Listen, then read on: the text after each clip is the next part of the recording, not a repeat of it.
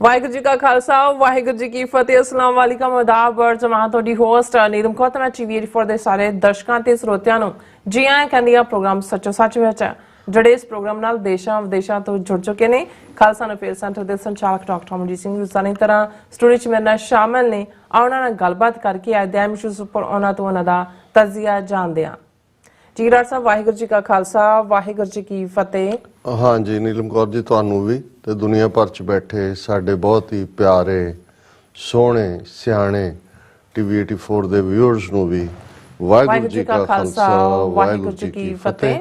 ਸਾਡੇ ਬਹੁਤ ਹੀ ਪਿਆਰੇ ਮੁਸਲਮਾਨ ਭੈਣਾਂ ਭਰਾਵਾਂ ਨੂੰ अस्सलाम वालेकुम ਤੇ ਗੰਗਾ ਜਮਨੀ ਤਹਿਜ਼ੀਬ ਦੇ ਹਿੰਦੂ ਤਵੀਆਂ ਨੂੰ नमो नमः। जी डॉक्टर साहब जी आनू प्रोग्राम सचो सच विच बहुत मेहरबानी। जी डॉक्टर साहब अज 12 जनवरी 2024 30 पो नानक शाही संमत 555 ਦਾ ਦਿਨ ਹੈ ਤੇ ਡਾਕਟਰ ਸਾਹਿਬ ਪ੍ਰੋਗਰਾਮ ਸ਼ੁਰੂ ਕਰਨ ਤੋਂ ਪਹਿਲਾਂ ਅਸੀਂ ਦਰਸ਼ਕਾਂ ਤੇ ਸਰੋਤਿਆਂ ਨੂੰ ਹਮੇਸ਼ਾ ਤਰ੍ਹਾਂ ਦੱਸੇ ਵੀਅਰਸ ਜੇ ਤੁਸੀਂ ਹੱਕ ਸੱਚ ਇਨਸਾਫ ਤੇ ਪੈਰਾ ਦਿੰਦਾ ਇੱਕੋ ਇੱਕ ਚੈਨਲ TV84 ਨੂੰ ਦੇਖਣਾ ਚਾਹੁੰਦੇ ਹੋ ਤਾਂ ਤੁਸੀਂ ਦੇਖ ਸਕਦੇ ਸਪੈਕਟਰਮ ਕੇਬਲ ਆਰਸੀਨ ਕੇਬਲ ਪੈਲਫੋਨ ਕੈਲੰਡਰ roku ਜਾਦੂ ਬਾਕਸ ਸ਼ਾਵਾ ਫੇਸਬੁੱਕ TV84 ਦੀ ਐਪ ਰਾਹੀਂ online streaming and IP box ਤੇ ਤੁਸੀਂ TV84 ਨੂੰ ਦੇਖ ਸਕਦੇ ਹੋ।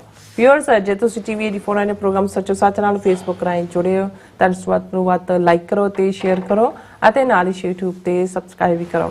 ਇਹ ਵੀ ਦੱਸ ਦਿਓ ਕਿ ਤੁਸੀਂ TV84 ਦੀ ਐਪ ਨੂੰ ਐਂਡਰੋਇਡ ਐਂਡ ਐਪ ਸਟੋਰ ਤੇ ਡਾਊਨਲੋਡ ਕਰਕੇ ਜੋ TV84 ਦੀ ਲਾਈਵ ਸਟ੍ਰੀਮ ਹੈ ਉਸ ਨੂੰ ਤੁਸੀਂ 24 ਆਵਰਸ ਦੇਖ ਸਕਦੇ ਹੋ। ਸੋ ਵਿਊਅਰਸ ਪ੍ਰੋਗਰਾਮ ਦੀ ਸ਼ੁਰੂਆਤ ਕਰਨ ਜਾ ਰਹੇ ਹਾਂ ਔਰ ਇਸ ਵੀਕ ਦਾ ਐਂਡ ਵਾਲਾ ਪ੍ਰੋਗਰਾਮ ਕਰਨ ਜਾ ਰਹੇ ਹਾਂ ਔਰ ਅਰਦਾਸ ਤੇ ਦੁਆ ਕਰਾਂਗੇ ਕਿ ਜਿਹੜਾ ਤੁਹਾਡਾ ਵੀਕਐਂਡ ਹੈ ਬਹੁਤ ਹੀ ਵਧੀਆ ਗੁਜ਼ਰੇ।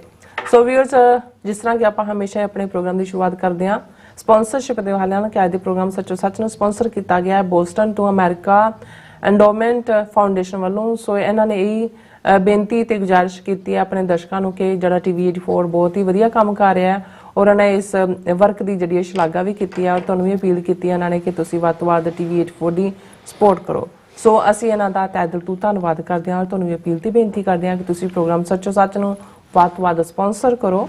ਸਪਾਂਸਰਸ਼ਿਪ ਲਈ ਤਾਂ ਸਾਨੂੰ ਕਾਲ ਕਰ ਸਕਦੇ ਸਾਡੇ ਫੋਨ ਨੰਬਰ ਤੇ 5166191984 ਸੇਮ ਨੰਬਰ ਤੇ WhatsApp ਕਰ ਸਕਦੇ ਹੋ ਤੇ ਸਾਨੂੰ ਈਮੇਲ ਵੀ ਕਰ ਸਕਦੇ ਹੋ info@tv84.tv ਤੇ। ਸੋ ਵਿਊਅਰਸ ਪਹਿਲੇ ਸੈਗਮੈਂਟ ਦੇ ਵਿੱਚ ਆਪਾਂ ਗੱਲਬਾਤ ਕਰਨ ਜਾ ਰਹੇ ਹਾਂ ਕਿ ਅਮਰੀਕਨ ਕਾਨੂੰਨੀ ਸਿਸਟਮ ਨੇ ਨਿਖਲ ਗੁਪਤਾ ਕੇਸ ਵਿੱਚ ਭਾਰਤੀ ਸਟੇਟ ਦੇ ਮੂੰਹ ਤੇ ਇੱਕ ਹੋਰ ਜਿਹੜੀ ਕਰਾਰੀ ਚਪੇੜ ਮਾਰੀ ਹੈ ਔਰ ਨਿਖਲ ਗੁਪਤਾ ਵੱਲੋਂ ਆਪਣਾ ਐਕਸਟ੍ਰਾਡੀਸ਼ਨ ਕੇਸ ਲਮਕਾਉਣ ਲਈ ਨਿਊਯਾਰਕ ਕੋਰਟ ਵਿੱਚ ਪੈਟੀਸ਼ਨ ਦਾਇਰ ਕੀਤੀ ਗਈ ਸੀ ਔਰ ਇਸ ਪੈਟੀਸ਼ਨ ਵਿੱਚ ਕਿਹਾ ਗਿਆ ਸੀ ਕਿ ਜਸਟਿਸ ਡਿਪਾਰਟਮੈਂਟ ਵੱਲੋਂ ਉਸ ਦੇ ਖਿਲਾਫ ਲਗਾਏ ਦੋਸ਼ਾਂ ਦਾ ਜਿਹੜਾ ਹੋਰ ਵੇਰਵਾ ਉਹ ਦਿੱਤਾ ਜਾਏ ਔਰ ਜਵਾਬ ਵਿੱਚ ਜਸਟਿਸ ਡਿਪਾਰਟਮੈਂਟ ਦਾ ਕਹਿਣਾ ਸੀ ਕਿ ਜਦੋਂ ਨਿਖਲ ਗੁਪਤੇ ਨੂੰ ਚੈੱਕ ਰਿਪਬਲਿਕ ਤੋਂ ਲਿਆ ਕੇ ਨਿਊਯਾਰਕ ਦੀ ਅਦਾਲਤ ਵਿੱਚ ਪੇਸ਼ ਕੀਤਾ ਜਾਏਗਾ ਉਦੋਂ ਹੀ ਉਸ ਨੂੰ ਵਾਧੂ ਜਾਣਕਾਰੀ ਦਿੱਤੀ ਜਾ ਸਕਦੀ ਹੈ। ਸੋ ਨਿਊਯਾਰਕ ਡਿਸਟ੍ਰਿਕਟ ਕੋਰਟ ਦੇ ਜੱਜ ਵਿਕਟਰ ਮੋਰੋਨ ਨੇ ਇਸ ਤੇ ਫੈਸਲਾ ਸੁਣਾਉਂਦਿਆਂ ਕਿਹਾ ਹੈ ਕਿ ਜਸਟਿਸ ਡਿਪਾਰਟਮੈਂਟ ਦਾ ਸਟੈਂਡ ਕਾਨੂੰਨੀ ਤੌਰ ਤੇ ਬਿਲਕੁਲ ਜਾਇਜ਼ ਹੈ ਔਰ ਇਸ ਫੈਸਲੇ ਨਾਲ ਨਿਖਲ ਗੁਪਤੇ ਦੀ ਅਮਰੀਕਨ ਹਵਾਲਗੀ ਦਾ ਰਾਹ ਪੱਧਰਾ ਜਿਹੜਾ ਉਹ ਹੋ ਗਿਆ। ਸੋ ਇਸ ਬਾਰੇ ਆਪਾਂ ਗੱਲਬਾਤ ਕਰਨ ਜਾ ਰਹੇ ਹਾਂ। ਸੋ ਅਸੀਂ ਚਾਹਾਂਗੇ ਕਿ ਤੁਸੀਂ ਇਸੇ ਤਰ੍ਹਾਂ ਬੜੇ ਰਹਿਣਾ ਦੇਖਣ ਸੁਣ ਲਈ ਤੁਹਾਡਾ ਸਭ ਦਾ ਬਹੁਤ ਬਹੁਤ ਸ਼ੁਕਰੀਆ। ਜੀ ਡਾਕਟਰ ਸਾਹਿਬ ਕੀ ਵਿਚਾਰਾਂ ਨੇ? ਦੇਖੋ ਅੱਜ ਸਿਰਫ ਹਫਤੇ ਦਾ ਹੀ ਅਖੀਰਲਾ ਪ੍ਰੋਗਰਾਮ ਨਹੀਂ ਹੈ ਸਾਡਾ ਪੋਹ ਦਾ ਮਹੀਨਾ ਉਹ ਵੀ ਰੁਖਸਤ ਹੋ ਰਿਹਾ ਹੈ ਔਰ ਮਾਘੀ ਦਾ ਦਿਨ ਜਿਹਦੀ ਇੱਕ ਖਾਸ ਅਹਿਮੀਅਤ ਹੈ। ਵੈਸੇ ਤਾਂ ਬ੍ਰਾਹਮਣਵਾਦ ਦੇ ਵਿੱਚ ਉਹਨਾਂ ਨੇ ਮਾਘ ਦਾ ਇਸ਼ਨਾਨ ਜਿਹੜਾ ਹੈ ਉਹ ਗੰਗਾ ਜਮਨਾ ਸਰਸਵਤੀ ਗੋਦਾਵਰੀ 'ਚ ਕੀਤਾ ਹੋਇਆ ਸੀ ਪਰ ਗੁਰੂ ਸਾਹਿਬਾਨ ਨੇ ਇਹ ਸਾਰੇ ਕਰਮਕਾਂਡ ਨੂੰ ਨਕਾਰਦਿਆਂ ਇਹ ਫਰਮਾਇਆ ਕਿ ਮਾਘ ਮੱਜਨ ਸੰਗ ਸਾਧੂਆਂ ਤੂੜੀ ਕਰ ਇਸ਼ਨਾਨ ਹਰ ਕਾ ਨਾਮ ਤੇ ਆਏ ਸੁਣ ਸਭਨਾਂ ਨੂੰ ਕਰਦਾਨ। ਇਹ ਸਾਰੇ ਕਨਸੈਪਟ ਨੂੰ ਸਿੱਖੀ ਰੰਗ ਗੁਰਮਤ ਰੰਗ ਵਿੱਚ ਦੇਖਣ ਦੀ ਥਾਂ ਸਾਡਾ ਵੀ ਇੱਕ ਤਬਕਾ ਅਜੇ ਵੀ ਉਸ ਪੁੰਨ ਪਾਪ ਦਾਨ ਪੁੰਨ ਉਸ ਕਨਸੈਪਟ ਦੇ ਨਾਲ ਹੀ ਜੋੜ ਕੇ ਬਹੁਤ ਸਾਰੇ ਤਿਉਹਾਰਾਂ ਨੂੰ ਦੇਖਦਾ ਹੈ।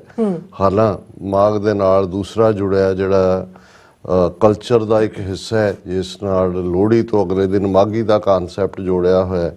ਸੋ ਉਹਦੇ ਨਾਲ ਘੱਟੋ ਘੱਟ ਇਹ ਜ਼ਰੂਰ ਸੀ ਇੱਥੇ ਤਾਂ ਹੁਣ ਪਤਾ ਨਹੀਂ ਗੁਰਦੁਆਰਿਆਂ 'ਚ ਜ਼ਰੂਰ ਬਣਦੀ ਹੋਣੀ ਹੈ ਰੋਹ ਦੀ ਖੀਰ ਔਰ ਇਸ ਬਾਰੇ ਵੀ ਇਹ ਮਸ਼ਹੂਰ ਹੈ ਕਿ ਵੀ ਪੋਹ ਰਿੱਧੀ ਮਾਘ ਖਾਧੀ ਕਿ ਭਾਈ ਉਹ ਰਾਤ ਨੂੰ ਬਣਾ ਕੇ ਸਵੇਰ ਵੇਲੇ ਜਿਹੜੀ ਠੰਡੀ ਠੰਡੀ ਰੋਹ ਦੀ ਖੀਰ ਹੈ ਉਹ ਵੀ ਇਸ ਦੇ ਨਾਲ ਜੁੜਿਆ ਹੋਇਆ ਔਰ ਜ਼ਾਹਰ ਹੈ ਦੁੱਲਾ ਭੱਟੀ ਵਾਲਾ ਹੋ ਲੋਹੜੀ ਦਾ ਕਨਸੈਪਟ ਵੀ ਉਹਦੇ ਨਾਲ ਆ ਜੁੜਦਾ ਜਿਵੇਂ ਅਸੀਂ ਕੱਲ ਜ਼ਿਕਰ ਕੀਤਾ ਸੀ। ਸਾਡੇ ਲਈ ਤਾਂ ਇਹ ਗੁਰੂ ਦੇ ਰੂਬਰੂ ਹੋ ਕੇ ਆਪਣੇ ਬੇਦਾਵੇ ਪੜਵਾਉਣ ਦਾ ਦਿਨ ਹੈ। ਬਿਲਕੁਲ ਕਿ ਜਿੱਥੇ ਜਿੱਥੇ ਵੀ ਸਾਡੇ 'ਚ ਮੁਨਕਰਪਣ ਹੈ, ਸਾਡੇ 'ਚ ਕਮਜ਼ੋਰੀਆਂ ਨੇ, ਵਿੱਥ ਹੈ, ਗੁਰੂ ਅੱਗੇ ਅਰਦਾਸ ਕਰੀਏ ਕਿ ਸਤਿਗੁਰੂ ਟੁੱਟੀ ਗੰਢੋ।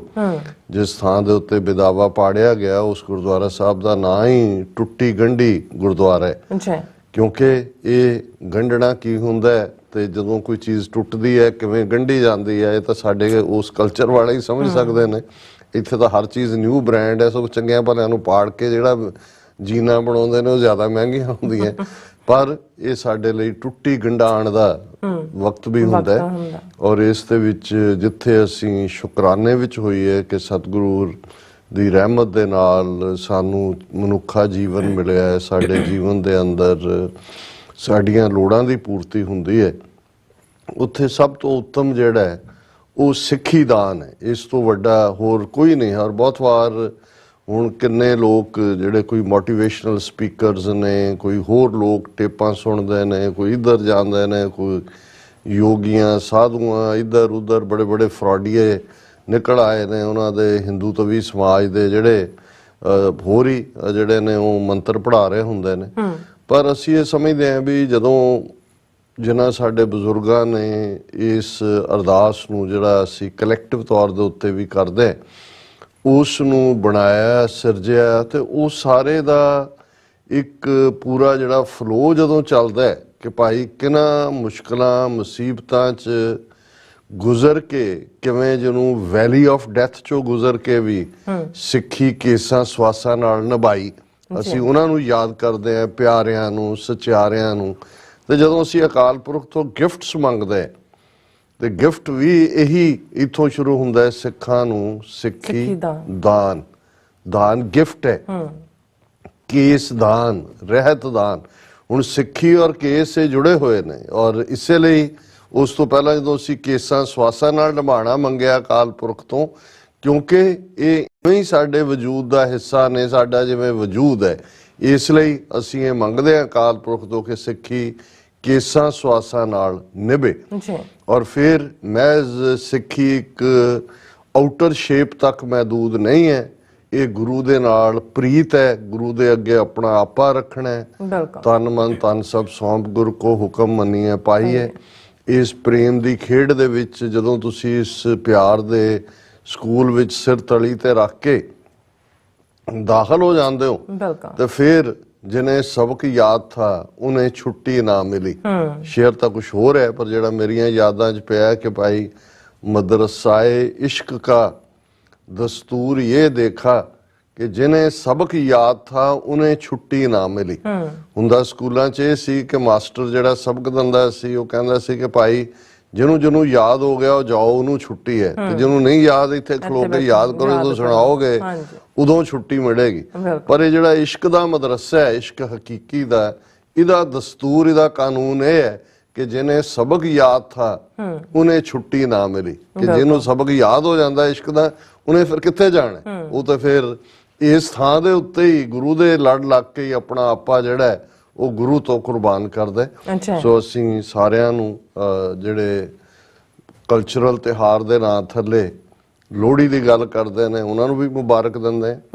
ਵੈਸੇ ਜੇ ਪੰਜਾਬ ਦੇ ਤੁਸੀਂ ਓਵਰਆਲ ਸਾਂਝੇ ਕਲਚਰ ਦੀ ਗੱਲ ਵੀ ਕਰੋ, ਲਹਿੰਦੇ ਤੇ ਚੜ੍ਹਦੇ ਪੰਜਾਬ ਦੀ, ਪੰਜਾਬ ਨੇ ਹਮੇਸ਼ਾ ਉਸ ਧਰਤੀ ਨੇ ਜਿਹਨੇ ਜ਼ੁਲਮ ਨੂੰ ਚੈਲੰਜ ਕੀਤਾ ਹੈ, ਜ਼ਬਰ ਨੂੰ ਚੈਲੰਜ ਕੀਤਾ ਹੈ। ਹਕੂਮਤਾਂ ਨੇ ਭਾਵੇਂ ਉਹਨਾਂ ਨੂੰ ਡਾਕੂ, ਬਾਗੀ, ਆਤੰਕਵਾਦੀ, ਅਲਗਾਵਵਾਦੀ, ਬਦਮਾਸ਼, ਜੋ ਮਰਜ਼ੀ ਲਕਬ ਦਿੱਤੇ ਹੋਣ, ਲੇਕਿਨ ਪੰਜਾਬ ਦੇ ਲੋਕਾਂ ਨੇ ਉਹ ਦੁੱਲਾ ਭੱਟੀ ਹੋਏ। ਦੁੱਲਾ ਭੱਟੀ ਵੀ ਹਕੂਮਤ ਦੀ ਨਿਗਾਹ 'ਚ ਤਾਂ ਬਾਗੀ ਸੀ, ਲੇਕਿਨ ਅੱਜ ਤੱਕ ਵੀ ਜਿਹੜਾ ਹੈ ਜੇ ਉਹ ਲੋਹੜੀ ਉਸ ਦੇ ਨਾਂ ਦੀ ਹੈ ਕਿ ਭਾਈ ਉਹ ਇੱਕ ਰੋਬਨ ਹੁੱਡ ਆ ਉਸ ਧਰਤੀ ਦਾ, ਜਿਹੜਾ ਅਮੀਰਾਂ ਨੂੰ ਲੁੱਟਦਾ ਹੈ ਤੇ ਗਰੀਬਾਂ ਦੀਆਂ ਬੱਚੀਆਂ ਔਰ ਉਹਨਾਂ ਦੇ ਵਿਆਹ ਕਰਾਉਂਦਾ, ਉਹਨਾਂ ਦੀ ਮਦਦ ਕਰਦਾ। ਅਕਬਰ ਦੇ ਸਾਹਮਣੇ ਛਾਤੀ ਤਾਣ ਕੇ ਖਲੋ ਗਿਆ ਤੇ ਉਹ ਦੁੱਲਾ ਭੱਟੀ ਜਿਹੜਾ ਉਹਨਾਂ ਦੇ ਨਾਂ ਦੇ ਉੱਤੇ ਵੀ ਜਦੋਂ ਅਸੀਂ ਉਸ 12 ਦੇ ਉਸ ਇਲਾਕੇ ਦੀ ਗੱਲ ਕਰਦੇ ਤੇ ਇਹ ਬੜੇ ਅਣਖੀ ਗੈਰਤ ਦਾ ਪ੍ਰਤੀਕ ਬਣਿਆ। ਇਸੇ ਤਰ੍ਹਾਂ ਜਦੋਂ ਅਸੀਂ ਜਗਤ ਸਿੰਘ ਵਿਰਕ, ਜਿਹਨੂੰ ਜੱਗਾ ਡਾਕੂ ਕਹਿ ਕੇ ਦੋਵੇਂ ਪੰਜਾਬਾਂ ਦੇ ਵਿੱਚ ਫਿਲਮਾਂ ਬਣੀਆਂ ਨੇ, ਉਹ ਵੀ ਜੱਗਾ ਜਿਹੜਾ ਹੈ ਉਹ ਉਹਦੀ ਮਾਂ ਹੀ ਕਹਿੰਦੀ ਕਿ ਜੇ ਮੈਂ ਜਾਣਦੀ ਜੱਗੇ ਨੇ ਮਰ ਜਾਣਾ, ਇੱਕ ਦੇ ਮੈਂ ਦੋ ਜੰਮਦੇ। ਹੁਣ ਇਹ ਹੈ ਕਿ ਜਦੋਂ ਤੁਸੀਂ ਉਸ ਸਾਰੇ ਪਾਰਟ ਨੂੰ ਦੇਖਦੇ ਹੋ, ਔਰ ਸਾਡਾ ਇਤਿਹਾਸ ਦਾ ਸਿੱਖ ਇਤਿਹਾਸ ਉਹ ਤਾਂ ਯੋਧਿਆਂ ਦੇ ਨਾਲ ਹੀ ਸ਼ੁਰੂ ਹੁੰਦਾ ਹੈ, ਔਰ ਯੋਧਿਆਂ ਦੀ ਦਾਸਤਾਨ ਇਹਨਾਂ 5-5.5 ਸਦੀਆਂ 'ਚ ਇਨ ਜਨਰਲ, ਪਿਛਲੀਆਂ 4 ਸਦੀਆਂ 'ਚ ਇਨ ਪਰਟੀਕੁਲਰ ਸਾਡੇ ਸਾਹਮਣੇ ਹੈ। ਤੇ ਜਦੋਂ ਅਸੀਂ ਇਸ ਮਾਘੀ ਦੇ ਮੇਲੇ ਦੀ ਗੱਲ ਕਰਦੇ ਹਾਂ, ਇਸ ਗੱਲ ਦਾ ਵੀ ਧਿਆਨ ਰਹੇ ਕਿ ਜਿਹੜੀ 40 ਸਿੰਘਾਂ ਦੀ ਸ਼ਹਾਦਤ ਹੁੰਦੀ ਹੈ ਉਹ ਸਮਰ ਦੇ ਮਹੀਨੇ 'ਚ ਹੈ, ਗਰਮੀਆਂ 'ਚ ਹੈ, ਕਿਉਂਕਿ ਉਹ ਜੰਗ ਗਰਮੀਆਂ 'ਚ ਲੜੀ ਗਈ 1705 ਦੀਆਂ ਗਰਮੀਆਂ 'ਚ, ਜੂਨ ਦੇ ਮਹੀਨੇ। ਪਰ ਕਿਉਂਕਿ ਜਿਵੇਂ ਗੁਰੂ ਨਾਨਕ ਸਾਹਿਬ ਦਾ ਪ੍ਰਕਾਸ਼ ਪੁਰਬ ਭਾਵੇਂ ਪਹਿਲੀ ਵਿਸਾਖ ਨਾਲ ਜੁੜਿਆ ਹੋਇਆ ਹੈ, ਪਰ ਉਹਦੀ ਸੈਲੀਬ੍ਰੇਸ਼ਨ ਕੱਤਕ ਦੀ ਪੁੰਨਿਆ ਨਾਲ ਜੁੜ ਗਈ, ਕਿਉਂਕਿ ਉਹ ਟਾਈਮ ਸੀ ਜਦੋਂ ਵਾਢੀਆਂ ਤੋਂ ਵੀ ਫ੍ਰੀ ਔਰ ਵੈਦਰ ਵਾਈਜ਼, ਔਰ ਦੂਸਰਾ ਰਿਹਾ ਇਵੇਂ ਹੀ ਜਿਹੜੀ ਮੁਕਤਸਰ ਦੀ ਮਾਘੀ ਹੈ, ਜਦੋਂ ਕਿ ਮੁਕਤਸਰ ਸਰੋਵਰ ਦੇ ਵਿੱਚ ਇਸ਼ਨਾਨ, ਔਰ ਇਸ ਦਿਨ ਨੂੰ ਉਸ ਖਿੱਤੇ ਦੇ ਵਿੱਚ ਤਾਂ ਮਾਘੀ ਦਾ ਮੇਲਾ ਹੀ ਕਹਿੰਦੇ ਨੇ। ਇਹ ਮਾਘੀ ਦੇ ਨਾਲ ਸ਼ੁਰੂ ਹੋਇਆ ਕਿ ਮਾਘੀ ਵਾਲੇ ਦਿਨ ਜਿਹੜਾ ਰਿਲੇਟਿਵਲੀ ਅਜੇ ਸਰਦੀ ਦਾ ਘਟਾਅ ਵੀ ਸ਼ੁਰੂ ਹੋ ਜਾਂਦਾ ਥੋੜਾ ਬਹੁਤ, ਕਿਉਂਕਿ ਅਸੀਂ ਉੱਥੋਂ ਦੇ ਵੈਦਰ ਦੀ ਗੱਲ ਕਰਦੇ ਹਾਂ, ਇੱਥੇ ਤਾਂ ਅਜੇ ਸਨੋ ਹੋਣੀ ਔਰ ਜ਼ਾਹਰ ਹੈ ਕਿ ਵੀ ਇਹ ਫਿਰ ਮਾਘੀ ਦਾ ਮੇਲਾ ਹੀ ਮਸ਼ਹੂਰ ਹੋ ਕੇ ਬਹੁਤ ਵਾਰੀ 40 ਮੁਕਤਿਆਂ ਦੇ ਵਾਕਿਆਂ ਨੂੰ ਵੀ ਅਸੀਂ ਕਈ ਵਾਰੀ ਮਾਘੀ ਦੇ ਨਾਲ ਜੋੜ ਦਿੰਦੇ। ਉਹ ਹਾਲਾਂਕਿ ਉਸ ਦੀ ਮੂਲ ਨਾਨਕਸ਼ਾਹੀ ਕੈਲੰਡਰ 'ਚ ਡੇਟ ਵੀ ਕੈਲਕੂਲੇਟ ਕੀਤੀ ਹੋਈ ਹੈ, ਉਹ ਅਦਰਵਾਈਜ਼ ਹੈ। ਸੋ ਅਸੀਂ ਇਹ ਸਮਝਦੇ ਹਾਂ ਕਿ ਭਾਈ ਇਹ ਸਾਡੇ ਸਾਰਿਆਂ ਲਈ ਆਪਣੀਆਂ ਭੁੱਲਾਂ ਬਖਸ਼ਾਣ, ਟੁੱਟੀ ਗੰਢਾਣ ਤੇ ਗੁਰੂ ਵੱਲ ਮੂੰਹ ਕਰਨ ਦਾ ਵੇਲਾ ਹੈ, ਜਿਸ ਨੂੰ ਸੈਲਫ ਕੰਟੈਂਪਲੇਸ਼ਨ ਕਹਿੰਦੇ ਨੇ, ਆਪਾ ਪੜਚੋਲ ਹੈ। ਔਰ ਅਸੀਂ ਇਹ ਵੀ ਦੱਸਦੇ ਹੀ ਹੈ, ਜਿਵੇਂ ਅਸੀਂ ਦੱਸਿਆ ਸੀ ਕਿ ਮੈਟਰੋ ਏਰੀਏ ਦੀਆਂ ਸਿੱਖ ਸੰਗਤਾਂ ਦੇ ਐਫਰਟ ਨਾਲ ਗੁਰਦੁਆਰਾ ਸਿੰਘ ਸਭਾ ਬ੍ਰੈਡਿਕ ਰੋਡ ਦੇ ਉੱਤੇ ਐਤਵਾਰ ਜਿਹੜਾ ਹੈ ਉਹ ਫੰਡ ਰੇਜ਼ਿੰਗ ਡਿਨਰ ਹੈ, TV 84 ਡਿਨਰ ਨਹੀਂ, ਫੰਡ ਰੇਜ਼ਿੰਗ ਦੀਵਾਨ ਹੈ। ਯੂਜੂਲੀ ਜਿਹੜੇ ਪਹਿਲਾਂ ਵਰਜੀਨੀਆ 'ਚ ਰਹੇ ਉਹ ਆਮ ਤੌਰ ਤੇ ਡਿਨਰ ਨਾਲ ਜੁੜੇ ਹੋਏ ਜਾਂ ਸ਼ਾਮ ਦੇ ਸਮਾਗਮ ਸੀ।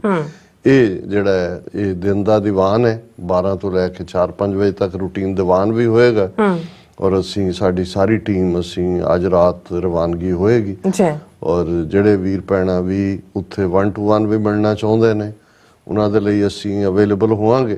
ਔਰ ਅਸੀਂ ਇਹ ਚਾਹਾਂਗੇ ਵੀ ਕਿ ਭਾਈ ਜਿਹੜੇ ਵੀ ਵੀਰ ਭੈਣਾਂ ਮੌਜੂਦ ਪਹੁੰਚ ਸਕਦੇ ਨੇ, ਹਾਲਾਂ ਇੰਪੋਰਟੈਂਟ ਵੀਕ ਹੈ, ਸਾਰੇ ਪਾਸੇ ਹੀ ਕਿਤੇ ਨਾ ਕਿਤੇ ਕੁਛ ਨਾ ਕੁਛ ਚੱਲ ਰਿਹਾ ਹੁੰਦਾ, ਲੇਕਿਨ ਜਿਹੜਾ ਅਸੀਂ ਸ਼ੁਕਰਗੁਜ਼ਾਰ ਹੋਵਾਂਗੇ ਜਿਹੜੇ ਵੀ ਸਾਡੇ ਵੀਰ ਭੈਣਾਂ ਇਸ ਦੇ ਵਿੱਚ ਪਾਰਟਿਸਿਪੇਟ ਕਰਨ। ਅੱਜ ਦੇ ਪ੍ਰੋਗਰਾਮ ਨੂੰ ਅਮਰੀਕਨ ਐਂਡੋਮੈਂਟ ਫਾਊਂਡੇਸ਼ਨ, ਇਹ ਸਾਡੇ ਵੀਰ doctor Harpreet Singh Harvard university, ਉਹਨਾਂ ਦੀ ਸਿੰਘਣੀ ਸਾਹਿਬਾ ਸਰਬਜੋਤ ਕੌਰ, ਔਰ ਬਾਕੀ ਕਿਉਂਕਿ ਇਹ ਐਂਡੋਮੈਂਟ ਹੈ ਫਾਊਂਡੇਸ਼ਨ ਨਾਨ ਪ੍ਰੋਫਿਟ ਦੇ ਥੱਲੇ, ਔਰ ਉਹ ਹਰ ਸਾਲ ਇਸ ਈਅਰ ਐਂਡ ਦੇ ਉੱਤੇ ਬੜੇ ਜੈਨਰਸਲੀ ਜਿਹੜੇ ਨੇ ਉਹ ਡੋਨੇਟ ਕਰਦੇ ਨੇ TV 84 ਨੂੰ, ਜਿਨ੍ਹਾਂ ਨੂੰ ਮੈਂ ਗਰੋ ਹੁੰਦਿਆਂ ਦੇਖਿਆ। ਗਰੋ ਇਹ ਨਹੀਂ ਕਿ ਛੋਟੇ ਤੋਂ ਵੱਡੇ ਹੁੰਦੇ ਆ, ਇੰਟੈਲੈਕਚੁਅਲੀ ਵੀ, ਔਰ ਜਿਸ ਵਿਦਵਤਾ ਦੇ ਨਾਲ ਹਰਪ੍ਰੀਤ ਸਿੰਘ ਉਹਨਾਂ ਚੋਂ ਇੱਕ ਨੇ, ਔਰ ਬੇਸ਼ੱਕ ਉਹਨਾਂ ਦਾ ਫੀਲਡ ਕੰਪਿਊਟਰ ਇੰਜੀਨੀਅਰਿੰਗ ਸੀ, ਲੇਕਿਨ ਉਹਨਾਂ ਦੇ ਵਿੱਚ ਗੁਰੂ ਨੇ ਇੱਕ ਉਹ ਸਿੱਖੀ ਪਿਆਰ ਤਾਂ ਦਿੱਤਾ ਹੀ ਦਿੱਤਾ ਹੈ, ਨਾਲ ਉਹ ਐਕੈਡੈਮਿਕ ਐਕਸੈਲੈਂਸ ਵੀ ਸੀ। ਉਹਨਾਂ ਨੇ ਬਿਲਕੁਲ ਫੀਲਡ ਆਪਣਾ ਬਦਲਿਆ ਐਕੈਡੈਮਿਕਸ, ਔਰ ਹਾਰਵਰਡ ਯੂਨੀਵਰਸਿਟੀ ਚੋਂ ਉਹਨਾਂ ਨੇ PhD ਕੀਤੀ, ਉੱਥੇ ਪੜ੍ਹਾਉਂਦੇ ਵੀ ਨੇ, ਔਰ ਬਹੁਤ ਨਿਖਰੀ ਹੋਈ ਸੋਚ ਹੈ। ਮੂਲ ਤੌਰ ਤੇ ਜਿਹੜੇ ਓਰੀਜਨਲ ਥਿੰਕਰ ਨੇ ਉਸ ਲੈਵਲ ਤੇ। ਔਰ ਅਸੀਂ ਪਿੱਛੇ ਦੱਸਿਆ ਸੀ ਕਿ ਜਦੋਂ US ਜਸਟਿਸ ਡਿਪਾਰਟਮੈਂਟ FBI ਨੇ ਇਨੀਸ਼ੀਏਟ ਕਰਕੇ 5-6 ਏਜੰਸੀਜ਼ ਦੇ ਡਾਇਰੈਕਟਰਸ ਔਰ ਦੂਸਰੇ ਉਹਨਾਂ ਦੇ ਸਟੇਟ ਡਿਪਾਰਟਮੈਂਟ ਸਟਾਫਰਸ ਨਾਲ ਸਿੱਖ ਜਥੇਬੰਦੀਆਂ ਦੀ ਮੀਟਿੰਗ ਵੀ ਵਾਸ਼ਿੰਗਟਨ DC 'ਚ ਰੱਖੀ ਸੀ। ਸੋ ਜਿਹੜੀ 8-10 ਮਿੰਟ ਦੀ ਪ੍ਰੈਜੈਂਟੇਸ਼ਨ ਕਿ ਖਾਲਿਸਤਾਨ ਦੀ ਮੂਵਮੈਂਟ ਕੀ ਹੈ, ਇਸ ਦੀ ਸ਼ੁਰੂਆਤ ਔਰ ਸਿੱਖ ਐਮਪਾਇਰ ਤੋਂ 1849 ਜਦੋਂ ਕਿ ਅੰਗਰੇਜ਼ਾਂ ਦੇ ਪੇਟੇ ਪੈਂਦਾ, ਉਸ ਤੋਂ ਲੈ ਕੇ 98 ਸਾਲ ਦਾ ਬ੍ਰਿਟਿਸ਼ ਕਲੋਨੀਅਲਿਜ਼ਮ, ਸਿੱਖਾਂ ਦੀ ਕੁਰਬਾਨੀ, ਔਰ ਪਿਛਲੇ 75-76 ਸਾਲ ਤੋਂ ਸਿੱਖ ਕਿਸ ਚੋਂ ਗੁਜ਼ਰ ਰਹੇ ਨੇ, ਔਰ ਖਾਲਿਸਤਾਨ ਰੈਫਰੈਂਡਮ ਤੱਕ ਗੱਲ ਕਰਦੇ ਆ। ਬੜੀ ਖੂਬਸੂਰਤ ਡਾਕੂਮੈਂਟਰੀ ਰਾਹੀਂ ਉਹਨਾਂ ਦੀ ਪ੍ਰੈਜੈਂਟੇਸ਼ਨ ਸੀ। ਕਾਫੀ ਦੇਰ ਬਾਅਦ ਉਹਨਾਂ ਦੇ ਨਾਲ ਮੁਲਾਕਾਤ ਹੋਈ, ਔਰ ਉਹ ਸਾਡੇ ਵਿਊਅਰ ਵੀ ਨੇ, ਔਰ ਅਸੀਂ ਐਪਰੀਸ਼ੀਏਟ ਕਰਦੇ ਹਾਂ ਜਦੋਂ ਸਾਡੇ ਉਹ ਬੱਚੇ ਬੱਚੀਆਂ ਜਿਨ੍ਹਾਂ ਨੇ ਐਕਸੈਲ ਕੀਤਾ ਆਪਣੇ ਫੀਲਡ 'ਚ ਔਰ ਉਹ ਸਮਝਦੇ ਨੇ। ਔਰ ਕਿਉਂਕਿ ਅਸੀਂ ਬਹੁਤ ਵਾਰ ਦੇਖਦੇ ਹਾਂ ਕਿ ਜਿਹੜੇ ਪੜ੍ਹਿਆਂ ਲਿਖਿਆਂ ਦਾ ਬਾਰੇ ਜਿਨ੍ਹਾਂ ਬਾਰੇ ਕਿਹਾ ਜਾਂਦਾ ਹੈ ਕਿ ਭਾਈ ਉਹਨਾਂ 'ਚ ਬਹੁਤ ਥੋੜ੍ਹੇ ਨੇ ਜਿਹੜੇ ਖਾਲਿਸਤਾਨ ਪ੍ਰਤੀ ਸਮਰਪਿਤ ਭਾਵਨਾ ਰੱਖਦੇ ਨੇ, ਜਿਹੜੇ ਸਿੰਪਥੀ ਵੀ ਰੱਖਦੇ ਨੇ, ਉਹ ਡਿਸਟੈਂਸ ਜ਼ਰੂਰ ਰੱਖਦੇ ਨੇ ਅੰਦਰ ਖਾਤੇ ਅੰਦਰ ਬੈਠ ਕੇ ਭਾਵੇਂ ਉਹ ਗੱਲ ਕਰਨਗੇ, ਪਰ ਖੁੱਲ੍ਹ ਕੇ ਆ ਕੇ ਮੈਦਾਨ ਦੇ ਵਿੱਚ ਗੱਲ ਕਰਨੀ ਸੌਖੀ ਨਹੀਂ ਹੈ ਕਿਉਂਕਿ ਇਹਦੇ ਕਨਸੀਕੁਐਂਸਿਸ ਨੇ। ਔਰ ਇਹ ਠੀਕ ਹੈ ਔਰ ਇਹੀ ਹਾਲ ਸਾਡੇ ਬਹੁਤ ਸਾਰੀ ਪ੍ਰਚਾਰਕ ਸ਼੍ਰੇਣੀ ਦਾ ਵੀ ਹੈ। ਉਹ ਬੀਤਿਆਂ ਦਾ ਇਤਿਹਾਸ ਸੁਣਾਉਣਗੇ ਸਾਰੇ, ਕਰੰਟ ਤੇ ਆਉਂਦਿਆਂ ਤੁਹਾਨੂੰ ਗਿਣੇ ਚੁਣੇ ਹੀ ਜਿਹੜੇ ਨੇ ਉਹ ਕਵੀਸ਼ਰ ਰਹਿਣਗੇ ਜਾਂ ਗਿਣੇ ਚੁਣੇ ਢਾਡੀ ਨੇ। ਕੀਰਤਨੀਆਂ 'ਚ ਤਾਂ ਬਹੁਤ ਘੱਟ ਨੇ, ਉਹਨਾਂ ਦੀ ਕੀਰਤਨੀਆਂ ਵੀ ਤੁਸੀਂ ਕਿਸੇ ਸਮਾਗਮ ਤੇ ਜਦੋਂ ਸੱਦਦੇ ਵੀ ਹੋ ਜਿਹੜੇ ਗੁਰਬਾਣੀ ਦੇ 2-3 ਵਿੱਚ ਨੀਅਤ ਸ਼ਬਦ ਉਹ ਸਮਝਦੇ ਨੇ ਉਸ ਤੇ ਉਹ ਗੱਲ ਮੁਕਾ ਦਿੰਦੇ ਨੇ ਕਿ ਭਾਈ ਜੇ ਕੱਲ ਨੂੰ ਕੋਈ ਪੁੱਛੇ ਵੀ ਅਸੀਂ ਤਾਂ ਬਾਣੀ ਪੜ੍ਹੀ ਹੈ ਜੀ, ਉਹ ਤਾਂ ਜੋ ਤੋਂ ਪ੍ਰੇਮ ਖੇਲਣ ਕਾ ਚਾਓ ਪੜ੍ਹ ਲਿਆ ਜਾਂ ਕੋਈ ਹੋਰ ਇਸ ਕਿਸਮ ਦੇ 1-2 ਸ਼ਬਦ ਪੜ੍ਹ ਲਏ।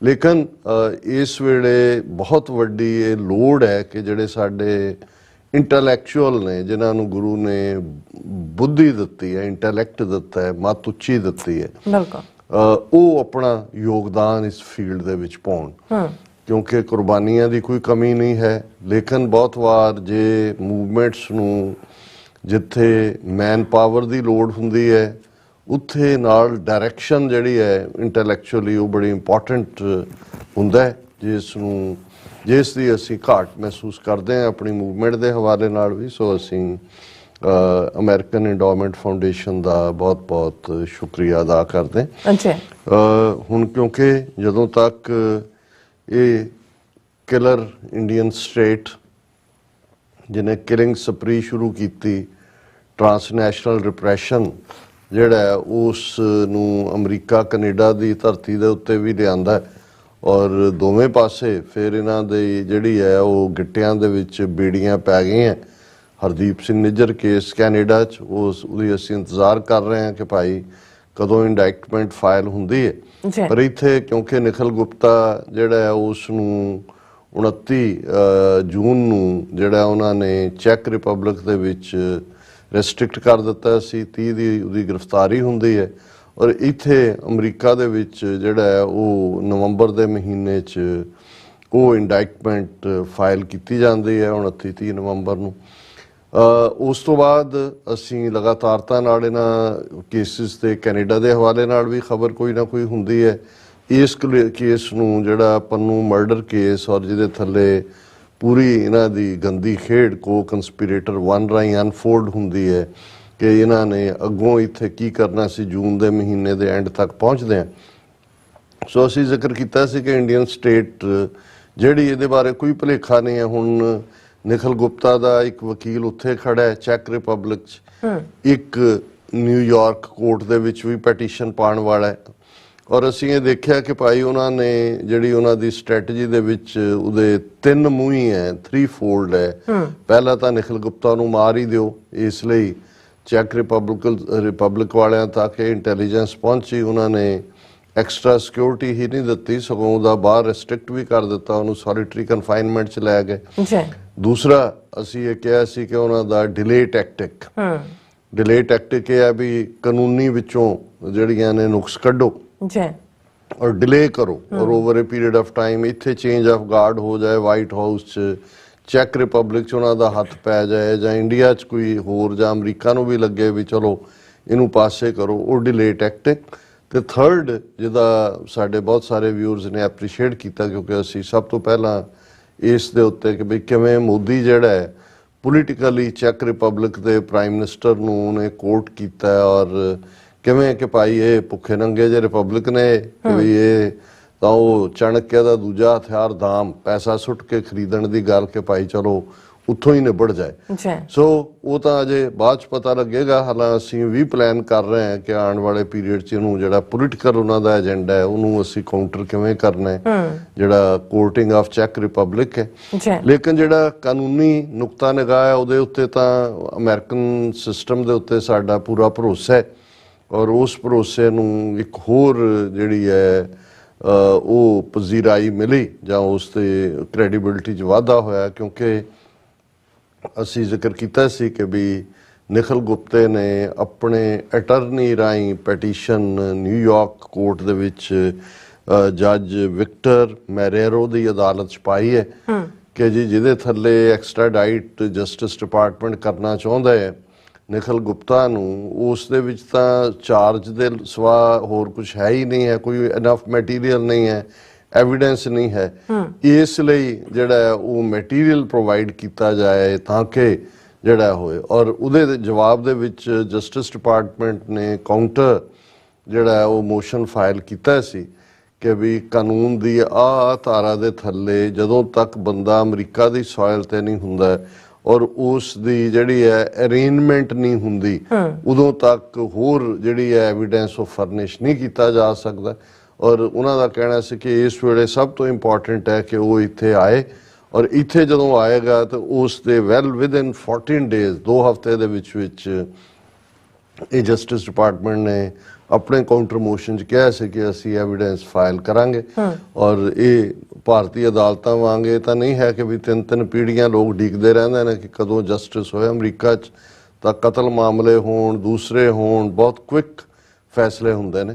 ਸੋ ਇਹ ਅਜੇ 2 ਦਿਨ ਪਹਿਲਾਂ ਹੀ ਮੋਸ਼ਨ ਜਸਟਿਸ ਡਿਪਾਰਟਮੈਂਟ ਨੇ ਕਾਊਂਟਰ ਮੋਸ਼ਨ ਪਾਇਆ ਸੀ ਔਰ ਅੱਜ ਜਿਹੜਾ ਸਾਡੇ ਕੋਲ ਓਰੀਜਨਲ ਡਾਕੂਮੈਂਟ ਹੈ ਜਿਹੜਾ ਜੱਜ ਦਾ ਫੈਸਲਾ United State District Court Southern District of New York Victor Marrero, ਔਰ ਉਹਦੇ 'ਚ ਉਹਨਾਂ ਨੇ ਕਿਹਾ ਕਿ on January 4th 2024 defendant Nikhil Gupta filed a motion to compel production of discovery during the pendency of his extradition proceedings in the Czech Republic. Motion उन्होंने किया। The government filed a letter response opposing the motion on January 10th. ਹੁਣ 10 ਜਨਵਰੀ ਨੂੰ justice department ਨੇ counter motion file ਕੀਤਾ ਔਰ ਉਹਦੇ ਤੇ ਉਹਨਾਂ ਨੇ ਕਿਹਾ ਕਿ the court is persuaded by the government's argument that Gupta has no right to Rule 16 discovery at this time. Federal Rule of Criminal Procedure 16.1 provides that no later than 14 days after the arraignment, the attorney for the government and the defendant's attorney must confer and try to agree on a timetable and procedures for pre-trial disclosure under Rule 16. Thus, contemplates that discovery need not be produced to defendants until after they have been arraigned and Gupta has failed to identify any authority suggesting that a defendant has a right to Rule 16 discovery before arraignment. Court ਨੇ rule 16 ਜਾਂ 16.1 ਇੱਕ ਅੱਧੀ ਥਾਂ ਤੇ ਉਹਨੂੰ ਕੋਟ ਕੀਤਾ ਹੈ। ਉਹਨਾਂ ਨੇ ਉਹਨਾਂ ਦੋਨਾਂ ਮੋਸ਼ਨਸ ਦਾ ਮੋਸ਼ਨ ਔਰ ਕਾਊਂਟਰ ਮੋਸ਼ਨ ਦੇ ਉੱਤੇ ਕਮੈਂਟ ਕਰਦੇ ਆ ਜੱਜ ਨੇ ਕਿਹਾ ਕਿ ਵੀ ਇਸ ਰੂਲ ਦੇ ਥੱਲੇ ਇਹ ਹੈ ਕਿ ਅਜੇ ਨਿਖਲ ਗੁਪਤਾ ਦੀ ਅਰੇਂਜਮੈਂਟ ਨਹੀਂ ਹੋਈ, ਜਦੋਂ ਤੱਕ ਉਹ ਇੱਕ ਅਦਾਲਤ ਦੇ ਵਿੱਚ ਉਹਨੂੰ ਪੇਸ਼ ਨਹੀਂ ਕੀਤਾ ਜਾਂਦਾ ਅਰੇਂਜਮੈਂਟ ਨਹੀਂ ਹੁੰਦੀ। ਉਹਨਾਂ ਨੇ ਕਿਹਾ ਵੀ ਸਰਕਾਰ ਨੇ ਕਿਹਾ ਕਿ ਉਹਦੇ ਪੇਸ਼ ਕਰਨ ਔਰ ਅਰੇਂਜਮੈਂਟ ਦੇ 14 ਦਿਨ ਦੇ ਵਿੱਚ ਜਿਹੜਾ ਫਿਰ ਜਿਹੜਾ ਟਾਈਮ ਟੇਬਲ ਔਰ ਪ੍ਰੋਸੀਜਰ ਹੈ ਉਹਦੇ ਮੁਤਾਬਕ ਉਸ ਨੂੰ ਜਿਹੜਾ ਹੈ ਉਹ ਜੋ ਵੀ ਉਹ ਮੈਟਰ ਚਾਹੁੰਦੇ ਨੇ ਉਹ ਪ੍ਰੋਵਾਈਡ ਕੀਤਾ ਜਾਏਗਾ। ਔਰ ਅਦਰ ਦੈਨ ਦੈਟ ਕੋਈ ਹੋਰ ਕਾਨੂੰਨੀ ਪ੍ਰੋਸੀਜਰ ਕੋਰਟ ਨਹੀਂ ਕੀਤਾ ਗਿਆ ਗੁਪਤੇ ਦੀ ਪਟੀਸ਼ਨ 'ਚ ਕਿ ਜਿਹਦੇ ਥੱਲੇ ਉਹਨੂੰ ਕੋਈ ਰਾਹ ਦਿੱਤੀ ਜਾਏ। ਸੋ conclusion 'ਚ ਉਹਨੇ ਜੱਜ ਨੇ ਆਪਣੇ ਫੈਸਲੇ ਦੇ ਕਿਹਾ Gupta has not yet been arraigned in this case and the government is currently seeking Gupta's extradition from Czech Republic to the United States. Moreover, the government assures the court that it is prepared to produce discovery promptly upon the defendant's appearance in this district and arraignment on this case. Accordingly, Gupta's motion is denied. ਇਹ ਪੂਰਾ ਫੈਸਲਾ ਹੈ ਜੱਜ ਦਾ। ਉਹਨੇ ਕਿਹਾ ਜੀ ਉਹ ਇੱਥੇ ਆਏਗਾ, ਅਰੇਨ ਹੋਏਗਾ ਵਿਦਨ 14 ਡੇਜ਼। ਗਵਰਨਮੈਂਟ ਨੇ ਕਿਹਾ ਕਿ ਵੀ ਉਹਨੂੰ ਉਹ ਪੂਰੀ ਲਿਸਟ ਪ੍ਰੋਵਾਈਡ ਕੀਤੀ ਜਾਏਗੀ। ਸੋ ਅਸੀਂ ਇਹ ਸਮਝਦੇ ਹਾਂ ਵੀ ਇਹ ਰਾਤ ਹੈ ਕਿ ਵੀ 10 ਤਰੀਕ ਨੂੰ ਸਰਕਾਰ ਦਾ 4 ਨੂੰ ਗੁਪਤੇ ਦਾ ਫਾਈਲ ਹੁੰਦਾ ਹੈ, 10 ਨੂੰ ਸਰਕਾਰ ਕਾਊਂਟਰ ਮੋਸ਼ਨ ਫਾਈਲ ਕਰਦੀ ਹੈ ਔਰ 12 ਤਰੀਕ ਅੱਜ ਜਦੋਂ ਅਸੀਂ ਗੱਲ ਕਰ ਰਹੇ ਹਾਂ ਆਲਰੇਡੀ ਜਿਹੜਾ ਉਹ ਉਹਨਾਂ ਨੇ ਨਿਖਲ ਗੁਪਤੇ ਦੀ ਪਟੀਸ਼ਨ ਨੂੰ ਥਰੋ ਆਊਟ ਕਰ ਦਿੱਤਾ ਹੈ। ਸੋ ਅਸੀਂ ਇਸ ਕੇਸ ਨੂੰ ਕਲੋਜ਼ਲੀ ਫੋਲੋ ਕਰ ਰਹੇ ਹਾਂ ਔਰ ਅਸੀਂ ਸਾਡਾ ਯਕੀਨ ਹੈ ਅਮਰੀਕਨ ਲੀਗਲ ਸਿਸਟਮ ਦੇ ਵਿੱਚ ਔਰ ਅਸੀਂ ਹੋਪ ਕਰਦੇ ਹਾਂ ਕਿ ਵੀ ਇਹ ਅਲਟੀਮੇਟਲੀ ਮੰਤਕੀ ਅੰਜਾਮ ਨੂੰ ਪਹੁੰਚੇਗਾ। ਕੱਲਾ ਇਹੀ ਨਹੀਂ, ਨਿਖਿਲ ਗੁਪਤਾ ਤਾਂ ਇੱਕ ਡਰਟੀ ਕੰਟਰੈਕਟਰ ਹੈ, ਬਿਲਕੁਲ, ਜਿਹੜਾ ਬਲੱਡੀ ਮਰਡਰ ਜਿਹਨੂੰ ਹਾਇਰ ਕੀਤਾ, ਪਰ ਇਸ ਦੇ ਬਿਹਾਈਂਡ ਜਿਹੜੀ ਸਾਰੀ ਗੇਮ ਹੈ, ਜਦੋਂ ਇਹ ਕੇਸ ਟ੍ਰਾਇਲ 'ਚ ਜਾਏਗਾ, ਉਹਨਾਂ ਨੇ ਹਾਲਾਂ CC1 ਕੋ ਕੰਸਪੀਰੇਟਰ 1 ਕਿਹਾ, ਸੋ ਕੱਲਾ ਇੱਕ ਕੋ ਕੰਸਪੀਰੇਟਰ 1 ਨਹੀਂ ਹੈ, और 2 भी ਹੋਏਗਾ, 3 भी ਹੋਏਗਾ, 4 भी ਹੋਏਗਾ। ਔਰ ਅਸੀਂ ਸਮਝਦੇ ਹਾਂ ਕਿ ਵੀ ਉਸ ਸਾਰੇ ਦੇ ਵਿੱਚ ਜਿਹੜੀ ਉਹਨਾਂ ਦੀ ਚੇਨ ਆਫ ਕਮਾਂਡ ਹੈ ਕਿਲਰ ਗੈਂਗ ਦੀ, ਚੰਡਾਲ ਚੌਂਕੜੀ ਦੀ, ਉਹ ਅਜੀਤ ਡੋਵਲ ਹੋਏ, ਉਹ ਦਿਨਕਰ ਗੁਪਤਾ ਹੋਏ, ਉਹ ਜਿਹੜਾ ਗੋਇਲ ਜਿਹੜਾ ਰਿਟਾਇਰ ਹੋਇਆ ਰਾਅ ਦਾ ਚੀਫ 30 ਜੂਨ ਨੂੰ, ਉਹ ਹੋਏ, ਜਾਂ ਪੰਜਾਬ 'ਚ ਗੌਰਵ ਯਾਦਵ ਹੋਏ, ਜਾਂ ਕੋਈ ਹੋਰ ਵੀ ਇਹਨਾਂ ਦੇ ਬਿਹਾਈਂਡ, ਇਹ ਸਾਰੇ ਜਿਹੜੇ ਨੇ ਇਹ ਅਦਾਲਤੀ ਨਿਜ਼ਾਮ ਦੇ ਸਾਹਮਣੇ ਐਕਸਪੋਜ਼ ਹੋਣੇ ਚਾਹੀਦੇ ਨੇ, ਤਾਂ ਕਿ ਕੱਲ ਨੂੰ ਕੋਈ ਵੀ ਬੇਗੁਨਾਹ ਜ਼ਿੰਦਗੀ ਹਰਦੀਪ ਸਿੰਘ ਨਿੱਜਰ ਵਾਂਗ, ਜਾਂ ਅਵਤਾਰ ਸਿੰਘ ਖੰਡੇ ਵਾਂਗ, ਜਾਂ ਪਰਮਜੀਤ ਸਿੰਘ ਪੰਜਵੜ ਵਾਂਗ, ਇਹਨਾਂ ਦੀ ਜਿਹੜੀ ਟਰਾਂਸਨੈਸ਼ਨਲ ਰਿਪਰੈਸ਼ਨ ਹੈ ਉਸ ਦਾ ਸ਼ਿਕਾਰ ਨਾ ਬਣੇ। ਬਿਲਕੁਲ ਜੀ, ਰਾਜ ਸਾਹਿਬ ਤੁਹਾਡਾ ਬਹੁਤ ਬਹੁਤ ਸ਼ੁਕਰੀਆ। ਸਾਥ ਲੈਣ ਬ੍ਰੇਕ ਤੇ ਜਾਣ ਤੋਂ ਪਹਿਲਾਂ ਅਸੀਂ ਆਪਣੇ ਦਰਸ਼ਕਾਂ ਤੇ ਸਰੋਤਿਆਂ ਨੂੰ ਅਪੀਲ ਤੇ ਬੇਨਤੀ ਕਰਦੇ ਹਾਂ ਵੀ ਔਰ ਜਿਸ ਤਰ੍ਹਾਂ ਕਿ ਤੁਸੀਂ ਜਾਣਦੇ ਕਿ TV 84 ਹੱਕ ਸੱਚ ਇਨਸਾਫ ਦੀ ਆਵਾਜ਼ ਬੁਲੰਦ ਕਰ ਰਿਹਾ। ਇਹ ਆਵਾਜ਼ ਤੁਹਾਡੇ ਪਿਆਰ ਸਦਕਾ, ਤੁਹਾਡੇ ਵਿਸ਼ਵਾਸ ਸਦਕਾ, ਤੁਹਾਡੇ ਡੋਨੇਸ਼ਨ ਸਦਕਾ ਹੀ ਹੋ ਸਕਦੀ ਹੈ। ਸੋ ਅਸੀਂ ਚਾਹਾਂਗੇ ਕਿ ਤੁਸੀਂ TV 84 ਦੀ ਚੜ੍ਹਦੀ ਕਲਾ ਲਈ ਵੱਧ ਤੋਂ ਵੱਧ ਡੋਨੇਟ ਕਰੋ। ਡੋਨੇਟ ਕਰਨ ਲਈ ਸਾਡੀ ਵੈਬਸਾਈਟ tv84.tv ਤੇ ਜਾ ਕੇ ਪੇਪਲ ਦੀ ਵਰਤੋਂ ਕਰਕੇ 1 ਟਾਈਮ ਡੋਨੇਟ ਕਰ ਸਕਦੇ ਹੋ, ਮੰਥਲੀ ਡੋਨੇਟ ਵੀ ਕਰ ਸਕਦੇ ਹੋ। ਤੁਸੀਂ TV 84 ਦੇ ਨਾਮ ਤੇ ਚੈੱਕ ਬਣਾ ਕੇ ਸਾਨੂੰ ਮੇਲ ਵੀ ਕਰ ਸਕਦੇ ਹੋ ਸਾਡੇ ਇਸ ਪਤੇ ਤੇ 36-01 37th ਐਵਨਿਊ, ਲੌਂਗ ਆਈਲੈਂਡ ਸਿਟੀ, ਨਿਊਯਾਰਕ 11101 USA, ਜਾਂ ਫਿਰ ਤੁਸੀਂ ਸਾਨੂੰ ਫੋਨ ਰਾਹੀਂ ਵੀ ਸੰਪਰਕ ਕਰ ਸਕਦੇ ਹੋ 516661911984। ਤੁਸੀਂ ਸਾਨੂੰ ਈਮੇਲ ਵੀ ਕਰ ਸਕਦੇ ਹੋ info@tv84.tv ਤੇ। ਅਸੀਂ ਤੁਹਾਡੇ ਤਹਿ ਦਿਲ ਤੋਂ ਸ਼ੁਕਰਗੁਜ਼ਾਰ ਹੋਵਾਂਗੇ। ਸੋ ਇੱਥੇ ਲੈਣੇ ਬ੍ਰੇਕ ਵਿਅਰਸ, ਤੁਸੀਂ ਇਸੇ ਤਰ੍ਹਾਂ ਬਣੇ ਰਹਿਣਾ। ਮਿਲਦੇ ਹਾਂ ਛੋਟੇ ਜਿਹੇ ਵਕਫੇ ਤੋਂ ਬਾਅਦ।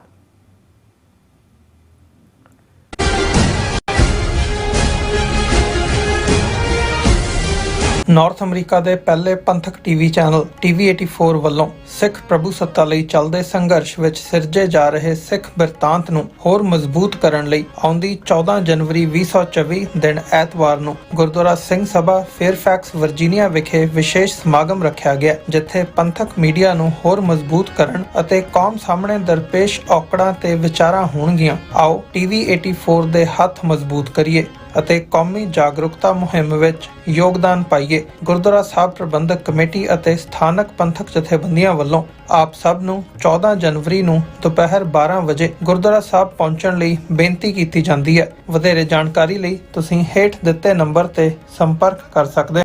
UK, Switzerland, Italy, Austria, Australia ਅਤੇ ਕੈਨੇਡਾ ਤੋਂ ਬਾਅਦ ਖਾਲਿਸਤਾਨ ਰੈਫਰੈਂਡਮ ਦੀਆਂ ਵੋਟਾਂ ਦਾ ਅਗਲਾ ਪੜਾਅ ਅਮਰੀਕਾ ਵਿੱਚ ਖਾਲਿਸਤਾਨ ਰੈਫਰੈਂਡਮ ਦੇ ਪਹਿਲੇ ਪੜਾਅ ਦੀਆਂ ਵੋਟਾਂ 28 ਜਨਵਰੀ ਦਿਨ ਐਤਵਾਰ ਨੂੰ ਸੈਨ ਫਰਾਂਸਿਸਕੋ ਦੇ ਏਰੀਆ ਵਿੱਚ ਪੈਣ ਜਾ ਰਹੀਆਂ ਹਨ।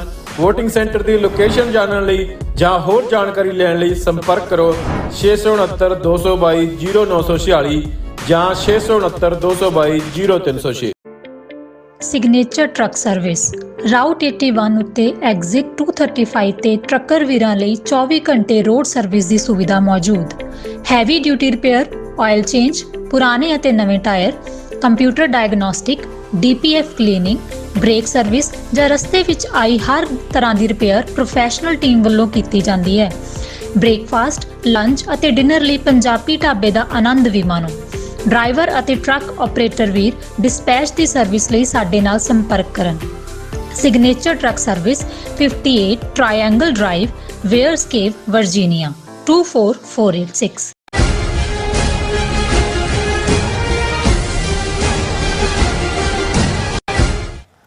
ਦਰਸ਼ਕੋ, ਬ੍ਰੇਕ ਤੋਂ ਬਾਅਦ ਤੁਹਾਡਾ ਸਭ ਦਾ ਭਰਪੂਰ ਸਵਾਗਤ ਹੈ। ਸੋ ਵਿਊਅਰਸ, ਦੂਸਰੇ ਸੈਗਮੈਂਟ ਵਿੱਚ ਆਪਾਂ ਗੱਲਬਾਤ ਕਰਨ ਜਾ ਰਹੇ ਹਾਂ ਕਿ ਜਦੋਂ ਤੋਂ ਕੈਨੇਡਾ ਦੇ ਪ੍ਰਾਈਮ ਮਿਨਿਸਟਰ ਜਸਟਿਨ ਟਰੂਡੋ ਨੇ ਭਾਰਤ ਸਰਕਾਰ ਨੂੰ ਹਰਦੀਪ ਸਿੰਘ ਨਿੱਜਰ ਦੇ ਕਤਲ ਕੇਸ ਵਿੱਚ ਜ਼ਿੰਮੇਵਾਰ ਦੱਸਿਆ ਹੈ, ਕੈਨੇਡਾ ਵਿੱਚ ਗੈਂਗਸਟਰਾਂ ਵੱਲੋਂ ਵਪਾਰੀਆਂ ਤੋਂ ਜਿਹੜਾ ਫਰੋਤੀ ਲੈਣ ਦੀਆਂ ਘਟਨਾਵਾਂ ਬੜੀ ਤੇਜ਼ੀ ਨਾਲ ਵੱਧ ਰਹੀਆਂ ਨੇ ਔਰ ਸਾਰੀ ਬ੍ਰਿਟਿਸ਼ ਕੋਲੰਬੀਆ ਤੋਂ ਲੈ ਕੇ ਬ੍ਰੈਂਪਟਨ, ਓਨਟਾਰੀਓ ਤੱਕ 100 ਤੋਂ ਜ਼ਿਆਦਾ ਘਟਨਾਵਾਂ ਪੁਲਿਸ ਦੇ ਨੋਟਿਸ ਵਿੱਚ ਆਈਆਂ ਨੇ ਔਰ ਇਹਨਾਂ ਫਰੋਤੀ ਦੀਆਂ ਧਮਕੀਆਂ ਲਈ ਲਾਰੈਂਸ ਬਿਸ਼ਨੋਈ ਗੈਂਗ ਦੇ ਮੈਂਬਰਾਂ ਨੂੰ ਜ਼ਿੰਮੇਵਾਰ ਦੱਸਿਆ ਜਾ ਰਿਹਾ ਔਰ ਇਉਂ ਜਾਪਦਾ ਹੈ ਕਿ ਭਾਰਤੀ ਡੀਪ ਸਟੇਟ ਇੱਕ ਤੀਰ ਨਾਲ ਦੋ ਨਿਸ਼ਾਨੇ ਫੁੰਡ ਰਹੀ ਹੈ। ਇੱਕ ਪਾਸੇ ਉਹ ਕੈਨੇਡਾ ਸਰਕਾਰ ਨੂੰ ਲਾਚਾਰ ਬਣਾ ਰਹੀ ਹੈ ਅਤੇ ਦੂਸਰੇ ਪਾਸੇ ਲਾਰੈਂਸ ਬਿਸ਼ਨੋਈ ਖਾਲਿਸਤਾਨ ਨਾਲ ਜੋੜ ਕੇ ਖਾਲਿਸਤਾਨ ਦੇ ਸੰਘਰਸ਼ ਨੂੰ ਵੀ ਜਿਹੜਾ ਬਦਨਾਮ ਕਰ ਰਹੀ ਹੈ। ਸੋ ਇਸ ਬਾਰੇ ਆਪਾਂ ਗੱਲਬਾਤ ਕਰਨ ਜਾ ਰਹੇ ਹਾਂ।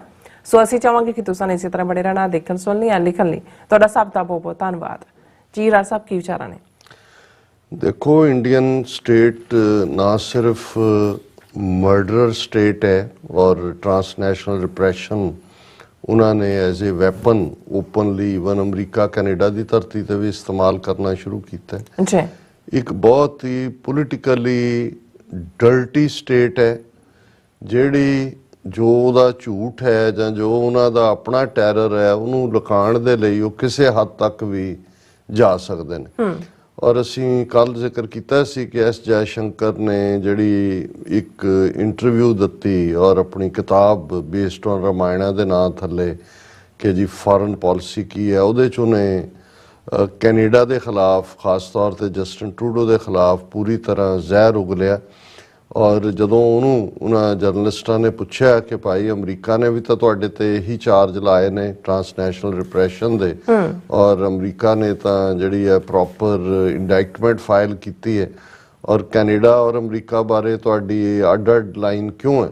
ਤਾਂ ਉਹਨੇ ਕਿਹਾ ਜਿਵੇਂ ਉਹ ਭਿੱਜੀ ਬਿੱਲੀ ਬਣ ਕੇ ਕਿ ਜੀ ਨਹੀਂ ਅਮਰੀਕਾ ਨੇ ਤਾਂ ਸਾਨੂੰ ਕੋਈ ਸਬੂਤ ਦਿੱਤੇ, ਹਾਲਾਂ ਕੋਰਟ ਦੱਸੇਗਾ ਸਬੂਤ ਠੀਕ ਨੇ ਕਿ ਨਹੀਂ, ਲੇਕਿਨ ਕੈਨੇਡਾ ਨੇ ਜਿਹੜਾ ਫਰੀडम ਆਫ ਐਕਸਪ੍ਰੈਸ਼ਨ ਦਾ ਗਲਤ ਇਸਤੇਮਾਲ ਕੀਤਾ ਹੈ, ਅਮਰੀਕਾ ਨੇ ਤਾਂ ਕਰਬ ਕੀਤਾ ਹੋਇਆ। ਔਰ ਅਸੀਂ ਕੱਲ ਜ਼ਿਕਰ ਕੀਤਾ ਸੀ ਕਿ ਅਮਰੀਕਾ ਦੀ ਫਸਟ ਅਮੈਂਡਮੈਂਟ ਤੋਂ ਸਟਰੋਂਗਰ ਦੁਨੀਆ ਦੇ ਕਿਸੇ ਕਨਸਟੀਟਿਊਸ਼ਨ 'ਚ ਕੋਈ ਫਰੀडम ਆਫ ਐਕਸਪ੍ਰੈਸ਼ਨ ਦਾ ਕਾਨਸੈਪਟ ਨਹੀਂ ਹੈ। ਔਰ ਨਾ ਅਮਰੀਕਾ ਨੇ ਕੋਈ ਖਾਲਿਸਤਾਨ ਰੈਫਰੈਂਡਮ ਤੇ ਪਾਬੰਦੀ ਲਾਈ ਹੈ, ਨਾ ਉਹਨਾਂ ਨੇ ਕਦੇ ਕਿਸੇ ਰੈਲੀ ਤੇ ਲਾਈ ਹੈ।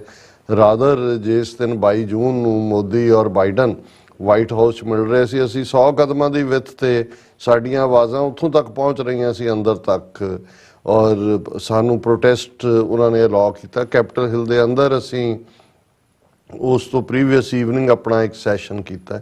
ਸੋ ਇਹ ਬਿਲਕੁਲ ਝੂਠ। ਬਰਨਾਰਡੋ ਕਹਿ ਰਿਹਾ ਕੈਨੇਡਾ ਉਹਨੇ ਸੈਪਰੇਟਿਸਟ ਨੂੰ ਸਪੇਸ ਹੀ ਨਹੀਂ ਦਿੱਤਾ।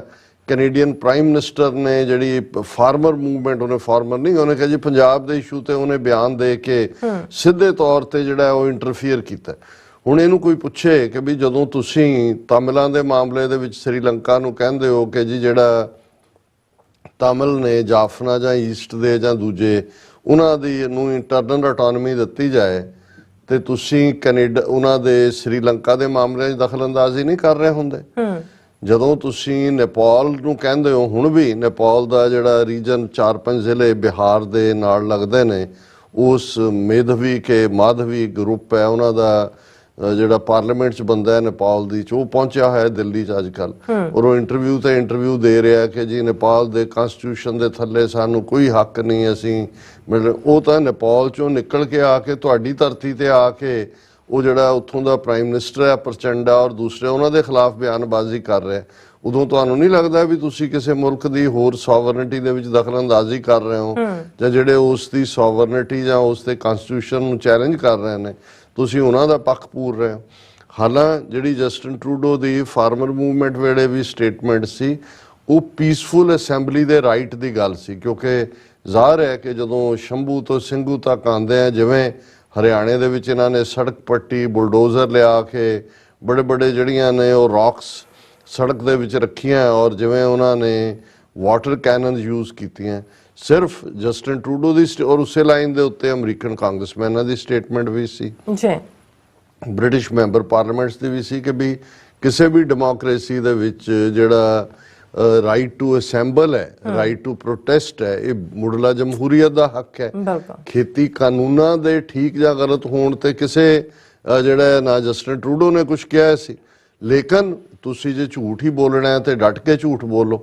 ਸੋ ਜਦੋਂ ਅਸੀਂ ਇਸ ਇੰਟਰਵਿਊ ਦੇ ਉੱਤੇ ਵੀ ਗੱਲ ਕੀਤੀ ਤੇ ਮੈਂ ਇਹ ਕਿਹਾ ਸੀ, ਮੈਂ ਕਿਹਾ ਜੀ ਇਹਨਾਂ ਦਾ ਜਿਹੜਾ ਟਾਇਰੇਡ ਹੈ ਅਗੇਂਸਟ ਕੈਨੇਡਾ ਉਹ ਬਰਾਬਰ ਜਾਰੀ ਹੈ, ਔਰ ਇਸ ਤੋਂ ਇਹ ਲੱਗਦਾ ਹੈ ਕਿ ਵੀ ਇਹ ਆਪਣੇ ਝੂਠ ਨੂੰ, ਜਾਂ ਇਸ ਤੋਂ ਪਹਿਲਾਂ ਕਿ ਜਦੋਂ ਤੱਕ ਨਿੱਜਰ ਦੇ ਮਾਮਲੇ 'ਚ ਜਿਹੜੀ ਹੈ ਉਹ ਇੰਡਾਇਕਟਮੈਂਟ ਔਰ ਅਰੇਨਮੈਂਟ ਤੱਕ ਗੱਲ ਜਾਂਦੀ ਹੈ, ਇਹ ਆਪਣੀ ਕੁਛ ਨਾ ਕੁਛ ਹੋਰ ਇਸ ਕਿਸਮ ਦੀ ਕਾਰਵਾਈ ਵੀ ਕਰਕੇ ਉਹ ਇਹ ਸਾਬਤ ਕਰਨਾ ਚਾਹੁੰਦੇ ਨੇ ਕਿ ਸੱਚਮੁੱਚ ਕੈਨੇਡਾ ਜਿਹੜਾ ਹੈ ਉਹ ਨਾ ਤਾਂ ਆਪਣੇ ਆਪ ਨੂੰ ਗਵਰਨ ਕਰ ਸਕਦਾ ਹੈ, ਤੇ ਉਸ ਦੇ ਵਿੱਚ ਖਾਲਿਸਤਾਨੀ ਨਾਂ ਦੇ ਥੱਲੇ ਜਿਹੜਾ ਉਹ ਦਹਿਸ਼ਤਗਰਦੀ ਵੜੀ ਹੋਈ ਹੈ, ਔਰ ਇਹੀ ਕਾਰਨ ਹੈ ਕਿ ਈਵਨ ਖਾਲਿਸਤਾਨ ਰੈਫਰੈਂਡਮ ਤੋਂ ਪਹਿਲਾਂ ਤੁਸੀਂ ਦੇਖੋਗੇ ਕਿ ਭਾਈ ਉਹ ਟੋਰਾਂਟੋ ਹੋਏ, ਸਰੀ ਹੋਏ, ਈਵਨ ਕੈਲੀਫੋਰਨੀਆ ਜਾਂ ਆਸਟ੍ਰੇਲੀਆ 'ਚ ਮੰਦਰਾਂ ਦੀ ਵੈਂਡਲਾਈਜੇਸ਼ਨ ਦੇ ਨਾਂ ਥੱਲੇ, ਹਾਲਾਂਕਿ ਕੰਧ ਦੇ ਉੱਤੇ ਕੁਝ ਲਿਖਿਆ ਔਰ ਉਦੋਂ ਕੀ ਕੈਮਰੇ ਇਹਨਾਂ ਦੇ ਬੰਦ ਹੁੰਦੇ ਨੇ ਜਾਂ ਕੈਮਰੇ ਲੱਗੇ ਹੀ ਨਹੀਂ ਹੁੰਦੇ, ਔਰ ਕੋਈ ਸਬੂਤ ਵੀ ਅਜੇ ਤੱਕ ਇੱਕ ਵੀ ਕੇਸ ਦੇ ਵਿੱਚ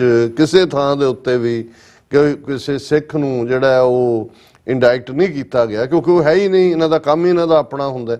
ਲੇਕਿਨ ਇੱਕ ਜਿਹੜਾ ਬੜੀ ਖਤਰਨਾਕ ਖੇਡ ਜਦੋਂ ਇਹ ਬਾਰ-ਬਾਰ ਇਹਨਾਂ ਦੀ NIA ਵਾਲੇ ਔਰ ਇਹਨਾਂ ਦੇ ਪੋਲੀਟੀਕਲ ਹਾਈ ਕਮਿਸ਼ਨਰ ਕੈਨੇਡਾ ਦੇ ਵਿੱਚ ਇਹ ਬਿਆਨ ਦਿੰਦੇ ਨੇ ਕਿ ਜੀ ਇਹ ਤਾਂ ਨੈਕਸਸ ਹੈ ਗੈਂਗਸਟਰਸ ਦੀ ਔਰ ਖਾਲਿਸਤਾਨੀਆਂ ਦੀ, ਵੈਪਨਸ ਔਰ ਡਰੱਗਸ ਔਰ ਫਲਾਣਾ ਤੇ ਢਿਮਕਾ, ਤੇ ਉਦੋਂ ਇਹ ਸਾਨੂੰ ਲੱਗਦਾ ਸੀ ਕਿ ਵੀ ਇੱਕ ਤਾਂ ਚਲੋ ਵਾਇਲੈਂਸ ਕਰਵਾਉਣਗੇ ਹੀ ਕਰਵਾਉਣਗੇ, ਜਿਹੜੀ ਕੋਸ਼ਿਸ਼ ਉਹਨਾਂ ਨੇ ਹਰਦੀਪ ਸਿੰਘ ਨਿੱਜਰ ਦੇ ਮਰਡਰ ਤੋਂ ਬਾਅਦ ਵੀ ਕੀਤੀ, ਲੇਕਿਨ ਉਹ ਸ਼ਾਇਦ ਕੈਨੇਡੀਅਨ ਏਜੰਸੀਆਂ ਦੀ ਚੌਕਸੀ, ਕਿਉਂਕਿ ਇੱਕ ਮਰਡਰ ਐਡਮਿੰਟਨ ਦੇ ਵਿੱਚ ਹੋਇਆ ਜਿਹਨੂੰ ਗੈਂਗਸਟਰਸ ਦੇ ਨਾਲ ਜੋੜਿਆ ਗਿਆ।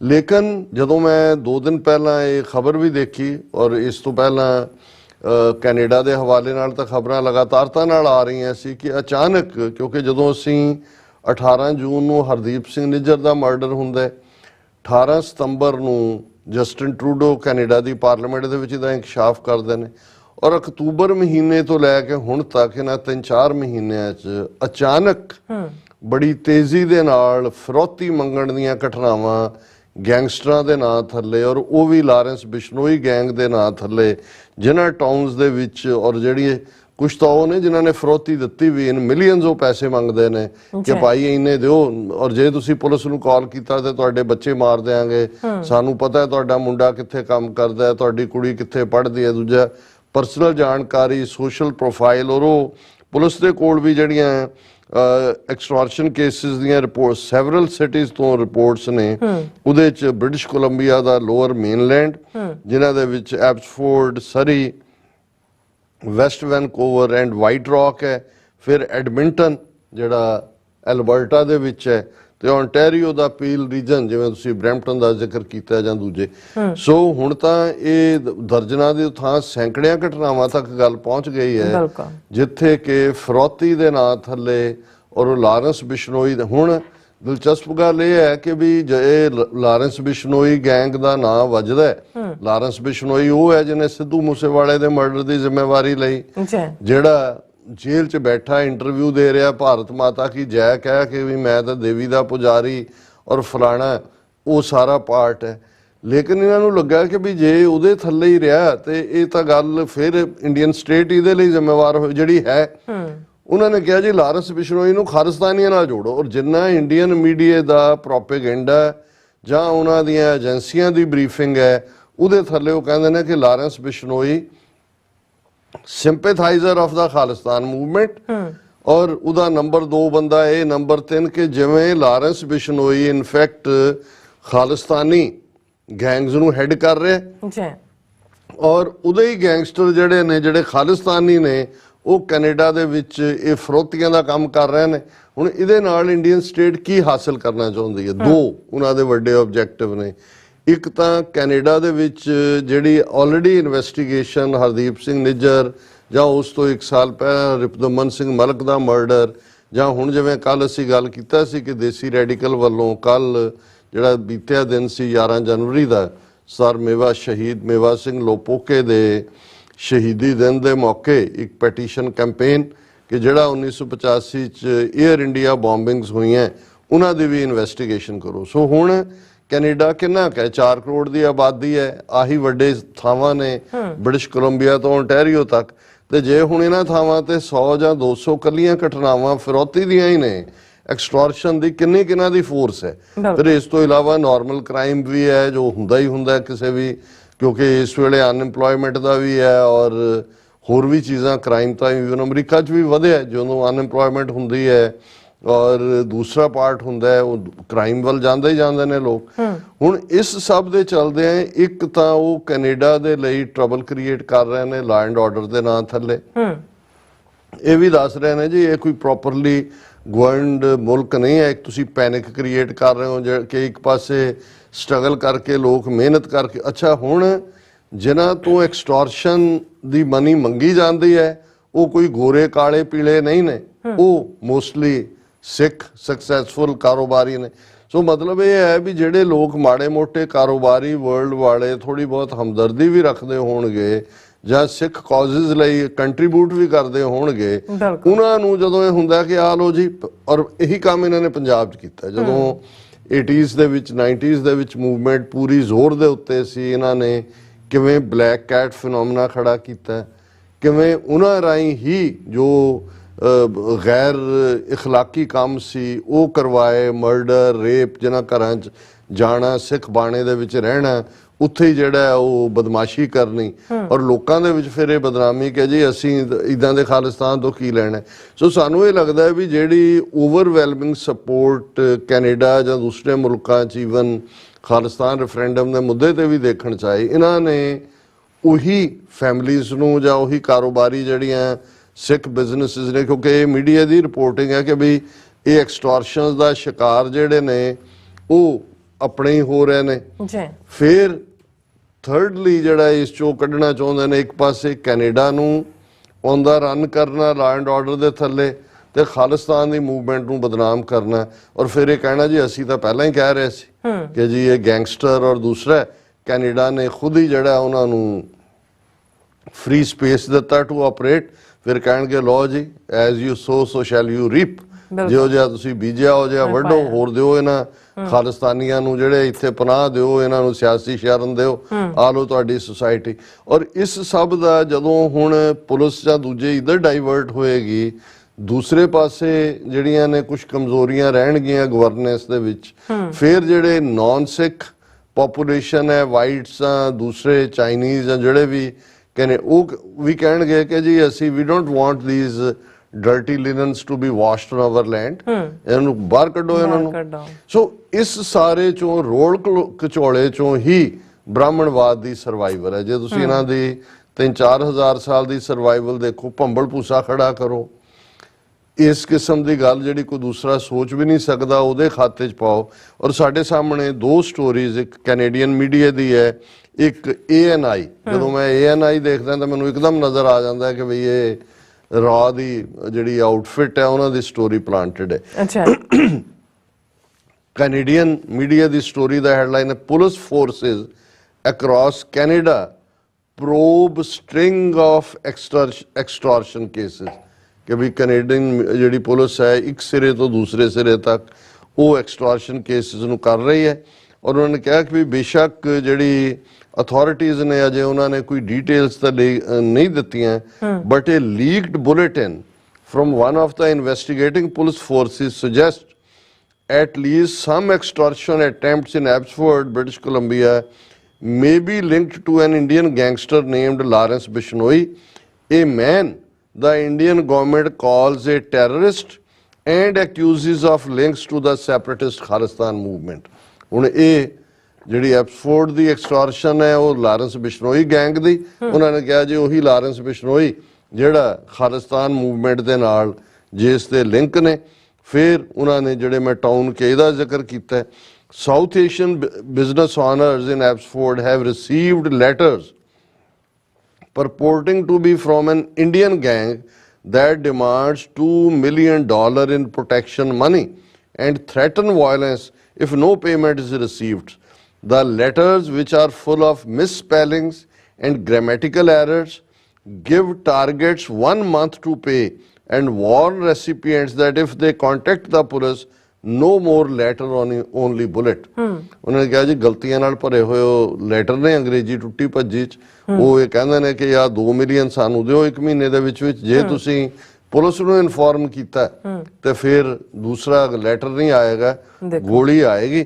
ਔਰ ਇਹ ਉਹਨਾਂ ਨੇ ਈਵਨ ਕਮੇਟੀ ਮੀਟਿੰਗ ਵੀ ਸਰੀ 'ਚ ਪਿਛਲੇ ਸੈਚਰਡੇ ਕੀਤੀ, ਜਿਹਦੇ 'ਚ RCMP ਦੇ ਅਸਿਸਟੈਂਟ ਕਮਿਸ਼ਨਰ ਬ੍ਰਾਇਨ ਐਡਵਰਡਸ ਨੇ ਇਹ ਕਿਹਾ ਕਿ ਭਾਈ ਅਸੀਂ 3 ਕੇਸਿਸ ਕਨਫਰਮ ਕੀਤੇ ਨੇ। I am also aware of extortions following the same fact pattern is in West Vancouver, in White Rock and in ਇਹ ਹੁਣ ਅੱਡ ਖਿੱਤੇ ਨੇ ਬ੍ਰਿਟਿਸ਼ ਕੋਲੰਬੀਆ ਦੇ ਜਿੱਥੇ ਇਸ ਕਿਸਮ ਦੀਆਂ ਐਕਸਟੋਰਸ਼ਨ ਚੱਲ ਰਹੀਆਂ ਨੇ। ਔਰ ਈਵਨ ਇਸ ਲੈਵਲ ਤੱਕ ਇਹਨਾਂ ਨੇ ਐਕਸਟੋਰਸ਼ਨਿਸਟ ਨੇ ਲਾਰੈਂਸ ਬਿਸ਼ਨੋਈ ਗੈਂਗ ਦੇ ਜਿਹੜੇ ਗੁੰਡੇ ਨੇ ਜਿਨ੍ਹਾਂ ਨੂੰ ਉਹਨਾਂ ਨੇ ਪਹਿਲਾਂ ਲਿਆ ਕੇ ਬਰਾਬਰ ਸੈਟਲ ਕੀਤਾ ਹੈ, ਦਹਿਸ਼ਤ ਫੈਲਾਈ ਹੋਈ ਹੈ ਕਿ ਈਵਨ ਸਰੀ ਦੇ ਮੇਅਰ ਨੇ ਬ੍ਰੈਂਡਾ ਲੋਕੇ, ਉਹਨਾਂ ਨੇ ਇੱਕ ਇੰਟਰਵਿਊ ਦੇ ਵਿੱਚ ਕਿਹਾ ਕਿ one of the challenges is that people get frightened and they pay. ਇਕੱਲਾ ਇਹੀ ਨਹੀਂ ਕਿ ਐਵੇਂ ਫੌੜ ਫੜਕ ਹੈ, ਲੋਕ ਪੇ ਵੀ ਕਰ ਰਹੇ ਨੇ ਕਿਉਂਕਿ ਇਸ ਲੈਵਲ ਦਾ ਜਿਹੜਾ ਉਹ ਡਰ ਪੈਦਾ ਕੀਤਾ। ਔਰ ਉਹਨਾਂ ਨੇ ਕਿਹਾ ਕਿ ਵੀ ਅਸੀਂ ਹਜ਼ਾਰਾਂ ਆਵਰਸ ਕੰਮ ਦੇ ਇਸ ਪਾਸੇ ਆਪਣੇ ਬੰਦਿਆਂ ਨੂੰ ਲਾਇਆ ਹੋਇਆ ਔਰ ਉਹਨਾਂ ਨੇ ਕਿਹਾ ਕਿ ਵੀ ਇਹ ਜਿਹੜੇ ਨੇ ਇਹੀ ਟੈਕਟਿਕ ਨੇ ਜਿਹੜੇ ਗੈਂਗਸਟਰ ਇੰਡੀਆ ਦੇ ਵਿੱਚ ਯੂਜ਼ ਕਰਦੇ ਨੇ, ਉਹੀ ਉਹਨਾਂ ਦਾ ਇੱਥੇ ਹੈ। ਫਿਰ ਉਹਨਾਂ ਨੇ ਕਿਹਾ ਕਿ ਭਾਈ ਜਿਵੇਂ ਪੰਜਾਬ ਦੇ ਵਿੱਚ ਔਰ ਦੂਸਰਾ ਇਹ ਸਾਰੇ ਟੈਕਟਿਕ ਇਸਤੇਮਾਲ ਕੀਤੇ ਜਾਂਦੇ ਨੇ। ਔਰ ਇਸ ਤੋਂ ਬਾਅਦ ਇਹ ਸਰੀ ਔਰ ਵੈਨਕੂਵਰ ਰੀਜਨ ਦੀ ਗੱਲ ਹੈ। ਫਿਰ ਅਸੀਂ ਦੇਖ ਰਹੇ ਹਾਂ ਕਿ the Edmonton Police Service said last week they were investigating at least 18 incidents of extortion in the region since October. Since October, ਇਹ ਬੜਾ ਇੰਪੋਰਟੈਂਟ ਹੈ। 18 ਸਤੰਬਰ ਨੂੰ ਜਸਟਿਨ ਟਰੂਡੋ ਇਨਕਸ਼ਾਫ ਕਰਦੇ ਨੇ ਇੰਡੀਅਨ ਗਵਰਨਮੈਂਟ ਨੂੰ ਐਕਿਊਜ਼, ਔਰ ਇਹ ਕੈਨੇਡਾ ਵਾਲੀਆਂ ਬ੍ਰਿਟਿਸ਼ ਕੋਲੰਬੀਆ ਵਾਲੀਆਂ ਘਟਨਾਵਾਂ ਵੀ ਉਸ ਤੋਂ ਬਾਅਦ ਸਾਹਮਣੇ ਆਉਂਦੀਆਂ ਨੇ। ਹੁਣ ਐਡਮਿੰਟਨ ਦੂਜੇ ਪਾਸੇ ਆ, ਉੱਥੋਂ ਜਾ ਕੇ ਐਲਬਰਟਾ ਸਟੇਟ 'ਚ ਉਹਨਾਂ ਨੇ ਕਿਹਾ ਜੀ 18 ਘਟਨਾਵਾਂ ਜਿਹੜੀਆਂ ਨੇ ਆਲਰੇਡੀ ਅਸੀਂ ਅਕਤੂਬਰ ਤੋਂ ਇਸ ਸਾਰੇ ਨੂੰ ਦੇਖੀਆਂ ਐਕਸਟੋਰਸ਼ਨ ਦੀਆਂ, ਔਰ ਉਹਦੇ 'ਚ south Asian community businesses honours ਨੂੰ ਹੀ ਟਾਰਗੇਟ ਕੀਤਾ ਗਿਆ, ਵਟਸਐਪ ਕੰਟੈਕਟਸ ਉਹਨਾਂ ਦੇ ਰਾਹੀਂ, ਔਰ ਕਈ ਮਾਮਲਿਆਂ ਦੇ ਵਿੱਚ ਉਹ ਵਿਕਟਮ ਨੂੰ ਉਹਦੀ personal information, family members, vehicle, ਉਹਨਾਂ ਦਾ ਲਾਈਫ ਸਟਾਈਲ ਇਹ ਦੱਸਣ ਲਈ ਕਿ ਤੁਸੀਂ ਸਾਡੀ ਬਿਲਕੁਲ ਪਕੜ 'ਚੋਂ। ਔਰ ਇਹ ਉਹਨਾਂ ਨੇ ਕਿਹਾ failure to pay the extended some results in arson or other property damage to new home builds, show homes and related ਵੀ ਆਲਰੇਡੀ ਮਰਡਰ ਤਾਂ ਪਤਾ ਨਹੀਂ ਕਿੱਥੇ ਕੋਈ ਹੋਇਆ ਜਾਂ ਨਹੀਂ, ਜੇ ਹੋਇਆ ਹੋਵੇਗਾ ਤਾਂ ਪਬਲਿਕ ਆਈ 'ਚ ਨਹੀਂ ਆਇਆ, ਪਰ ਉਹਨਾਂ ਨੇ ਕਿਹਾ ਵੀ ਉਹਦਾ ਨਤੀਜਾ ਹੈ ਕਿ ਵੀ ਉਹ ਨੁਕਸਾਨ ਕਰ ਜਾਂਦੇ ਨੇ, ਘਰ ਬਣ ਰਿਹਾ ਹੈ ਜਾਂ ਬਣਿਆ ਹੋਇਆ ਜਾਂ ਉਹਨੂੰ ਅੱਗ ਲਾ ਦਿੱਤੀ ਜਾਂ ਕੋਈ ਹੋਰ ਇਹ ਘਟਨਾਵਾਂ ਜਿਹੜੀਆਂ ਨੇ ਇਹ ਗੈਂਗਸਟਰ ਕਰ ਰਹੇ ਨੇ। ਔਰ ਇਹ ਜਿਹੜਾ ਇਸ ਦੇ ਥੱਲੇ ਬਹੁਤ ਸਾਰੇ ਨੁਕਸਾਨ ਐਡਮਿੰਟਨ ਪੁਲਿਸ ਸਰਵਿਸ ਨੇ ਕਿਹਾ। ਔਰ ਇਹ ਜਿਹੜਾ the suspects have also been known to make follow up demands for higher sums of money leading to an escalation of violence and drive-by shootings।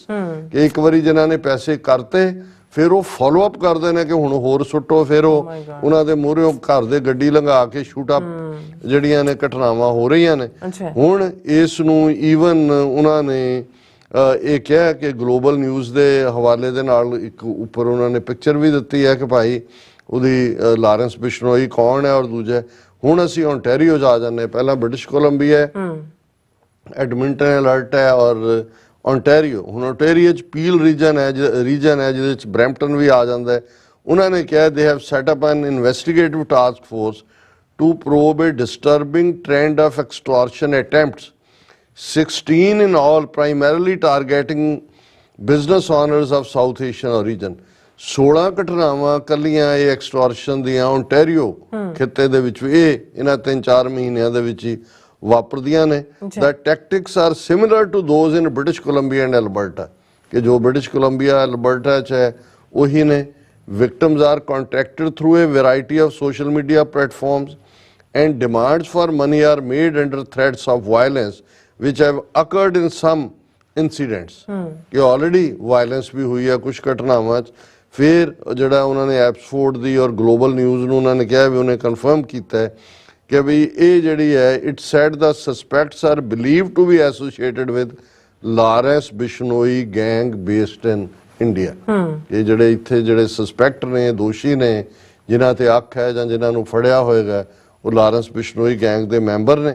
ਔਰ ਫਿਰ ਉਹਨਾਂ ਨੇ ਇਹ ਕਿਹਾ ਕਿ ਜੀ ਇਹ ਜਿਹੜੀ NIA ਹੈ ਉਹਨੇ ਪਿਛਲੇ ਮਹੀਨੇ ਹੀ ਇੱਕ ਜਿਹੜੀ ਹੈ ਨਿਊਜ਼ ਰਿਲੀਜ਼ ਕਿਹਾ ਸੀ ਬਿਸ਼ਨੋਈ ਗੈਂਗ ਜਿਹੜੀ ਹੈ ਉਹ ਪ੍ਰੋ ਖਾਲਿਸਤਾਨੀ ਐਲੀਮੈਂਟਸ ਨਾਲ ਇਨ ਟੱਚ ਹੈ ਕੈਨੇਡਾ ਔਰ ਦੂਸਰਿਆਂ 'ਚ, ਔਰ ਇਹ ਜਿਹੜਾ ਸਾਰਾ ਇਹ ਇਸ ਦੇ ਨਾਲ ਜੁੜਿਆ ਹੋਇਆ ਹੈ। ਲੇਕਿਨ ਇਸ ਨੂੰ ਕਾਊਂਟਰ ਕੀਤਾ ਹੈ ਬਲਪ੍ਰੀਤ ਸਿੰਘ ਵਰਲਡ ਸਿੱਖ ਆਰਗੇਨਾਈਜੇਸ਼ਨ ਨੇ।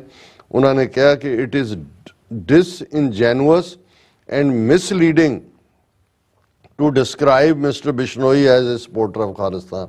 कि Bishnoi कितों खालिस्तान दा supporter हो गया भी ये misinformation है। He is a gangster who has been in police custody since 2014। पिछले 10 साल तो लारेंस बिश्नोई ਪੁਲਿਸ ਦੀ ਕੈਦ ਦੇ ਵਿੱਚ ਹੈ। It is difficult to understand how India allows a gangster who has been in custody for almost 10 years to operate a criminal network out of prison and even conduct multiple interviews with the media. ਹੁਣ ਉਹ ਬਠਿੰਡਾ ਜੇਲ੍ਹ 'ਚ ਹੈ ਜਾਂ ਦੂਜੇ ਉੱਥੋਂ ਵੀ ਉਹਦੇ interview ਬੜੇ national channel ਤੇ ਵੀ ਚੱਲਦੇ ਨੇ। ਔਰ Bishnoi has openly declared that he opposes Khalistan ਕਿ ਵੀ ਇੰਡੀਅਨ ਗਵਰਨਮੈਂਟ ਆਪਣੀਆਂ ਪ੍ਰੈਸ ਰਿਲੀਜ਼ 'ਚ ਉਹਦੇ ਨਾਲ ਜੋੜ ਰਹੀ ਹੈ, ਪਰ ਹਕੀਕਤ ਇਹ ਹੈ ਕਿ ਉਹ ਖਾਲਿਸਤਾਨ ਦਾ ਵਿਰੋਧੀ ਹੈ। ਫਿਰ ਉਹਨਾਂ ਨੇ ਕਿਹਾ ਕਿ ਭਾਈ ਉਹਨੇ ਤਾਂ ਜ਼ਿੰਮੇਵਾਰੀ ਲਈ ਹੋਈ ਹੈ ਸਿੱਧੂ ਮੂਸੇਵਾਲਾ ਦੇ ਮਰਡਰ ਦੀ। ਜਿਹੜਾ ਸਿੱਧੂ ਮੂਸੇਵਾਲਾ ਬਰੈਂਪਟਨ ਹੀ ਪੜ੍ਹ ਕੇ ਗਿਆ, ਕੈਨੇਡਾ ਸਟੂਡੈਂਟ ਸੀ, ਉਹ ਰੁਕ ਵੀ ਸਕਦਾ ਸੀ, ਇੱਥੇ ਆਪਣੇ ਪਿੰਡ ਵਾਪਸ ਜਾ ਕੇ ਉਹਦੀ ਰਹਿਣ ਦੀ ਤਮੰਨਾ ਸੀ।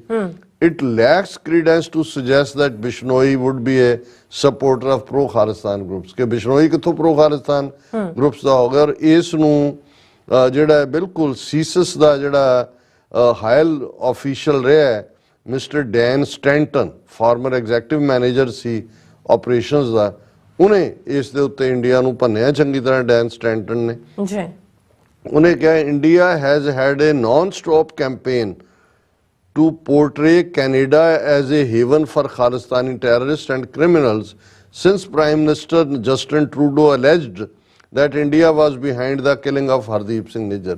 ਇਹ ਹੈ ਸੀਸਸ ਦਾ ਜਿਹੜੀ ਕੈਨੇਡੀਅਨ ਸਿਕਿਉਰਿਟੀ ਇੰਟੈਲੀਜੈਂਸ ਸਰਵਿਸ ਹੈ ਉਹਦਾ ਸਾਬਕਾ ਐਗਜ਼ੈਕਟਿਵ ਮੈਨੇਜਰ ਨੇ ਇਹ ਗੱਲ ਕਹੀ, ਡੈਨ ਸਟੈਂਟਨ ਨੇ। ਉਹਨਾਂ ਨੇ ਕਿਹਾ ਜੀ ਇਹ ਲਗਾਤਾਰਤਾ ਨਾਲ ਇੰਡੀਆ ਪ੍ਰੋਪੇਗੈਂਡਾ ਕਰ ਰਿਹਾ ਜਦੋਂ ਤੋਂ ਜਸਟਿਨ ਟਰੂਡੋ ਨੇ ਇੰਡੀਆ ਨੂੰ ਐਕਸਪੋਜ਼ ਕੀਤਾ ਕਿ ਜੀ ਕੈਨੇਡਾ ਜਿਹੜਾ ਉਹ ਖਾਲਿਸਤਾਨੀ ਦਹਿਸ਼ਤਗਰਦਾਂ ਦਾ ਜਿਹੜਾ ਉਹ ਸੇਫ ਉਹਨਾਂ ਦੀ ਸ਼ਰਨ ਥਲੀ ਹੈ।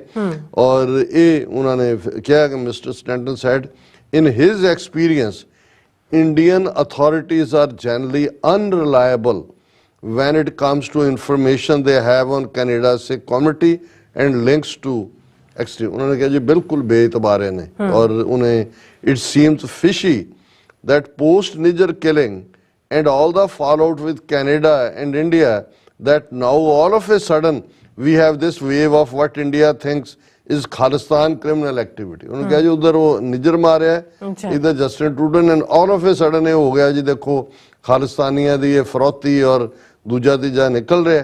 और उन्होंने कहा भी ये जड़ा मैं to me I would treat it with a bit of स्कैप्टिसिज्म।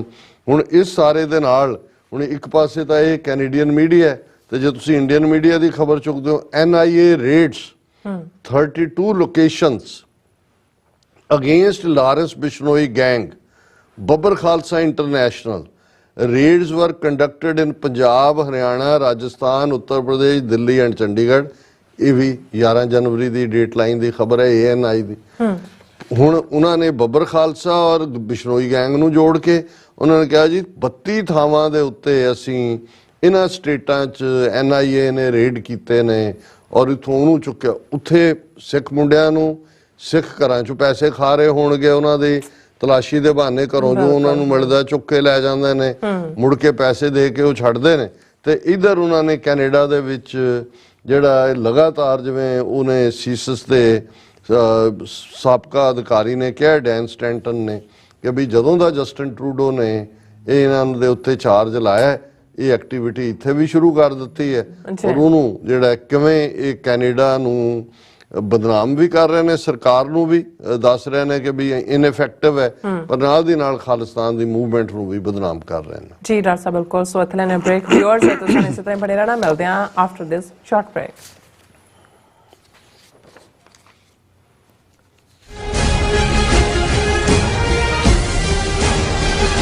North America ਦੇ ਪਹਿਲੇ ਪੰਥਕ ਟੀਵੀ ਚੈਨਲ TV84 ਵੱਲੋਂ ਸਿੱਖ ਪ੍ਰਭੂ ਸੱਤਾ ਲਈ ਚੱਲਦੇ ਸੰਘਰਸ਼ ਵਿੱਚ ਸਿਰਜੇ ਜਾ ਰਹੇ ਸਿੱਖ ਬਿਰਤਾਂਤ ਨੂੰ ਹੋਰ ਮਜ਼ਬੂਤ ਕਰਨ ਲਈ ਆਉਂਦੀ 14 ਜਨਵਰੀ 2024 ਦਿਨ ਐਤਵਾਰ ਨੂੰ ਗੁਰਦੁਆਰਾ ਸਿੰਘ ਸਭਾ ਫੇਅਰਫੈਕਸ ਵਰਜੀਨੀਆ ਵਿਖੇ ਵਿਸ਼ੇਸ਼ ਸਮਾਗਮ ਰੱਖਿਆ ਗਿਆ, ਜਿੱਥੇ ਪੰਥਕ ਮੀਡੀਆ ਨੂੰ ਹੋਰ ਮਜ਼ਬੂਤ ਕਰਨ ਅਤੇ ਕੌਮ ਸਾਹਮਣੇ ਦਰਪੇਸ਼ ਔਕੜਾਂ ਤੇ ਵਿਚਾਰਾਂ ਹੋਣਗੀਆਂ। ਆਓ TV84 ਦੇ ਹੱਥ ਮਜ਼ਬੂਤ ਕਰੀਏ ਅਤੇ ਕੌਮੀ ਜਾਗਰੂਕਤਾ ਮੁਹਿੰਮ ਵਿੱਚ ਯੋਗਦਾਨ ਪਾਈਏ। ਗੁਰਦੁਆਰਾ ਸਾਹਿਬ ਪ੍ਰਬੰਧਕ ਕਮੇਟੀ ਅਤੇ ਸਥਾਨਕ ਪੰਥਕ ਜਥੇਬੰਦੀਆਂ ਵੱਲੋਂ ਆਪ ਸਭ ਨੂੰ 14 ਜਨਵਰੀ ਨੂੰ ਦੁਪਹਿਰ 12 ਵਜੇ ਗੁਰਦੁਆਰਾ ਸਾਹਿਬ ਪਹੁੰਚਣ ਲਈ ਬੇਨਤੀ ਕੀਤੀ ਜਾਂਦੀ ਹੈ। ਵਧੇਰੇ ਜਾਣਕਾਰੀ ਲਈ ਤੁਸੀਂ ਹੇਠ ਦਿੱਤੇ ਨੰਬਰ ਤੇ ਸੰਪਰਕ ਕਰ ਸਕਦੇ ਹੋ।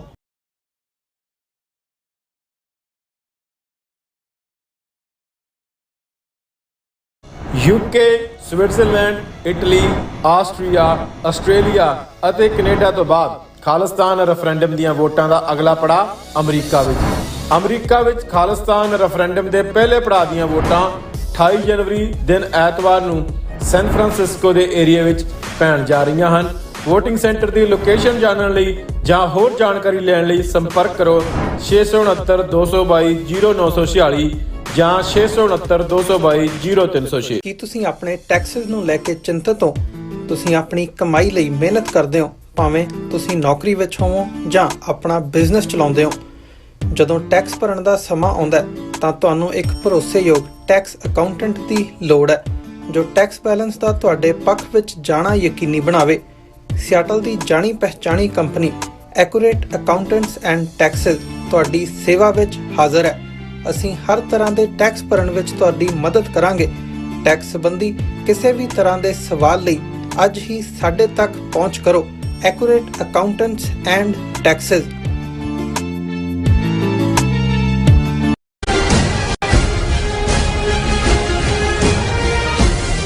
Viewers welcome back to programme. So viewers ਗੱਲਬਾਤ ਕਰਨ ਜਾ ਰਹੇ ਹਾਂ ਕਿ 22 ਜਨਵਰੀ ਨੂੰ ਅਯੋਧਿਆ ਵਿੱਚ ਰਾਮ ਮੰਦਿਰ ਦਾ ਉਦਘਾਟਨ ਸਮਾਰੋਹ ਇਸ ਵੇਲੇ ਰਾਸ਼ਟਰੀ ਪੱਧਰ ਤੇ ਇੱਕੋ ਇੱਕ ਖਬਰ ਬਣ ਕੇ ਰਹਿ ਗਿਆ ਹੈ।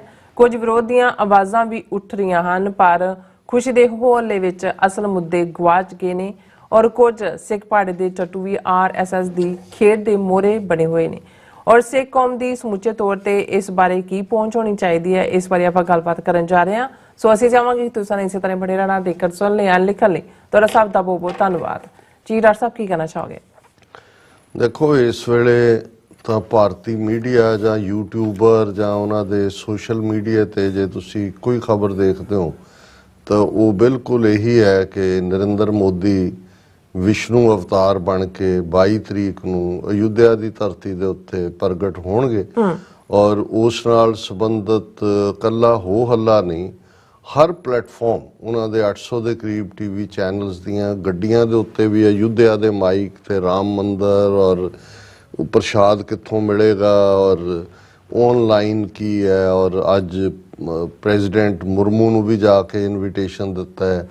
ਅਡਵਾਨੀ ਦਾ ਵੀ ਇੰਟਰਵਿਊ ਆਇਆ ਕਿ ਜੀ ਭਗਵਾਨ ਰਾਮ ਨੇ ਖਾਸ ਮੋਦੀ ਨੂੰ ਹੀ ਚੁਣਿਆ ਇਸ ਕੰਮ ਦੇ ਲਈ। ਫਿਰ ਉਹ ਕਹਿ ਰਿਹਾ ਜੀ ਜਦੋਂ ਮੈਂ ਇਹ ਰੱਥ ਯਾਤਰਾ ਸ਼ੁਰੂ ਕੀਤੀ ਸੀ ਤੇ ਮੈਂ ਤਾਂ ਰਥਵਾਨ ਹੀ ਸੀ ਰੱਥ ਦਾ, ਮੇਰੇ ਨਾਲ ਮੋਦੀ ਨੇ ਲਗਾਤਾਰ ਸਾਥ ਦਿੱਤਾ, ਮੈਨੂੰ ਅਸਿਸਟ ਕਰਦਾ ਸੀ ਔਰ ਸ਼ਾਇਦ ਉਸੇ ਦੀ ਉਹਦੀ ਰਾਮ ਭਗਤੀ ਤੋਂ ਪ੍ਰਭਾਵਿਤ ਹੋ ਕੇ ਰਾਮ ਨੇ ਜਿਹੜਾ ਉਹਨੂੰ ਚੁਣਿਆ ਕਿ ਵੀ ਉਹਦੇ ਰਾਹੀਂ ਇਹ ਮੰਦਿਰ ਬਣੇ।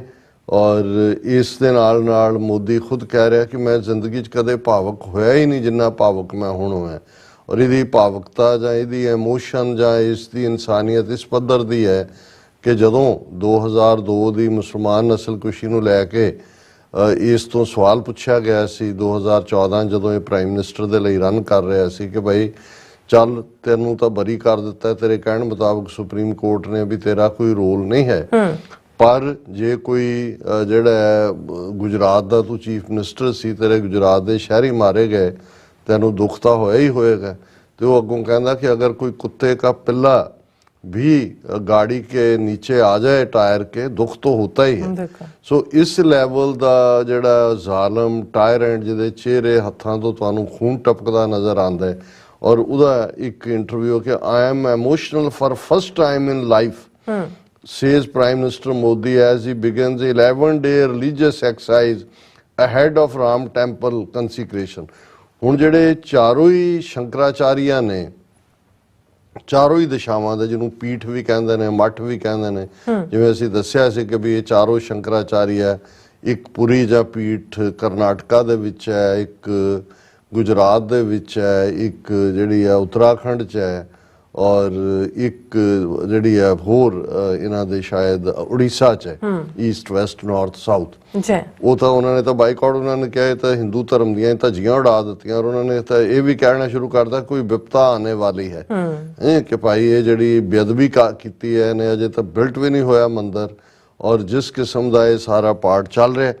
ਪਰ ਅਡਵਾਨੀ ਜਿਹਨੂੰ ਉਹਨੇ ਬਿਲਕੁਲ ਖੂੰਜੇ ਲਾਇਆ ਮੋਦੀ ਨੇ, ਉਹ ਕਹਿ ਰਿਹਾ Lord Rama has chosen prime minister Modi to build his temple ਕਿ ਜੀ ਰੱਬ ਨੇ ਹੀ ਰਾਮ ਨੇ ਹੀ ਚੁਣਿਆ। ਹੁਣ ਕਮਲਨਾਥ ਜਿਹੜਾ ਹਾਰਿਆ ਮੱਧ ਪ੍ਰਦੇਸ਼ ਦੀਆਂ ਚੋਣਾਂ ਨਵੰਬਰ 84 ਦੀ ਸਿੱਖ ਨਸਲਕੁਸ਼ੀ ਲਈ ਜ਼ਿੰਮੇਵਾਰ ਹੈ। ਬੇਸ਼ੱਕ ਕਾਂਗਰਸ ਦੇ ਟੌਪ 3 ਲੀਡਰਾਂ ਨੇ, ਖੜਗੇ, ਸੋਨੀਆ ਗਾਂਧੀ ਔਰ ਇੱਕ ਹੋਰ, ਉਹਨਾਂ ਨੇ ਬਾਈਕਾਟ ਲਾਈਨ ਲਈ ਹੈ। ਉਹਨਾਂ ਨੇ ਕਿਹਾ ਜੇ ਸ਼ੰਕਰਾਚਾਰੀਆ ਹੀ ਨਹੀਂ ਜਾ ਰਹੇ ਤੇ ਕੋਈ ਨਹੀਂ ਹੈ। ਲੇਕਿਨ ਉਹ Kamal Nath son to send papers with Ram written on 4.31 crore times to Ayodhya. ਉਹ ਕਹਿ ਰਹੇ ਨੇ ਜੀ ਅਸੀਂ ਉਹ ਕਾਗਜ਼ਾਂ ਦੇ ਟਰੱਕ ਭੇਜ ਰਹੇ ਹਾਂ ਜਿਨ੍ਹਾਂ ਦੇ ਉੱਤੇ ਰਾਮ ਰਾਮ ਰਾਮ ਰਾਮ ਲਫ਼ਜ਼ ਲਿਖਿਆ ਹੋਇਆ, ਔਰ ਇਹ ਜਿਹੜਾ ਹੈ more than Lord Rama Narinder Modi is visible in Ayodhya. RJD veteran Shivanand Tiwari Rashtriya Janata Dal ਦਾ ਹੈ, ਉਹਨੇ ਕਿਹਾ ਵੀ ਅਯੁੱਧਿਆ 'ਚ ਰਾਮ ਨਹੀਂ ਨਜ਼ਰ ਆ ਰਹੇ, ਮੋਦੀ ਨਜ਼ਰ ਆ ਰਹੇ। ਉਹਨਾਂ ਨੇ ਕਿਹਾ ਜੀ ਇਹ ਤਾਂ ਬਿਲਕੁਲ ਰਾਮ ਦੀ ਤੋਹੀਨ ਹੈ। ਔਰ ਪਰ ਮੋਦੀ ਨੇ ਦੱਸਣ ਲਈ ਕਿ ਜੀ ਇਹ ਸ਼ੰਕਰਾਚਾਰੀਆ ਜਾਂ ਦੂਜੇ ਜਿੰਨੇ ਮਰਜ਼ੀ ਹੁਣ ਉੱਚੇ, ਮੈਂ ਤਾਂ ਹੁਣ ਖਾਸ ਡਿਸਪਲਿਨ 'ਚੋਂ ਗੁਜ਼ਰ ਰਿਹਾ। ਹੁਣ ਕਹਿੰਦਾ 11 ਦਿਨ 22 ਤਰੀਕ ਤੱਕ ਪਹੁੰਚਦੇ ਹਾਂ ਮੈਂ, ਖਾਸ ਪੂਜਾ, ਖਾਸ ਪ੍ਰਤਿਸ਼ਠਾ, ਤਾਂ ਕਿ ਮੇਰੇ ਅੰਦਰ ਡਿਵਿਨਿਟੀ ਆ ਜਾਏ, ਰੂਹਾਨੀਅਤ ਆ ਜਾਏ। ये वो PM Modi begins special 11-day ritual before opening of Ram temple in Ayodhya. In a special message, Prime Minister Modi says God has chosen him as an instrument to represent all Indians at the consecrational ceremony, urges all Indians to celebrate the event as a Deepavali at their own homes. ਕਹਿੰਦੇ ਵੀ ਆਪਣੇ ਘਰਾਂ ਨੂੰ ਜਿਹੜਾ ਚਿਰਾਗ ਬਾਲੋ, ਘਰਾਂ ਦੇ ਉੱਤੇ ਦੀਪਾਵਲੀ ਕਰੋ ਔਰ ਸਮਝੋ ਕਿ ਵੀ ਮੋਦੀ ਜੀ ਆ ਗਏ ਨੇ ਵਿਸ਼ਨੂੰ ਬਣ ਕੇ, ਔਰ ਹੁਣ ਸਾਰੇ ਦੁੱਖਾਂ ਕਲੇਸ਼ਾਂ ਦਾ ਨਾਸ਼ ਹੋਏਗਾ। ਮੋਦੀ ਜੀ ਰਾਮ ਰਾਜ ਸਥਾਪਿਤ ਕਰਨਗੇ ਔਰ ਉਵੇਂ ਹੀ ਸੀਤਾ ਜੀ ਨੂੰ ਘਰੋਂ ਕੱਢਣਗੇ। ਸੀਤਾ ਤਾਂ ਵੈਸੇ ਹੀ ਰਾਮ ਨਾਲ ਚਲੀ ਗਈ, ਉਹ ਵਿਚਾਰੀ ਪਤਾ ਨਹੀਂ ਕਿੱਥੇ ਹੈ ਕਿੱਥੇ ਨਹੀਂ ਹੈ, ਪਰ ਉਹਦੀ ਮਾਂ ਵੀ ਹੈਗੀ ਹੈ ਤੇ ਜਿਹੜੀ ਘਰ ਵਾਲੀ ਕੱਢੀ ਹੋਈ ਹੈ ਉਹ ਪਤਾ ਨਹੀਂ ਕਿੱਥੇ ਹੈ। ਸੋ ਇਹ ਸਾਰਾ ਜਿਹੜਾ ਇੱਕ ਪਾਸੇ ਚੱਲ ਰਿਹਾ। ਹੁਣ ਇਹ ਉਹਨੂੰ ਰਾਮ ਮੰਦਿਰ ਬਣਾਉਣ, ਰਾਵਣ ਦਾ ਮੰਦਿਰ ਬਣਾਉਣ, ਢਾਣ, ਸਾਨੂੰ ਇਹਦੇ ਨਾਲ ਕੋਈ ਲਾਗਾ ਦੇਗਾ ਨਹੀਂ ਹੈ। ਪਰ ਇਹ ਇਸ ਗੱਲ ਨੂੰ ਯਕੀਨੀ ਬਣਾਉਣਾ ਚਾਹੁੰਦੇ ਨੇ। ਦੇਖੋ 20 ਕਰੋੜ ਮੁਸਲਮਾਨ ਤਾਂ ਬਿਲਕੁਲ ਸੁੱਪ, ਜਿਹੜਾ ਪੰਜਾਬੀ ਦਾ ਲਫ਼ਜ਼ ਹੈ, ਉਹ ਬੈਠੇ ਨੇ। ਸੁਬਰਾਮਨੀਅਮ ਸਵਾਮੀ ਕਹਿ ਰਿਹਾ ਦੇਖੋ ਇਹ ਜਿਨ੍ਹਾਂ ਨੂੰ ਸਾੜਾ ਹੈ ਮੋਦੀ ਨਾਲ ਜਾਂ ਦੂਜੇ ਹਿੰਦੂਆਂ ਨਾਲ, ਉਹ ਨਹੀਂ ਕਰ ਰਹੇ। ਦੇਖੋ ਈਸਾਈ ਬਿਲਕੁਲ ਨਹੀਂ ਬੋਲ ਰਹੇ, ਉਹ ਤਾਂ ਸ਼ਾਮਲ ਹੋ ਰਹੇ ਨੇ, ਪਾਰਸੀ ਸ਼ਾਮਲ ਹੋ ਰਹੇ ਨੇ। ਹੁਣ ਸਿੱਖਾਂ ਤੋਂ ਉਹਨਾਂ ਨੂੰ ਭੇਜਿਆ, ਉਹਨਾਂ ਨੇ ਜਥੇਦਾਰ ਨੂੰ ਵੀ ਸੱਦਾ, ਨੇੜੇ ਜੇ ਆ ਕੇ ਪਤਾ ਲੱਗੇਗਾ ਕਿ ਸੁਖਬੀਰ ਬਾਦਲ ਤੇ ਉਹਨਾਂ ਨੂੰ ਵੀ ਸੱਦਾ ਮਿਲਿਆ ਹੋਇਆ ਜਾਂ ਉਹ ਪਹੁੰਚੇ ਹੋਣ ਜਾਂ ਕੀ ਹੈ। ਪਰ ਆਲਰੇਡੀ ਉਹਨਾਂ ਨੇ ਨਕਲਚੀ ਕਿਸਮ ਦੇ ਬੰਦੇ, ਜਿਵੇਂ ਇੱਕ ਉਹ ਫਰਾਡੀਆ ਜਿਹਾ ਰੇਪਿਸਟ ਕੱਢਿਆ ਸੀ ਕਿ ਜੀ ਮੈਂ ਲੰਗਰ ਲਾਵਾਂਗਾ ਜਾ ਕੇ ਨਿਹੰਗ, ਉਹ ਵੀ ਕਹਿ ਰਿਹਾ ਮੁਝੇ ਰਾਮ ਜੀ का संदेशा आया है, अयोध्या में मुझे बुलाया है, जिवें वो सारे करते हैं, वो अपना तुरिया होया जी। और इसे तरह नामधारी, वो तो उन्हों का नामधारी गुरु कह रहे जी फलानी देखो गुरबाणी की तुक दे विच तां राम जी नूं सतगुरु लिखिया होया, सो साडे तो सतगुरु ने। हुण तुसीं जदों इस किस्म की बेईमानी दे उत्ते ही मबनी कोई आर्गूमेंट करना है तुसीं उहदा, लेकिन तुहानूं उस किस्म के रेंटा सिख जिहड़े अयोध्या दीयां टी-शर्टां पा के घूम रहे ने और यकीनी बनाउण गया जे इन्हां ने RSS ने जिहड़े वो नकली भी बनाए हुए ने जां कुछ मनजिंदर सरसे वर्गे और दूजे वो भी देख रहे ने भी सिखां दा टैंपर की है। लेकिन एक साइजेबल जत्था, और शायद बहुतिआं नूं याद ना होए कि जदों 6 दसंबर 1992 नूं बाबरी मसीत ढाई गई सी, उस वेले दिल्ली अकाली दल का प्रधान अवतार सिंह हित सी, उहदी कमांड दे विच एक इस किस्म का ही रेंटा सिखां का जथा उहदे नाल गया सी बाबरी मसीत तोड़न दे लई। उन्होंने लीड दिल्ली अकाली दल का प्रधान अवतार सिंह हित कर रहा है। हुण तां ओह नरगामी हो चुका है। पर मैं ये कहना चाहुंदा कि भी ये जिहड़ी हुण सानू रेंटा सिख नज़र आंदे ने, ये नवें, ये तो बादल दीआं जड़ां च ਜਿਹੜਾ ਉਹ ਸਾਨੂੰ ਸਮਝਦੇ ਆ ਵੀ ਇਸ ਇਹਨੇ ਸਿੱਖੀ ਦੀਆਂ ਜੜ੍ਹਾਂ 'ਚ ਬਾਦਲ ਨੇ ਤੇਲ ਦੇਣ ਦੀ ਕੋਸ਼ਿਸ਼ ਕੀਤੀ। ਜਦੋਂ ਅੱਧੀ ਸਦੀ RSS ਦੇ ਨਾਲ ਸਾਂਝ ਪਾ ਕੇ ਕਿਹਾ ਕਿ ਜੀ ਸਾਡਾ ਰਿਸ਼ਤਾ ਤਾਂ ਪਤੀ ਪਤਨੀ ਵਾਲਾ ਹੈ, ਉਦੋਂ ਹੀ ਪੰਜਾਬ 'ਚ ਵੀ ਜੜ੍ਹਾਂ ਲੱਗੀਆਂ।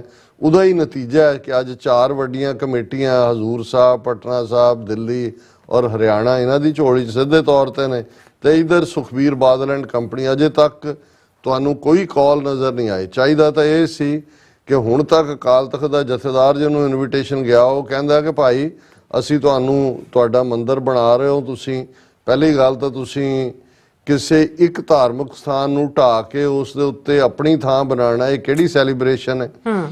ਪਰ ਜੇ ਇੰਨਾ ਵੀ ਤੁਸੀਂ ਕਹਿਣ ਜੋਗੇ ਨਹੀਂ ਹੋ, ਤੁਸੀਂ ਕਹੋ ਜੀ ਵੀ ਜਦੋਂ ਤੁਹਾਡੇ 4 ਸ਼ੰਕਰਾਚਾਰੀ ਹੈ ਜਿਹੜੇ ਤੁਹਾਡੇ ਧਰਮ ਗੁਰੂ ਨੇ, ਜਿਨ੍ਹਾਂ ਨੇ ਸਿਧਾਂਤ ਲੈ ਕਰਨਾ ਹੈ, ਉਹੀ ਬਾਈਕਾਟ ਕਰ ਰਹੇ ਨੇ, ਉਹ ਨਹੀਂ ਜਾ ਰਹੇ, ਤੇ ਅਸੀਂ ਤਾਂ ਕੋਈ ਹੈਸੀਅਤ ਨਹੀਂ ਰੱਖਦੇ। ਨਾਲੇ ਤੁਸੀਂ ਜੀ ਸਦਕੇ ਕਰੋ, ਤੁਹਾਨੂੰ ਮੁਬਾਰਕ। ਔਰ ਨਾਲ ਦੀ ਨਾਲ ਇਹ ਮੰਗ ਵੀ ਕੀਤੀ, ਹੁਣ ਜਦੋਂ ਅਸੀਂ ਇਹ ਕਹਿੰਦੇ ਹਾਂ, ਹਾਲਾਂ ਇੱਕ ਪੂਰਾ ਕੈਂਪੇਨ ਇਸ ਦੇ ਉੱਤੇ ਵੀ ਹੈ ਵੀ ਵਾਟ ਸ਼ੁੱਡ ਬੀ ਸਿੱਖ ਸਟੈਂਸ, ਕਿ ਭਾਈ ਠੀਕ ਹੈ ਜਿਹੜੇ ਇਸ ਕਿਸਮ ਦੇ ਰੈਂਟਾ ਸਿੱਖ ਜਿਨ੍ਹਾਂ ਨੂੰ ਸੈਲੀਬ੍ਰੇਸ਼ਨ ਦਾ ਚਾਅ ਚੜ੍ਹਿਆ, ਉਹ ਘੱਟੋ ਘੱਟ ਇਹੀ ਮੰਗ ਲੈਣ ਉਹਨਾਂ ਤੋਂ ਕਿ ਜੀ ਚਲੋ ਤੁਸੀਂ ਮਸਜਿਦ ਢਾਹ ਕੇ ਮੰਦਿਰ ਬਣਾ ਲਿਆ, ਤੇ ਤੁਸੀਂ ਜਿਹੜੇ ਸਾਡੇ ਇਤਿਹਾਸਕ ਗੁਰਦੁਆਰੇ ਖੋਏ ਨੇ, ਗਿਆਨ ਗੋਦੜੀ ਹਰਿਦੁਆਰ ਚ ਖੋਇਆ ਹੈ, ਮੰਗੂ ਮੱਠ ਉੜੀਸਾ ਚ ਖੋਇਆ ਹੈ, ਡੋਂਗਮਾਰ ਸਿੱਕਮ ਚ ਖੋਇਆ ਹੈ, ਮਟਰਨ ਸਾਹਿਬ ਸ੍ਰੀਨਗਰ ਚ ਖੋਇਆ, ਸਾਨੂੰ ਵਾਪਸ ਕਰੋ। ਅਸੀਂ ਉੱਥੇ ਗੁਰਦੁਆਰੇ ਬਣਾਉਣੇ ਨੇ ਕਿਉਂਕਿ ਇਹ ਸਾਡੀਆਂ ਥਾਵਾਂ ਨੇ। ਪਰ ਜ਼ੋਰ ਕੀ ਲੱਗਾ ਹੋਇਆ ਹੈ ਹੁਣ, ਉਹ ਜਿਹੜਾ ਇੱਕ ਲਾਲਪੁਰਾ, ਇਕਬਾਲ ਸਿੰਘ ਲਾਲਪੁਰਾ, ਵੱਡਾ ਰੈਂਟਾ ਸਿੱਖ ਜਿਹਨੂੰ ਮਾਈਨੋਰਟੀ ਕਮਿਸ਼ਨ ਦਾ ਚੇਅਰਮੈਨ ਬਣਾਇਆ, ਉਹਨਾਂ ਲੰਬਾ ਚੌੜਾ ਆਰਟੀਕਲ ਇੱਕ ਪੰਜਾਬੀ ਮੀਡੀਆ 'ਚ ਦਿੱਤਾ ਹੈ ਕਿ ਜੀ ਸਿੱਖਾਂ ਦਾ ਅਯੁੱਧਿਆ ਨਾਲ ਕੀ ਸੰਬੰਧ ਹੈ, ਕਿ ਜੀ ਉੱਥੇ ਗੁਰੂ ਨਾਨਕ ਸਾਹਿਬ ਵੀ ਗਏ, ਉੱਥੇ ਗੁਰੂ ਤੇਗ ਬਹਾਦਰ ਸਾਹਿਬ ਵੀ ਗਏ, ਉੱਥੇ ਗੁਰੂ ਗੋਬਿੰਦ ਸਿੰਘ ਵੀ ਗਏ। ਜ਼ਰੂਰ ਗਏ ਹੋਣਗੇ, ਪਰ ਕਾਹਦੇ ਲਈ ਗਏ? ਇਸ ਲਈ ਕਿ ਉਹਨਾਂ ਨੂੰ ਦੱਸਣ ਲਈ ਕਿ ਤੁਹਾਡਾ ਤਰੀਕਾ ਠੀਕ ਨਹੀਂ ਹੈ। ਉਹਨਾਂ ਨੇ ਜੇ ਹਰਿਦੁਆਰ ਗਏ ਸੂਰਜ ਗ੍ਰਹਿਣ ਦੇ ਮੌਕੇ ਤੇ, ਹੁਣ ਗਿਆਨ ਗੋਦੜੀ ਕਿਉਂ ਉਹਨਾਂ ਨੇ ਉਹਨੂੰ ਢਾਹ ਕੇ ਉੱਥੇ ਸਕਾਊਟ ਦਫ਼ਤਰ ਬਣਾ ਦਿੱਤਾ? ਕਿਉਂਕਿ ਗਿਆਨ ਗੋਦੜੀ ਉਸ ਗੰਗਾ ਦੀ ਹਿੱਕ ਚੀਰ ਕੇ ਉਸ ਖਲੋਤਾ ਗੁਰੂ ਨਾਨਕ ਦਾ ਮੈਸੇਜ ਸੀ। ਉਹਨਾਂ ਨੇ ਕਿਹਾ ਜੀ ਜੇ ਤੁਹਾਡਾ ਪਾਣੀ ਤੁਹਾਡੇ ਪਿਤਰਾਂ ਤੱਕ ਪਹੁੰਚਦਾ ਹੈ ਤੇ ਮੇਰੇ ਖੇਤ ਤਾਂ ਨਾਲ ਲੱਗਦੇ ਪੰਜਾਬ 'ਚ ਨੇ, ਮੈਂ ਪਾਣੀ ਉੱਥੇ ਭੇਜ ਰਿਹਾ। ਗੁਰੂ ਨਾਨਕ ਸਾਹਿਬ ਜਗਨਨਾਥਪੁਰੀ ਵੀ ਗਏ, ਜਿੱਥੋਂ ਦੇ ਸ਼ੰਕਰਾਚਾਰੀਆਂ ਨੇ ਬਾਈਕਾਟ ਕੀਤਾ। ਉੱਥੇ ਉਹਨਾਂ ਦੀ ਉਹ ਆਰਤੀ ਜਿਵੇਂ ਅੱਜ ਸਾਡੇ ਵੀ ਕਰਨ ਲੱਗ ਗਏ ਨੇ, ਦੀਵੇ ਬਾਲ ਕੇ, ਤੇ ਗੁਰੂ ਸਾਹਿਬ ਬਾਹਰ ਮਰਦਾਨੇ ਨੂੰ ਕਹਿੰਦੇ ਨੇ ਵੀ ਰਬਾਬ ਛੇੜ। ਔਰ ਗੁਰੂ ਸਾਹਿਬ ਉਹਨਾਂ ਦੇ ਉਹ ਸਾਰੇ ਜਿਹੜਾ ਉਹ ਪੱਥਰਾਂ ਦੀਆਂ ਮੂਰਤੀਆਂ ਅੱਗੇ ਥਾਲੀਆਂ ਘਮਾਣਾ, ਉਹਨੂੰ ਚੈਲੰਜ ਕਰ ਰਹੇ ਨੇ ਕਿ ਗगन में थाल रब चंद दीपक बने, तारका मंडल जनक मोती, धूप मल्याण लो पवन चवरो करे, सगल बन राय फुलंत ज्योति। गुरु नानक साहब बगदाद भी गए, गुरु नानक साहब मुल्तान भी गए, गुरु नानक साहब दूसरे धार्मिक ਥਾਵਾਂ ਦੇ ਉੱਤੇ ਵੀ ਅਚਲ ਵਟਾਲੇ ਵੀ ਆਏ। ਇਸ ਲਈ ਨਹੀਂ ਕਿ ਵੀ ਉਹਨਾਂ ਦੇ ਅਚਲ ਵਟਾਲੇ ਸਿੱਧਾਂ ਯਕੀਨੀ ਸੀ ਜਾਂ ਮੁਲਤਾਨ ਦੇ ਪੀਰਾਂ ਤੇ ਯਕੀਨ, ਇਸ ਲਈ ਅਯੁੱਧਿਆ ਦੀ ਧਰਤੀ ਤੇ ਜਾ ਕੇ ਵੀ ਜੋ ਗੁਰੂ ਨਾਨਕ ਸਾਹਿਬ ਨੇ ਕਿਹਾ ਉਹੀ ਕਿਹਾ ਜੋ ਹਰਿਦੁਆਰ। ਪਰ ਇਹਨੂੰ ਆਧਾਰ ਬਣਾ ਦੇਣਾ ਕਿ ਜੀ ਇਹ ਸਾਬਤ ਕਰਦਾ ਜੀ ਸਿੱਖਾਂ ਦਾ ਅਯੁੱਧਿਆ ਦੇ ਉੱਤੇ ਕਿੰਨਾ ਵਿਸ਼ਵਾਸ ਹੈ, ਕਿੰਨਾ ਸਿਦਕ ਹੈ। ਉਹ ਜਾਲੀ ਜੇ ਸੁਪਰੀਮ ਕੋਰਟ ਦੇ ਡਿਸੀਜਨ ਨੂੰ ਕੱਢ ਕੇ ਜੀ ਉਹਨਾਂ ਨੇ ਵੀ ਕਿਹਾ ਨਿਹੰਗਾਂ ਨੇ 1850s ਦੇ ਵਿੱਚ ਅੰਦਰ ਹਵਨ ਕੀਤਾ ਸੀ ਫਲਾਣਾ, ਉਦਾਂ ਦਾ ਹੀ ਤੁਹਾਡੇ ਅੱਜ ਦੇ ਨੇ ਜਿਵੇਂ ਦੇ ਉਹ ਸੰਤੇ ਵਰਗੇ ਖੜੇ ਕੀਤੇ ਹੋਏ ਸੀ, ਜਾਂ ਇੱਥੇ ਵੀ ਜਿਹੜੇ ਜਾ ਕੇ ਉਹਦੇ ਉਹ ਪਰਮਾਨੰਦ ਦੇ ਅੱਗੇ ਜਾ ਕੇ ਗੁਰੂ ਤੇਗ ਬਹਾਦਰ ਸਾਹਿਬ ਦੇ ਸ਼ਹੀਦੀ ਦਿਨ ਦੇ ਮੌਕੇ ਬਹਿ ਕੇ ਕਹਿੰਦਾ ਜੀ ਦੱਸੋ ਮਨ ਨਹੀਂ ਲੱਗਦਾ, ਮਨ ਨਹੀਂ ਜੁੜਦਾ। ਤੁਸੀਂ ਸਾਰੀ ਉਮਰ ਤੁਹਾਨੂੰ ਕਥਾ ਕਰਦਿਆਂ ਗੁਜ਼ਰ ਗਈ, ਤੁਸੀਂ ਆਪ ਜਿਹੜਾ ਉਹ ਆਪਣੇ ਆਪ ਨੂੰ ਲਰਨਡ ਸਕਾਲਰ ਕਹਿੰਦੇ ਹੋ, ਤੇ ਜਾ ਕੇ ਤੁਹਾਨੂੰ ਉਹ ਜਿਹੜਾ ਬੇਢੰਗਾ ਜਿਹਾ ਯੋਗੀ ਆ ਉਹ ਤੁਹਾਨੂੰ ਦੱਸੇਗਾ ਵੀ ਮਨ ਕਿਵੇਂ ਟਿਕਣਾ। ਔਰ ਉਹ ਵੀ ਤੁਸੀਂ ਗੁਰੂ ਤੇਗ ਬਹਾਦਰ ਸਾਹਿਬ ਦੇ ਇਦਾਂ ਦੇ ਹੀ ਹੋਣੇ ਨੇ 1850s ਵਾਲੇ, ਕਿਉਂਕਿ ਉਸ ਤੋਂ ਤੁਹਾਨੂੰ ਅੰਦਾਜ਼ਾ ਹੋ ਜਾਂਦਾ ਵੀ ਇਹ ਅੰਗਰੇਜ਼ਾਂ ਨੇ ਕਿਵੇਂ ਇਸ ਸਾਰੀ ਪਰੰਪਰਾ ਨੂੰ ਡਿਸਟਰੋਏ ਕੀਤਾ। ਇੱਕ ਵੱਖਰੀ ਕਹਾਣੀ ਹੈ, ਖਾਸ ਤੌਰ ਤੇ ਨਿਹੰਗ ਸੰਪਰਦਾ ਦੇ ਵਿੱਚ ਕਿੰਨੀ ਵੱਡੀ ਉਹਨਾਂ ਨੇ ਜਿਹੜੀ ਹੈ ਉਹ ਮਿਲਗੁਬਾਪਨ ਲਿਆਂਦਾ। ਹਾਲਾਂ ਜਿਹੜੇ ਟਰੂਥਫੁਲੀ ਨਿਹੰਗ ਨੇ ਉਹਨਾਂ ਦਾ ਤਾਂ ਆਧਾਰ ਹੀ ਨਿਰਭਉ ਹੋਏ ਸੋ ਪਏ ਨਿਹੰਗਾ, ਜਿਹੜਾ ਨਿਰਭਉ ਹੈ। ਔਰ ਨਿਰਭਉ ਜਿਹੜਾ ਸ਼ਸਤਰਧਾਰੀ ਹੈ, ਜਿਹਨੇ ਜੀਵਨ ਗੁਰੂ ਨੂੰ ਦਿੱਤਾ ਹੈ, ਉਹ ਕੋਈ ਬ੍ਰਾਹਮਣਿਕਲ ਪ੍ਰੈਕਟਿਸਿਸ ਦੇ ਵਿੱਚ ਤਾਂ ਨਹੀਂ ਫਸੇ ਹੋਏ। ਉਹਨਾਂ ਦੇ ਲਈ ਤਾਂ ਇਹ ਹੈ ਕਿ ਭਾਈ ਖਾਲਸਾ ਜਿਹੜਾ ਅਕਾਲ ਪੁਰਖ ਦੀ ਫੌਜ ਹੈ, ਔਰ ਜਾਬੇ ਗਏ ਵਿਪਰਨ ਕੀ ਰੀਤ ਮੈਂ ਨਾ ਕਰੋ ਇਨਕੀ ਪ੍ਰਤੀਤ। ਉਹ ਤਾਂ ਇਹ ਪੜ੍ਹਨ ਵਾਲੇ ਨੇ ਕਿ ਜੇ ਬ੍ਰਾਹਮਣ ਦੇ ਰਸਤੇ ਤੇ ਤੁਰੇਗਾ ਖਾਲਸਾ ਫਿਰ ਮੇਰਾ ਵਿਸ਼ਵਾਸ ਨਹੀਂ ਹੈ, ਮੈਂ ਖਾਲਸੇ ਦੇ ਨਾਲ ਨਹੀਂ ਹੈ। ਸੋ ਅਸੀਂ ਸਮਝਦੇ ਹਾਂ ਵੀ ਸਾਡਾ ਸਟੈਂਸ ਬੜਾ ਕਲੀਅਰ ਹੈ, ਕਲੀਅਰ ਹੋਣਾ ਚਾਹੀਦਾ ਕਿ ਭਾਈ ਤੁਸੀਂ ਇਹ ਜਿਹੜਾ ਜੋ ਕੰਮ ਕੀਤਾ ਔਰ ਠੀਕ ਹੈ। ਸਰ ਸਿਮਰਨਜੀਤ ਸਿੰਘ ਮਾਨ ਦਾ ਇਹ ਸੀ ਕਿ ਭਾਈ ਅਸੀਂ ਉਸ ਥਾਂ ਨੂੰ ਕਦੇ ਮਾਨਤਾ ਨਹੀਂ ਦੇ ਸਕਦੇ ਜੇ ਕੋਈ ਮੰਦਿਰ ਨੂੰ ਢਾਹ ਕੇ ਮਸਜਿਦ ਬਣਾਏ ਜਾਂ ਮਸਜਿਦ ਨੂੰ ਢਾਹ ਕੇ ਮੰਦਿਰ ਬਣਾਏ ਜਾਂ ਕੱਲ ਨੂੰ ਕੋਈ ਹੋਰ ਕਰੇ। ਤੁਸੀਂ ਕਹੋ ਜੀ 5 ਸਦੀਆਂ ਪਹਿਲਾਂ, ਉਹ ਵੀ ਗਲਤ ਹੈ। ਕੋਈ ਉਹਦਾ ਨਾ ਬਾਬਰ ਕਦੇ ਅਯੁੱਧਿਆ ਗਿਆ, ਨਾ ਉਹਦਾ ਕੋਈ ਲਾਗਾ ਦੇਗਾ ਸੀ। ਉਸ ਤੋਂ ਬਹੁਤ ਬਾਅਦ ਜਿਹੜਾ ਉਹ ਮੀਰ ਜ਼ਕੀ ਨਾਂ ਦੇ ਬੰਦੇ ਨੇ 50 ਸਾਲ ਬਾਅਦ ਮਸਜਿਦ ਬਣਾਈ। ਔਰ ਇਹਨਾਂ ਨੂੰ ਤਾਂ ਖੁਦ ਹੀ ਜਿਹੜੇ ਕਰੈਕਟਰ ਔਰ ਜਿਹੜਾ ਰਾਮਾਇਣ ਦੇ ਨਾਲ ਜੁੜਿਆ ਹੋਇਆ ਗੋਸਵਾਮੀ ਤੁਲਸੀਦਾਸ, ਜੇ ਇਸ ਕਿਸਮ ਦਾ ਹੀ ਮੰਦਿਰ ਢਾਉਣ ਦੀ ਕਿ ਮਸਜਿਦ ਬਣਾਉਣ ਦੀ ਗੱਲ ਹੁੰਦੀ ਤੇ ਗੋਸਵਾਮੀ ਤੁਲਸੀਦਾਸ ਤਾਂ ਜਿਹੜਾ ਉਹ 15ਵੀਂ ਸਦੀ ਦੇ ਵਿੱਚ ਜਿਹੜਾ ਉਹ 16ਵੀਂ ਸਦੀ ਦੇ ਵਿੱਚ ਲਿਖਦਾ ਹੈ ਤੁਲਸੀ ਰਾਮਾਇਣ ਆ ਕੇ, ਉਹ ਵੀ ਉਹਦਾ ਕੋਈ ਜ਼ਿਕਰ ਕਰ ਦਿੰਦਾ ਹੈ। ਸੋ ਇਹ ਇਹਨਾਂ ਨੇ ਪੋਲੀਟੀਕਲ ਆਪਣਾ ਏਜੰਡਾ ਬਣਾਇਆ, ਉਸ ਦਾ ਮਤਾ ਕੀਤਾ ਇਹਨਾਂ ਨੇ। ਹਿਮਾਚਲ ਦੇ ਵਿੱਚ ਬੀਜੇਪੀ ਨੇ ਆਪਣੀ ਵਰਕਿੰਗ ਕਮੇਟੀ ਮੀਟਿੰਗ 'ਚ ਅਡਵਾਨੀ ਰਾਹੀਂ ਰੱਥ ਯਾਤਰਾ ਸ਼ੁਰੂ ਕਰਕੇ ਫਿਰ ਹਜ਼ਾਰਾਂ ਬੇਗੁਨਾਹ ਮਾਰੇ ਮੁਸਲਮਾਨ ਅਯੁੱਧਿਆ 'ਚ ਵੀ, ਬੰਬਈ ਰਾਇਟਸ ਦੇ ਥੱਲੇ ਵੀ, ਫਿਰ ਕਿਵੇਂ ਸੁਪਰੀਮ ਕੋਰਟ ਤੋਂ ਬਾਹ ਮਰੋੜ ਕੇ ਡਿਸੀਜਨ ਲਿਆ ਕਿ ਕੋਈ ਸਬੂਤ ਨਹੀਂ, ਇੱਥੇ ਕਦੇ ਮੰਦਿਰ ਸੀ, ਉਹਨੇ ਕਿਹਾ ਜੀ ਪਰ ਆਸਥਾ ਦਾ ਮਾਮਲਾ ਹੈ। ਹੁਣ ਇਹਨਾਂ ਸਾਰਿਆਂ ਦੇ ਚੱਲਦਿਆਂ ਮੈਂ ਸਮਝਦਾ ਕਿ ਇਹਨਾਂ ਨੂੰ ਜਿਹੜੇ ਔਰ ਇਹ ਅੱਖ ਰੱਖਣੀ ਚਾਹੀਦੀ ਹੈ ਅਕਾਲੀ ਲੀਡਰਾਂ ਤੇ ਵੀ ਦੂਸਰਿਆਂ ਤੇ ਵੀ ਕਿ ਕੌਣ ਜਿਹੜਾ ਇਸ ਵੇਲੇ ਜਾਂਦਾ। ਬਾਕੀ ਜਿਹੜੇ ਮਾਰਕਡ ਨੇ ਇਦਾਂ ਦੇ ਜਾਲੀ ਨਿਹੰਗ ਹੋਏ, ਨਾਮਧਾਰੀ ਹੋਏ ਜਾਂ ਦੂਜੇ ਹੋਏ, ਇਹਨਾਂ ਨੂੰ ਜਿਹੜਾ ਐਕਸਪੋਜ਼ ਕੀਤਾ ਜਾਣਾ ਚਾਹੀਦਾ। ਜੀ ਡਾਕਟਰ ਸਾਹਿਬ ਤੁਹਾਡਾ ਬਹੁਤ ਬਹੁਤ ਧੰਨਵਾਦ। ਸੋ ਅਥਲੇ ਨੇ ਬ੍ਰੇਕ ਵਿਊਅਰਸ ਤੁਸੀਂ ਇਸੇ ਤਰ੍ਹਾਂ ਹੀ ਬਣੇ ਰਹਿਣਾ। ਮਿਲਦੇ ਹਾਂ ਛੋਟੇ ਜਿਹੇ ਬ੍ਰੇਕ ਤੋਂ ਬਾਅਦ।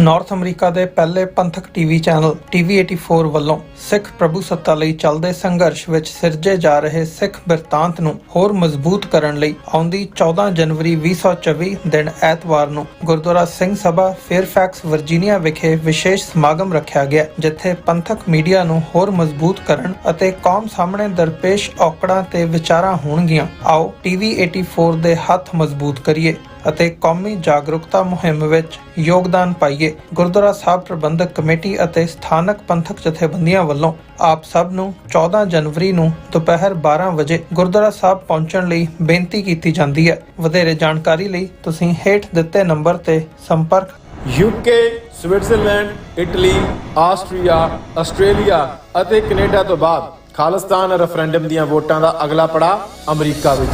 ਅਮਰੀਕਾ ਵਿੱਚ ਖਾਲਿਸਤਾਨ ਰੈਫਰੈਂਡਮ ਦੇ ਪਹਿਲੇ ਪੜਾਅ ਦੀਆਂ ਵੋਟਾਂ 28 ਜਨਵਰੀ ਦਿਨ ਐਤਵਾਰ ਨੂੰ ਸੈਨ ਫਰਾਂਸਿਸਕੋ ਦੇ ਏਰੀਆ ਵਿੱਚ ਪੈਣ ਜਾ ਰਹੀਆਂ ਹਨ।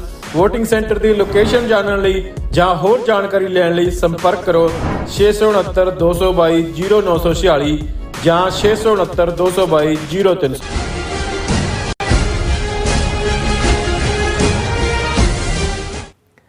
ਦਰਸ਼ਕੋ ਬ੍ਰੇਕ ਤੋਂ ਬਾਅਦ ਤੁਹਾਡਾ ਸਭ ਦਾ ਭਰਪੂਰ ਸਵਾਗਤ ਹੈ। ਸੋ ਵੀਅਰਸ ਗੱਲਬਾਤ ਕਰਨ ਜਾ ਰਹੇ ਹਾਂ ਕਿ ਮੀਡੀਆ ਰਿਪੋਰਟਾਂ ਅਨੁਸਾਰ ਪੰਜਾਬ ਦੇ ਹਰੀਕੇ ਵੈਟਲੈਂਡ ਜਿੱਥੇ ਸਤਲੁਜ ਅਤੇ ਬਿਆਸ ਦਰਿਆ ਆਪਸ ਵਿੱਚ ਮਿਲਦੇ ਹਨ 1 ਲੱਖ ਦੇ ਕਰੀਬ ਮਾਈਗ੍ਰੇਟਰੀ ਬਰਡ ਪਹੁੰਚ ਚੁੱਕੇ ਹਨ, ਜਿਹੜੇ ਕਿ ਰੂਸ, ਮੰਗੋਲੀਆ, ਸਾਈਬੇਰੀਆ ਆਦਿ ਦੂਰ ਦਰੇਡੇ ਮੁਲਕਾਂ ਤੋਂ ਠੰਡ ਤੋਂ ਬਚਣ ਲਈ ਅਤੇ ਖੁਰਾਕ ਦੀ ਭਾਲ ਵਿੱਚ ਹਰ ਸਾਲ ਆਉਂਦੇ ਹਨ। ਅਫਸੋਸ ਜਿਹੜੇ ਪੰਜਾਬ ਦੀ ਧਰਤੀ ਲੱਖਾਂ ਮਾਈਗ੍ਰੇਟਰੀ ਬਰਡਾਂ ਲਈ ਜਿਹੜੀ ਖੁਰਾਕ ਦਿੰਦੀ ਹੈ, ਉਸ ਪੰਜਾਬ ਦੀ ਧਰਤੀ ਤੋਂ ਹਰ ਸਾਲ ਲਗਭਗ 5 ਲੱਖ ਨੌਜਵਾਨ ਪ੍ਰਵਾਸ ਕਰਕੇ ਯੂਰਪ ਸਮੇਤ ਅੱਡ-ਅੱਡ ਮਹਾਂਦੀਪਾਂ ਵਿੱਚ ਖੱਜਲ ਖੁਆਰ ਹੋ ਰਹੇ ਨੇ। ਸੋ ਇਸ ਬਾਰੇ ਆਪਾਂ ਗੱਲਬਾਤ ਕਰਨ ਜਾ ਰਹੇ ਹਾਂ। ਸੋ ਅਸੀਂ ਚਾਹਾਂਗੇ ਕਿ ਤੁਸੀਂ ਇਸੇ ਤਰ੍ਹਾਂ ਬਣੇ ਰਹਿਣਾ। ਦੇਖਣ ਸੁਣ ਲਈ ਐਨ ਲਿਖਣ ਲਈ ਤੁਹਾਡਾ ਸਭ ਦਾ ਬਹੁਤ ਬਹੁਤ ਧੰਨਵਾਦ। ਜੀ ਡਾਕਟਰ ਸਾਹਿਬ ਕੀ ਕਹਿਣਾ ਚਾਹੋਗੇ? ਦੇਖੋ, ਪੰਜਾਬ ਦੀ ਹਕੂਮਤ ਅੱਜ ਵਾਲੀ ਹੋਏ ਜਾਂ 1966 ਤੋਂ ਬਾਅਦ ਪੰਜਾਬ 'ਚ ਅੱਧੀ ਸਦੀ 'ਚ 5 ਵਾਰ ਬਾਦਲਾਂ ਦੀ ਹਕੂਮਤ ਔਰ ਬਾਕੀਆਂ ਦੀਆਂ ਰਹੀਆਂ, ਕਿਸੇ ਨੇ ਵੀ ਪੰਜਾਬ ਵਿਚਲੀਆਂ ਜਿਹੜੀਆਂ ਖਾਸ ਇੰਟਰਨੈਸ਼ਨਲ ਅਟਰੈਕਸ਼ਨ ਦੀਆਂ ਚੀਜ਼ਾਂ ਬਣ ਸਕਦੀਆਂ ਨੇ ਉਹਨਾਂ ਨੂੰ ਪ੍ਰਮੋਟ ਤਾਂ ਕੀ ਕਦੇ ਖਬਰ ਤੱਕ ਵੀ ਬਾਹਰ ਨਹੀਂ ਨਿਕਲਦੀ ਹੈ। ਇਹ ਵੀ ਕਿਉਂਕਿ ਹਰਮੰਦਰ ਸਾਹਿਬ ਔਰ ਇਤਿਹਾਸਕ ਗੁਰਦੁਆਰਾ ਸਾਹਿਬਾਨ ਸਿੱਖਾਂ ਦੀ ਆਸਥਾ ਜੁੜੀ ਹੋਈ ਹੈ ਔਰ ਉਸ ਇਤਿਹਾਸ ਨੂੰ ਸਾਂਭਣ ਦੇ ਲਈ ਵੀ ਯਤਨ ਹੁੰਦਾ ਹੈ। ਵੱਡੇ ਵੱਡੇ ਸੋਹਣੇ ਗੁਰਦੁਆਰਾ ਸਾਹਿਬ ਨੇ ਔਰ ਇਸ ਲਈ ਇਹਨਾਂ ਨੂੰ ਭਾਰਤੀ ਹਕੂਮਤ ਦੀ ਵੀ ਮਜਬੂਰੀ ਬਣੀ ਕਿ ਜੀ ਤੁਸੀਂ ਪਟਨਾ ਸਾਹਿਬ ਹਜ਼ੂਰ ਸਾਹਿਬ ਨਾਲ ਜੁੜਦੀ ਟ੍ਰੇਨ ਰੱਖੋ, ਸੱਚਖੰਡ ਐਕਸਪ੍ਰੈਸ ਚਲਾ ਦਿੱਤੀ, ਜਾਂ ਕਿਉਂਕਿ ਸਿੱਖ ਆਪਣੇ ਦਿਨ ਗੁਰਪੁਰਬ ਬੜੀ ਸ਼ਾਨੋ ਸ਼ੌਕਤ ਨਾਲ ਮਨਾਉਂਦੇ ਨੇ, ਸੋ ਉਹਨਾਂ ਨੂੰ ਵੀ ਲੱਗਾ ਇਹਦੇ 'ਚੋਂ ਰੈਵਨਿਊ ਕ੍ਰੀਏਟ ਕਰੋ। ਈਵਨ ਜੇ ਤੁਸੀਂ ਪੰਜਾਬ ਦੇ ਲੈਂਡਸਕੇਪ ਤੋਂ ਵਾਕਿਫ ਵੀ ਹੋਵੋ ਤਾਂ ਜਦੋਂ ਅਸੀਂ ਪੰਜਾਬ ਬਾਰੇ ਸੋਚਦੇ ਹਾਂ ਸਾਨੂੰ ਤਾਂ ਲੱਗਦਾ ਵੀ ਉੱਥੇ ਕੋਈ ਗ੍ਰੀਨਰੀ ਨਾਂ ਦੀ ਤਾਂ ਚੀਜ਼ ਹੀ ਨਹੀਂ ਹੈ। ਸਾਰਾ ਕੁਝ ਐਗਰੀਕਲਚਰ ਜਾਂ ਕਣਕ ਦੇ ਖੇਤ ਜਾਂ ਉਹੀ ਭੰਗੜੇ ਔਰ ਦੂਜੇ ਗਿੱਧੇ ਦੇ ਨਾਂ ਥੱਲੇ ਇਵੇਂ ਹੀ ਹੈ ਜਿਵੇਂ ਹੋਰ ਉੱਥੇ ਕੁਝ ਨਹੀਂ ਹੈ, ਕੋਈ ਮਾਊਂਟੇਨ ਨਹੀਂ ਹੈ, ਕੋਈ ਦੂਜਾ ਨਹੀਂ। ਲੇਕਿਨ ਜਦੋਂ ਅਸੀਂ ਵੈਟਲੈਂਡ ਦੀ ਗੱਲ ਕਰਦੇ ਹਾਂ, ਜ਼ਾਹਰ ਹੈ ਦੁਨੀਆ ਦੇ ਵਿੱਚ ਜਿਹੜੀ ਦਿਲਚਸਪੀ ਹੈ, ਜਦੋਂ ਬਰਡ ਵਾਚਰਸ ਦੀ ਤੁਸੀਂ ਗੱਲ ਕਰਦੇ ਹੋ, ਇਹ ਆਪਣੇ ਆਪ ਦੇ ਵਿੱਚ ਇੱਕ ਪੂਰਾ ਫਾਈਲੈਂਥਰੋਪਿਸਟ ਦੇ ਗਰੁੱਪ ਨੇ ਦੁਨੀਆ ਭਰ 'ਚ, ਜਿਹੜੇ ਪੰਛੀਆਂ ਨੂੰ ਦੇਖਦੇ ਨੇ। ਫਿਰ ਖਾਸ ਤੌਰ ਤੇ ਜਿਹੜੇ ਮਾਈਗ੍ਰੇਟਰੀ ਬਰਡਸ ਨੇ, ਅਸੀਂ ਕੱਲ ਵੀ ਜ਼ਿਕਰ ਕੀਤਾ ਸੀ ਔਰ ਮੈਂ ਅੱਜ ਉਸ ਨਿਊਜ਼ ਨੂੰ ਥੋੜਾ ਇਨ ਡੀਟੇਲ ਡਿਸਕਸ ਕਰ ਰਹੇ ਅੱਛਾ ਕਿ ਭਾਈ ਜਦੋਂ ਅਸੀਂ ਰਹਿਰਾਜ ਸਾਹਿਬ ਇਹ ਪੜ੍ਹਦੇ ਹਾਂ ਕਿ ਭਾਈ ਕਾਹੇ ਰੇ ਮਨ ਚਿਤ ਵੈ ਉਦਮ ਜਾਂ ਆਹਰ ਹਰ ਜੀਉ ਭਰਿਆ, ਸੈਲ ਪੱਥਰ ਮੈਂ ਜਨ ਤੋਂ ਪਾਏ ਤਾਂਕਾ ਰਿਜਕ ਆ ਗਿਆ ਕਰ ਤਰਿਆ, ਮੇਰੇ ਮਾਧੋ ਜੀ ਸਤ ਸੰਗਤ ਮਿਲੈ ਸੋ ਤਰਿਆ, ਗੁਰ ਪ੍ਰਸਾਦ ਪਰਮ ਪਦ ਪਾਇਆ, ਸੂਕੇ ਕਾਸਟ ਹਰਿਆ ਰਹਾਓ, ਜਨਨ ਪਿਤਾ ਲੋਕ ਸੁਤ ਬਨਤਾ, ਕੋਏ ਨਾ ਕਿਸ ਕੀ ਧਰਿਆ, ਸਿਰ ਸਿਰ ਰਿਜਕ ਸੰਭਾਹੇ ਠਾਕੁਰ, ਕਾਹੇ ਮਨ ਭਉ ਕਰਿਆ। ਵੀ ਹਰ ਸਿਰ ਦੇ ਉੱਤੇ ਰਿਜਕ ਰੱਖ ਕੇ ਫਿਰ ਦੁਨੀਆ 'ਚ ਭੇਜਿਆ, ਉਡੈ ਊੜ ਆਵੇ ਸਹਿ ਕੋਸਾਂ, ਤਿਸ ਪਾਛੈ ਬਚਰੇ ਛਰਿਆ। ਸੈਂਕੜਿਆਂ ਕੋ, ਜਿਹੜਾ ਮੀਲ ਤੋਂ ਵੀ ਲੰਬਾ ਹੁੰਦਾ ਸੀ ਕੋ, ਵੀ ਉਹ ਉੱਡ ਕੇ ਆਉਂਦੇ ਨੇ, ਤੈਨੂੰ ਕਵਨ ਖਿਲਾਵੇ ਕਵਨ ਚੁਗਾਵੇ, ਮਨ ਮੈਂ ਇਹ ਪ੍ਰਵਾਸੀ ਪੰਛੀ। ਔਰ ਜਿਹੜੇ ਬਰਡ ਵਾਚਰ ਨੇ, ਔਰ ਮੈਨੂੰ ਵੀ ਨਹੀਂ ਸੀ ਪਤਾ ਕਿ ਈਵਨ ਜਿਹੜੀਆਂ ਵੈਟਲੈਂਡਸ ਨੇ ਦੁਨੀਆ ਦੀਆਂ, ਉਹਨਾਂ 'ਚ ਜਦੋਂ ਬਰਡ ਜਾਂਦੇ ਨੇ ਉਹਨਾਂ ਦੀ ਸੈਂਸਸ ਹੁੰਦੀ ਹੈ, ਗਿਣਤੀ ਹੁੰਦੀ ਹੈ ਵੀ ਕਿੰਨੇ ਬਰਡ ਆਏ, ਸਾਲ 'ਚ ਕਿੰਨੇ ਆਏ। ਈਵਨ ਕੁਝ ਜਿਹੜੇ ਰਿਸਰਚਰ ਜਾਂ ਦੂਜੇ ਨੇ ਉਹਨਾਂ ਦੇ ਉੱਤੇ ਕੋਈ ਮਾਰਕ ਵੀ ਲਾ ਦਿੰਦੇ ਨੇ, ਜਿਨ੍ਹਾਂ ਰਾਹੀਂ ਉਹ ਦੁਬਾਰਾ ਕਦੋਂ ਆਏ, ਜਦੋਂ ਅਗਲੀ ਵਾਰ ਆਉਂਦੇ ਨੇ ਉਹਨਾਂ ਨੂੰ ਫੇਰ ਕਾਊਂਟ ਵੀ ਕਰਦੇ ਨੇ ਤੇ ਕੁਝ ਫਿਨੋਮੇਨਾ ਉਹਨਾਂ ਦੇ ਉੱਤੇ ਸਟੱਡੀ ਵੀ ਕਰਦੇ ਨੇ। ਹੁਣ ਜਦੋਂ ਅਸੀਂ ਇਹ ਵੈਟਲੈਂਡਸ ਦੀ ਗੱਲ ਕਰਦੇ ਹਾਂ, ਵੈਟਲੈਂਡ ਜ਼ਾਹਰ ਹੈ ਕਿ ਵੀ ਉਹ ਪੰਛੀ ਜਿਹੜੇ ਪ੍ਰਵਾਸ ਕਰਦੇ ਨੇ, ਜਿਹੜੇ ਖਾਸ ਤੌਰ ਤੇ ਜਦੋਂ ਅਸੀਂ ਪੰਜਾਬ ਦੀਆਂ ਵੈਟਲੈਂਡਸ ਦੀ ਗੱਲ ਕਰਦੇ ਹਾਂ, ਮੈਨੂੰ ਨਹੀਂ ਸੀ ਅੰਦਾਜ਼ਾ ਕਿ ਪੰਜਾਬ 'ਚ ਇਸ ਲੈਵਲ ਦੀਆਂ ਵੈਟਲੈਂਡਸ ਨੇ ਜਿੱਥੇ ਇੰਨੀ ਵੱਡੀ ਗਿਣਤੀ ਦੇ ਵਿੱਚ ਪ੍ਰਵਾਸੀ ਪੰਛੀ ਆਉਂਦੇ ਨੇ। ਔਰ ਜਿਨ੍ਹਾਂ ਮੁਲਕਾਂ ਤੋਂ ਮੁੱਖ ਤੌਰ ਦੇ ਉੱਤੇ ਪ੍ਰਵਾਸੀ ਪੰਛੀ ਨੇ, ਸਾਈਬੇਰੀਆ ਜਿਹੜਾ ਜ਼ਾਹਰ ਹੈ ਫਾਰਮਰ ਸੋਵੀਅਤ ਯੂਨੀਅਨ ਦਾ ਹਿੱਸਾ, ਕਿਉਂਕਿ ਇਹ ਸਰਦੀਆਂ ਨੇ, ਜੰਮ ਜਾਂਦਾ ਸਭ ਕੁਝ ਵੀ ਨਹੀਂ ਹੁੰਦਾ, ਕੋਈ ਵਾਰਮ ਵਾਟਰ ਤਾਂ ਦੂਰ ਦੀ ਗੱਲ, ਕੋਈ ਪੋਰਟ ਵੀ ਉਹਨਾਂ ਦੀ ਵੈਟ ਨਹੀਂ ਹੁੰਦੀ। ਮੰਗੋਲੀਆ, ਉਜ਼ਬੇਕਿਸਤਾਨ, ਰਸ਼ੀਆ, ਇਹਨਾਂ ਸਾਰਿਆਂ ਤੋਂ। ਔਰ ਸਭ ਤੋਂ ਵੱਡੀ ਜਿਹੜੀ ਵੈਟਲੈਂਡ ਹੈ ਪੰਜਾਬ ਦੇ ਵਿੱਚ ਵਰਲਡ ਰੈਕਗਨਾਈਜ਼ਡ, ਉਹ ਹੈ ਜਿੱਥੇ ਸਤਲੁਜ ਔਰ ਬਿਆਸ ਦੋ ਦਰਿਆ ਆਪਸ ਮਿਲਦੇ ਨੇ, ਉਹਨੂੰ ਹਰੀਕੇ ਕਹਿੰਦੇ ਨੇ। ਔਰ ਕਿਸ ਲੈਵਲ ਦੇ ਉੱਤੇ ਕਿੰਨੀ ਵੱਡੀ ਇਹ ਵੈਟਲੈਂਡ ਹੈ, ਇਹ 86 ਸਕੁਅਰ ਕਿਲੋਮੀਟਰ ਦੇ ਵਿੱਚ ਹੈ, 86 ਸਕੁਅਰ ਕਿਲੋਮੀਟਰ, ਜਿਹਦੇ ਚ ਤਰਨਤਾਰਨ ਜ਼ਿਲ੍ਹਾ, ਫਿਰੋਜ਼ਪੁਰ ਤੇ ਕਪੂਰਥਲਾ। ਸੋ 86 ਸਕੁਅਰ ਕਿਲੋਮੀਟਰ ਚ ਪਾਣੀ ਹੈ ਜਿੱਥੇ ਦੋਨੋਂ ਦਰਿਆ ਮਿਲਦੇ ਨੇ। ਔਰ ਇਹ ਉਹ ਵੈਟਲੈਂਡ ਹੈ ਜਿਹਦੇ ਚ ਸਾਲਾਨਾ 1 ਲੱਖ ਤੋਂ ਜ਼ਿਆਦਾ ਪੰਛੀ ਜਿਹੜੇ ਨੇ ਉਹ ਆਉਂਦੇ ਨੇ। ਔਰ ਉਹਨਾਂ ਦੇ ਵਿੱਚ ਜਿਹੜੇ ਹੁਣ ਉਹਨਾਂ ਨੇ ਪਿਛਲੇ ਸਾਲਾਂ ਦੀਆਂ ਫਿਗਰਸ ਵੀ ਦਿੱਤੀਆਂ ਨੇ ਕਿ ਭਾਈ ਆਲਰੇਡੀ 2023 ਦੇ ਵਿੱਚ 65,000 ਤੋਂ ਜ਼ਿਆਦਾ ਮਾਈਗ੍ਰੇਟਰੀ ਬਰਡ ਆਏ। ਸੈਂਸਸ ਜਦੋਂ ਕੋਵਿਡ ਸੀ ਉਦੋਂ ਸੈਂਸਸ ਨਹੀਂ ਕਰ ਸਕੇ। ਫਿਰ ਜਿਹੜਾ ਇਸ ਤੋਂ ਪਹਿਲਾਂ 2021 ਦੇ ਵਿੱਚ 74,869 ਮਾਈਗ੍ਰੇਟਰੀ ਬਰਡ, ਜਿਨ੍ਹਾਂ ਦੇ 88 ਡਿਫਰੈਂਟ ਸਪੀਸ਼ੀਜ਼ ਨੇ, ਅੱਡ ਨਸਲਾਂ ਦੇ ਆਏ। ਫਿਰ ਜਿਹੜੇ ਨੇ 91,000 ਜਿਹੜੇ ਨੇ ਉਹ 2020 ਚ ਆਏ ਹਰੀਕੇ ਵੈਟਲੈਂਡ ਚ। ਔਰ ਇਸੇ ਤਰ੍ਹਾਂ 94,771 ਬਰਡ, 94 ਸਪੀਸ਼ੀਜ਼ ਦੇ 2018, ਔਰ ਇੰਨਾ ਹੀ ਨੰਬਰ 2019। ਹੁਣ ਇਹ ਹਰੀਕੇ ਵੈਟਲੈਂਡ ਜਿਹੜੀ ਆਲਮੋਸਟ ਇੰਨੀ ਲੰਬੀ ਚੌੜੀ ਹੈ ਕਿ 86 ਸਕੁਅਰ ਕਿਲੋਮੀਟਰ ਚ ਹੈ। ਇਸ ਤੋਂ ਇਲਾਵਾ 5 ਹੋਰ ਵੱਡੀਆਂ ਪੰਜਾਬ ਦੇ ਵਿੱਚ ਵੈਟਲੈਂਡਸ ਨੇ। ਇੱਕ ਕੇਸ਼ਪੁਰ ਮਿਆਣੀ ਹੈ, ਨੰਗਲ ਰੋਪੜ ਹੈ, ਕਾਂਜਲੀ ਹੈ, ਬਿਆਸ ਰਿਵਰ ਦੇ ਉੱਤੇ ਹੈ, ਔਰ ਰਣਜੀਤ ਸਾਗਰ ਡੈਮ ਜਿਹੜਾ ਕਿ ਦੁਨੀਆ ਦਾ ਇੱਕ ਵੱਡੇ ਕੰਜ਼ਰਵੇਸ਼ਨ ਰਿਜ਼ਰਵ ਚੋਂ ਹੈ। ਹੁਣ ਇਹ ਖਬਰ ਦੀ ਹੈਡਲਾਈਨ ਹੀ ਆਪਣੇ ਆਪ 'ਚ ਦਿਲਚਸਪ ਵੀ ਸੀ, ਪੜ੍ਹਨਾ ਵੀ ਚੰਗਾ ਲੱਗਾ। ਗੁਰਬਾਣੀ ਦੀ ਇਹ ਤੁਕ ਵੀ ਸਮਝ ਆਉਂਦੀ ਹੈ ਕਿ ਉਡੈ ਊੜ ਆਵੇ ਸਹਿ ਕੋਸਾਂ, ਤਿਸ ਪਾਛੇ ਬਚਰੇ ਛਰਿਆ, ਤਿਨ ਕਵਣ ਖਿਲਾਵੇ ਕਵਣ ਚੁਗਾਵੇ। ਹੁਣ ਇਹ ਆਮ ਤੌਰ ਤੇ ਜਿਹੜੇ ਮਾਈਗ੍ਰੇਟਰੀ ਬਰਡਸ ਨੇ ਸਤੰਬਰ ਮਹੀਨੇ 'ਚ ਆ ਜਾਂਦੇ ਨੇ।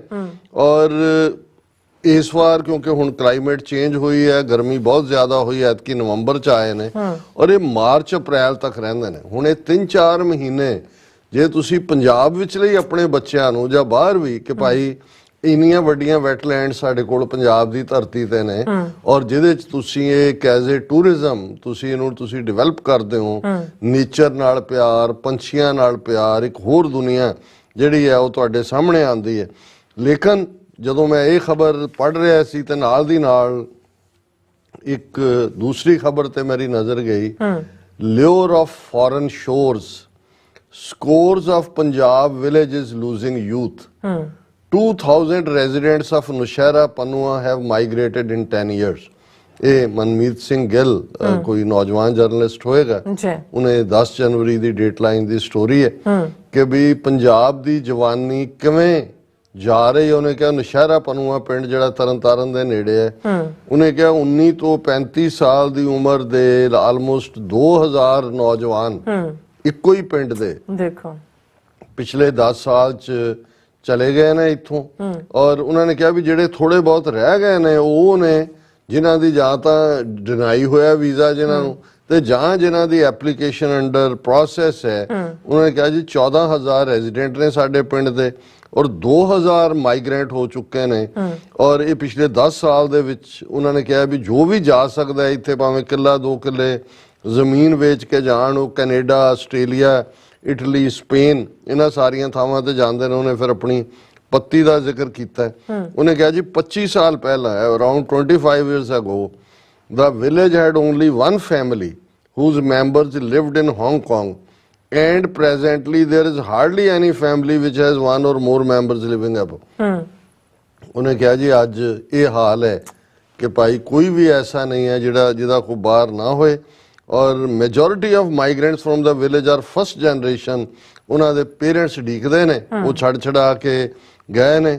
ਔਰ ਉਹਨਾਂ ਨੇ ਕਿਹਾ ਕਿ ਵੀ ਇਹ ਸਾਰਾ ਜਿਹੜਾ ਰੁਝਾਨ ਚੱਲ ਰਿਹਾ ਹੈ, ਇਹ ਮੈਨੀਫੋਲਡ ਮਾਈਗ੍ਰੇਸ਼ਨ ਹੈ ਔਰ ਇਹ ਇੱਕ ਫਿਕਰ ਦਾ ਕਾਰਨ ਹੈ।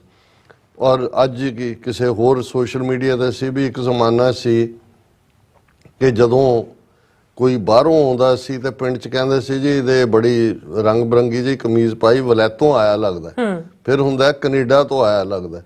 ਉਹਨਾਂ ਨੇ ਕਿਹਾ ਜੀ ਹੁਣ ਸਾਡੀ ਹਾਲਤ ਉਹ ਹੋ ਰਹੀ ਹੈ ਕਿ ਭਾਈ ਜਿੰਨਾ ਪੰਜਾਬ 'ਚੋਂ ਜਿਵੇਂ ਜਿਸ ਤੇਜ਼ੀ ਨਾਲ, ਕਿਉਂਕਿ ਇਹ ਤਾਂ ਉਹਨਾਂ ਨੇ ਇੱਕ ਪਿੰਡ ਦੀ ਫਿਗਰ ਦੇ ਹਵਾਲੇ ਨਾਲ ਗੱਲ ਕੀਤੀ, ਲੇਕਿਨ ਐਵਰੇਜ ਜਿੰਨੇ ਉੱਥੇ ਆਈਲੈਟ ਸੈਂਟਰ ਨੇ ਔਰ ਜਿਸ ਤੇਜ਼ੀ ਦੇ ਨਾਲ 3 ਤੋਂ 5 ਲੱਖ ਨੌਜਵਾਨ ਬੱਚੇ ਬੱਚੀਆਂ ਪੰਜਾਬ ਚੋਂ ਹਰ ਸਾਲ ਨਿਕਲ ਰਹੇ ਨੇ ਔਰ ਜਿਸ ਤੇਜ਼ੀ ਨਾਲ ਇਹ ਮਾਈਗ੍ਰੇਸ਼ਨ ਹੈ, ਮੈਂ ਕਿਹਾ ਵੀ ਇੱਕ ਪਾਸੇ ਹਜ਼ਾਰਾਂ ਮੀਲ ਦੂਰ 1 2 ਲੱਖ ਮਾਈਗ੍ਰੇਟਰੀ ਬਰਡਸ 4 ਮਹੀਨੇ ਆ ਕੇ ਹੈ ਤਾਂ ultimately to look for the green pasture ਕਿਹਾ ਜਾਂਦਾ। ਇੱਕ ਜ਼ਮਾਨਾ ਸੀ ਜਦੋਂ ਕਬੀਲਿਆਂ ਦੀ ਵੀ ਮੂਵਮੈਂਟ ਹੁੰਦੀ ਸੀ ਕਿ ਬਈ ਸੋਕਾ ਪੈ ਗਿਆ, ਫਸਲ ਨਹੀਂ ਹੈ ਤੇ ਹਰ ਚਰਾਂਦ ਮਿਲੇ ਖੁੱਲੀ ਪੰਛੀ, ਕਿਉਂਕਿ ਪਹਿਲੀ ਸੁਸਾਇਟੀ ਤਾਂ ਕਬੀਲਿਆਂ ਦੀ ਉਹ ਤੋਰੇ ਫੇਰੇ ਵਾਲੀ ਸੀ ਜਦੋਂ ਤੱਕ ਐਗਰੀਕਲਚਰ ਨਹੀਂ ਸੀ ਆਇਆ। ਸੋ ਇੱਕ ਪਾਸੇ ਤੇ ਉਹ ਪੰਜਾਬ ਦੀ ਧਰਤੀ ਉਹਨਾਂ ਹਜ਼ਾਰਾਂ ਪੰਛੀਆਂ ਦੇ ਲਈ, ਲੱਖਾਂ ਪੰਛੀਆਂ ਦੇ ਲਈ ਹੈ ਉਹ ਮਾਈਗ੍ਰੇਟਰੀ ਬਰਡਸ, ਔਰ ਇਧਰ ਔਰ ਮੈਨੂੰ ਇਹ ਦੋਨੋਂ ਸ਼ਾਇਦ ਇਸ ਲਈ ਵੀ ਲੱਗੇ ਜਦੋਂ ਇੱਕ ਤੁਸੀਂ ਬਚਪਨ 'ਚ ਗੁਜ਼ਰ ਰਹੇ ਹੁੰਦੇ ਹੋ ਸੜਕਾਂ ਤੇ ਗਏ ਔਰ ਰੇਡੀਓ ਦੇ ਉੱਤੇ ਸੌਂਗ ਚੱਲ ਰਹੇ ਹੁੰਦੇ ਸੀ, ਬੜਾ ਪਪੂਲਰ ਸੌਂਗ ਉਸ ਜ਼ਮਾਨੇ 'ਚ ਸੀ ਕਿ ਚੱਲ ਉੜ ਜਾ ਰਹੇ ਪੰਛੀ ਅਬ ਇਹ ਦੇਸ਼ ਹੁਆ ਬੇਗਾਨਾ। ਮੈਂ ਕਿਹਾ ਵੀ ਉਹ ਬੇਗਾਨੇ ਦੇਸ਼ ਵਾਲੇ ਤਾਂ ਪੰਛੀ ਉੱਡ ਕੇ ਜਿਸ 'ਚ ਆ ਰਹੇ ਨੇ ਤੇ ਇੱਥੇ ਲੱਖ ਆ ਰਿਹਾ, ਇੱਥੋਂ 5 ਲੱਖ ਉੱਡ ਰਹੇ ਨੇ ਉਸ ਧਰਤੀ ਦੇ ਨੌਜਵਾਨ। ਔਰ ਇਹ ਗੁਲਾਮੀ ਹੈ। ਔਰ ਇਹ ਮੈਂ ਇਸ ਲਈ ਵੀ ਰਿਪੀਟ ਕਰਨਾ ਚਾਹੁੰਦਾ ਕਿ ਜਦੋਂ ਸਿੱਖ ਐਮਪਾਇਰ ਸੀ, ਮਹਾਰਾਜਾ ਰਣਜੀਤ ਸਿੰਘ ਦੇ ਪੀਰੀਅਡ ਦੀ ਅਸੀਂ ਗੱਲ ਕਰਦੇ ਹਾਂ, ਉਦੋਂ ਤੁਹਾਨੂੰ ਤਾਂ ਕੋਈ ਨਜ਼ਰ ਇਹ ਨਹੀਂ ਹੈ ਵੀ ਉਦੋਂ ਲੋਕ ਮਾਈਗ੍ਰੇਟ ਨਹੀਂ ਸੀ ਕਰਦੇ ਜਾਂ ਜਾਂਦੇ।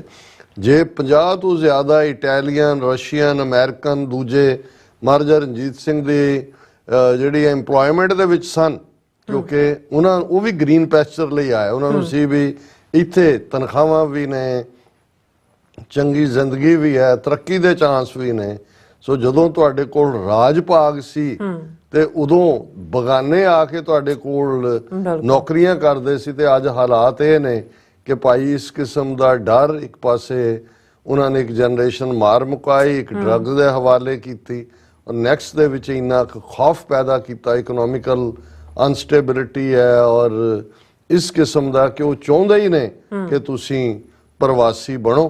ਪਰ ਇਸ ਦੇ ਉੱਤੇ ਸਾਨੂੰ ਸੋਚਣਾ ਹੋਏਗਾ ਭਾਈ ਅੰਮ੍ਰਿਤਪਾਲ ਸਿੰਘ ਜਿਹਨੂੰ ਪਿਛਲੇ ਲਗਭਗ 10 ਮਹੀਨੇ ਤੋਂ ਜ਼ਿਆਦਾ ਸਮਾਂ ਹੁਣ ਹੋ ਗਿਆ, 9-10 ਮਹੀਨੇ ਡੱਕਿਆ ਹੋਇਆ ਹੈ। ਇੱਕ ਪਾਰਟ ਜਿਹੜਾ ਉਹਨਾਂ ਦਾ ਰਿਵਰਸ ਮਾਈਗ੍ਰੇਸ਼ਨ ਸੀ ਕਿ ਭਾਈ ਜਿਹੜੇ ਗਏ ਨੇ ਵਾਪਸ ਆਓ। ਅਸੀਂ ਸਮਝਦੇ ਹਾਂ ਕਿ ਇੱਕ ਬੜੀ ਸੀਰੀਅਸ ਜਿਹੜੀ ਹੈ ਪ੍ਰਪੋਜ਼ਲ ਸੀ ਔਰ ਹਕੂਮਤ ਜਿਹੜੀ ਹੈ ਉਹਨਾਂ ਨੂੰ ਇਹ ਲੱਗ ਰਿਹਾ ਸੀ ਕਿ ਇੱਕ ਪਾਸੇ ਡਰੱਗ ਡੀ ਐਡਿਕਸ਼ਨ ਹੋ ਰਹੀ ਹੈ, ਅੰਮ੍ਰਿਤਧਾਰੀ ਸਿੰਘ ਸੱਜ ਰਹੇ ਨੇ, ਹੱਕਾਂ ਦੀ ਗੱਲ ਹੋ ਰਹੀ ਹੈ, ਉੱਥੇ ਜਿਹੜੀ ਉਹਨਾਂ ਦੀ ਨੀਤੀ ਹੈ ਕਿ ਭਾਈ ਉਹ ਹਾਲਾਤ ਪੈਦਾ ਕਰੋ ਕਿ ਇਹਨਾਂ ਦੀ ਡੈਮੋਗ੍ਰਾਫੀ ਬਦਲੋ, ਇਹ ਬਾਹਰ ਜਾਣ। ਔਰ ਅੱਜ ਜਿਹੜੇ ਨੇ ਉਹ ਬਈਏ ਪੰਜਾਬ 'ਚ ਲਿਆ ਕੇ ਬਿਠਾਏ ਹੋਏ ਨੇ।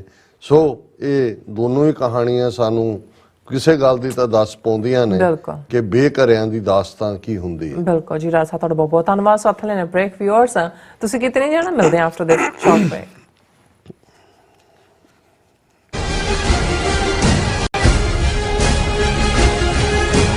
ਕੀ ਤੁਹਾਨੂੰ 30, 40 ਜਾਂ 50 ਦਿਨ ਵੇਟ ਕਰਨੀ ਪੈ ਰਹੀ ਹੈ ਤੁਹਾਡੇ ਚੈੱਕ ਲਈ?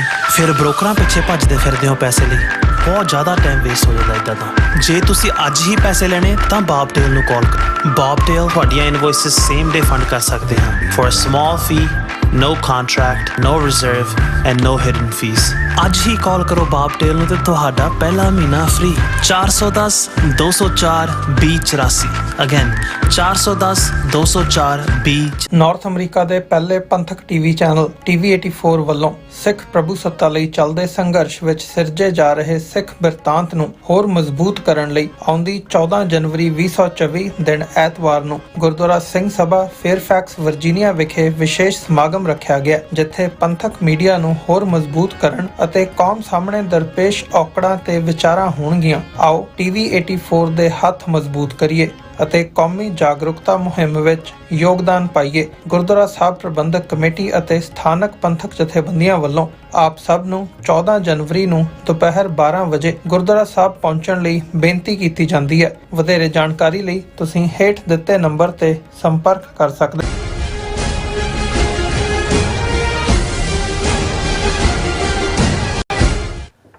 Viewers welcome back in programme. So viewers ਗੱਲਬਾਤ ਕਰਨ ਜਾ ਰਹੇ ਹਾਂ ਐਂਡ ਵਾਲੇ ਸੈਕਸ਼ਨ ਦੇ ਵਿੱਚ ਤੁਹਾਡੇ ਜਿਹੜੇ ਲਾਈਵ ਮੈਸੇਜ ਨੇ ਐਂਡ ਗੁਰਬਾਣੀ ਵਿਚਾਰਾਂ ਦੀ ਸਾਂਝ ਪਾਈ ਜਾਏਗੀ। ਸੋ ਅਸੀਂ ਚਾਹਾਂਗੇ ਤੁਸੀਂ ਇਸ ਤਰ੍ਹਾਂ ਬਣੇ ਰਹਿਣਾ। ਹੁਣ ਆਪਾਂ ਮੈਸੇਜ ਸ਼ੁਰੂ ਕਰਦੇ ਹਾਂ। YouTube ਦੇ ਉੱਪਰ ਜਿਹੜੇ ਲਾਈਵ ਮੈਸੇਜ ਨੇ, ਗੁੱਡ ਮੈਨ ਕਹਿੰਦੇ ਨੇ ਵਾਹਿਗੁਰੂ ਜੀ, ਮੇਰਾ ਨੇਮ ਗੁਰਪ੍ਰੀਤ ਸਿੰਘ ਹੈ, ਮੈਂ ਤੁਹਾਡਾ ਵਿਊਅਰਸ ਹਾਂ ਔਰ ਮੈਨੂੰ ਬਹੁਤ ਵਧੀਆ ਨੌਲੇਜ ਮਿਲਦੀ ਹੈ ਤੁਹਾਡੇ ਚੈਨਲ ਤੋਂ, ਬਹੁਤ ਬਹੁਤ ਸ਼ੁਕਰੀਆ। And Parminder Singh Shinda Gill, Khalsa Desh Punjab, Inderjit Singh Sandhu, all about truth and Sikhism, Amarjit Saini, Lakhwinder Singh Pannu, Paramjit Singh, Sukhjeevan Bachu, Gurmel Singh ਔਰ doctor Baba Steve and Sukhwinder Singh.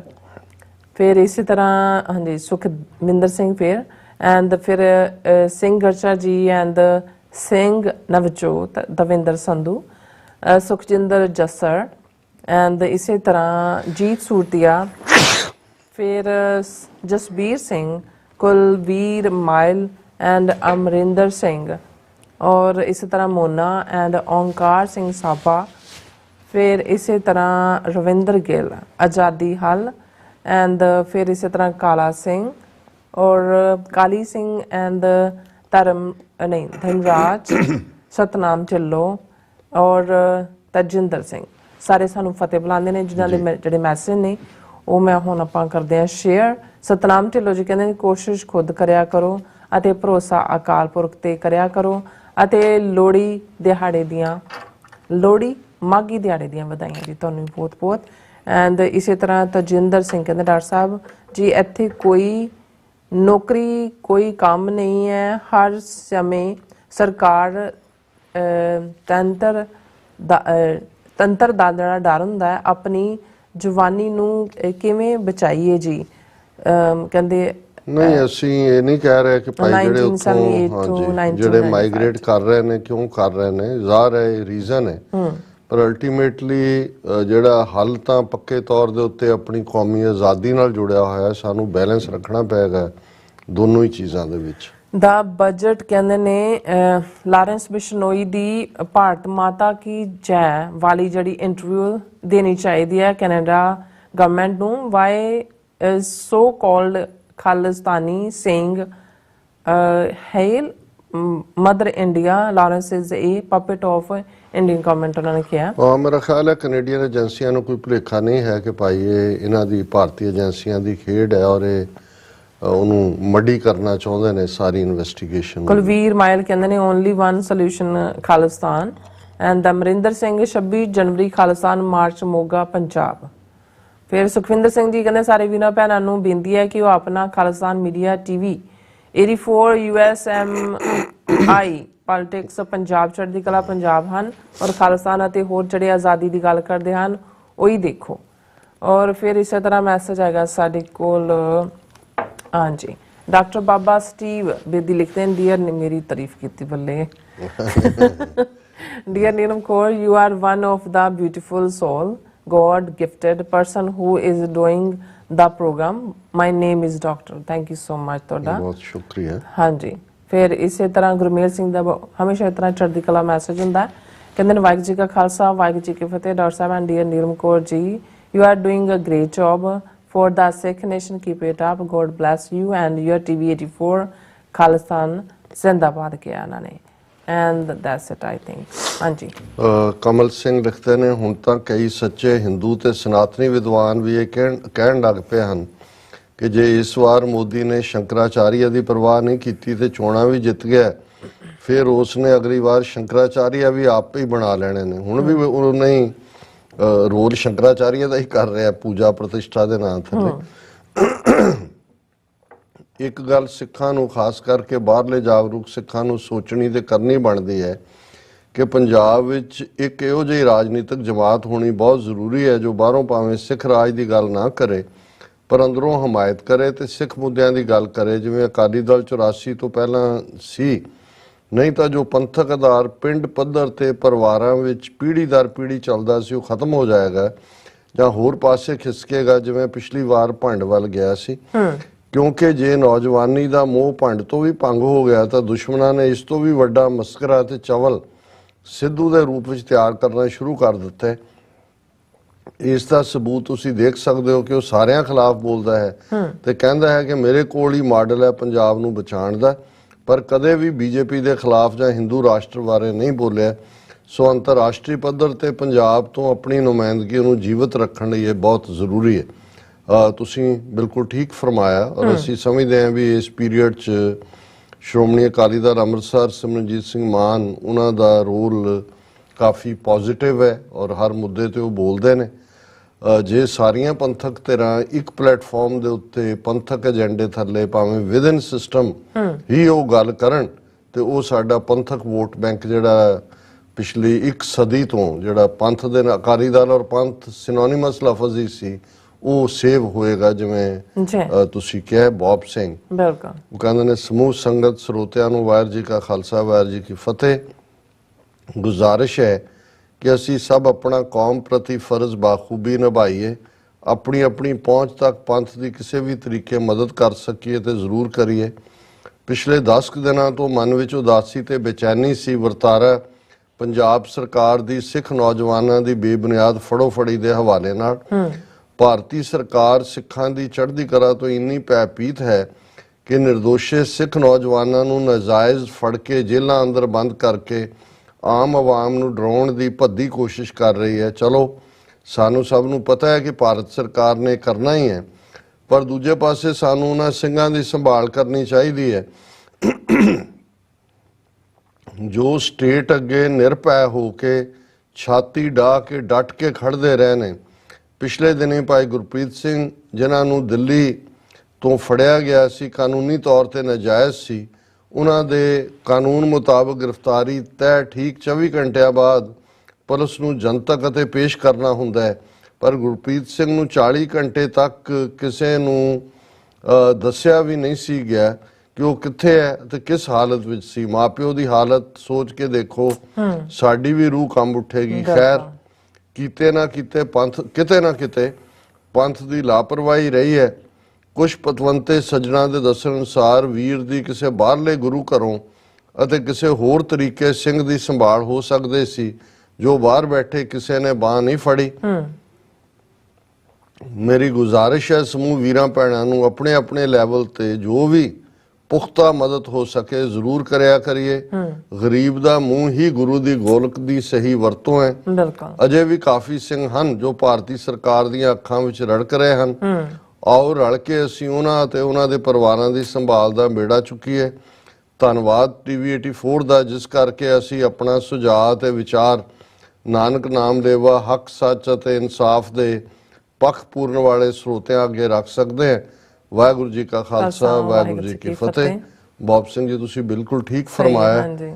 ਇਸ ਪੱਖੋਂ ਅਸੀਂ ਜੁਝਾਰੂ ਲਹਿਰ ਦੇ ਦੌਰਾਨ ਵੀ ਸ਼ਹੀਦ ਸਿੰਘਾਂ ਦੇ ਪਰਿਵਾਰਾਂ ਦੀ ਸਾਂਭ ਸੰਭਾਲ ਨਹੀਂ ਕਰ ਸਕੇ, ਔਰ ਹੁਣ ਵੀ ਭਾਈ ਅਮਰਤਪਾਲ ਸਿੰਘ ਦੇ ਸਾਥੀ ਭਾਈ ਦੀਪ ਸਿੱਧੂ ਦੇ ਜਾਂ ਈਵਨ ਇਹ ਸਾਰਾ ਜੋ ਅੱਜ ਕੱਲ ਚੱਲ ਰਿਹਾ ਜੇ 70 ਛਾਪੇ ਮਾਰ ਕੇ ਚੁੱਕ ਰਹੇ ਨੇ, ਬੇਗੁਨਾਹ ਸਿੱਖ ਨੌਜਵਾਨਾਂ ਨੂੰ ਚੁੱਕ ਰਹੇ ਨੇ, ਔਰ ਉਹਦੇ ਚ ਬਾਹਰਲੀਆਂ ਗੁਰਦੁਆਰਾ ਕਮੇਟੀਆਂ ਔਰ ਜਿਹੜੇ ਅਫੋਰਡ ਕਰ ਸਕਦੇ ਨੇ ਉਹ ਘੱਟੋ ਘੱਟ ਇਹ ਤਾਂ ਕਰ ਸਕਦੇ ਨੇ ਕਿ ਜਿਹੜੇ ਉਹਨਾਂ ਦੀ ਉਸ ਗ੍ਰਿਫਤ ਚੋਂ ਨਿਕਲ ਜਾਂਦੇ ਨੇ ਉਹਨਾਂ ਨੂੰ ਬਾਹਰ ਦਾ ਪੈਸੇਜ ਜਾਂ ਉਹਨਾਂ ਦੇ ਬਾਹਰ ਆਉਣ ਦਾ ਕੋਈ ਪ੍ਰਬੰਧ ਜਾਂ ਉੱਥੇ ਵੀ ਉਹਨਾਂ ਦੇ ਜਿਹੜੇ ਜੇਲ੍ਹਾਂ ਚ ਨੇ ਉਹਨਾਂ ਦੇ ਪਰਿਵਾਰਾਂ ਦੀ ਸਾਂਭ ਸੰਭਾਲ।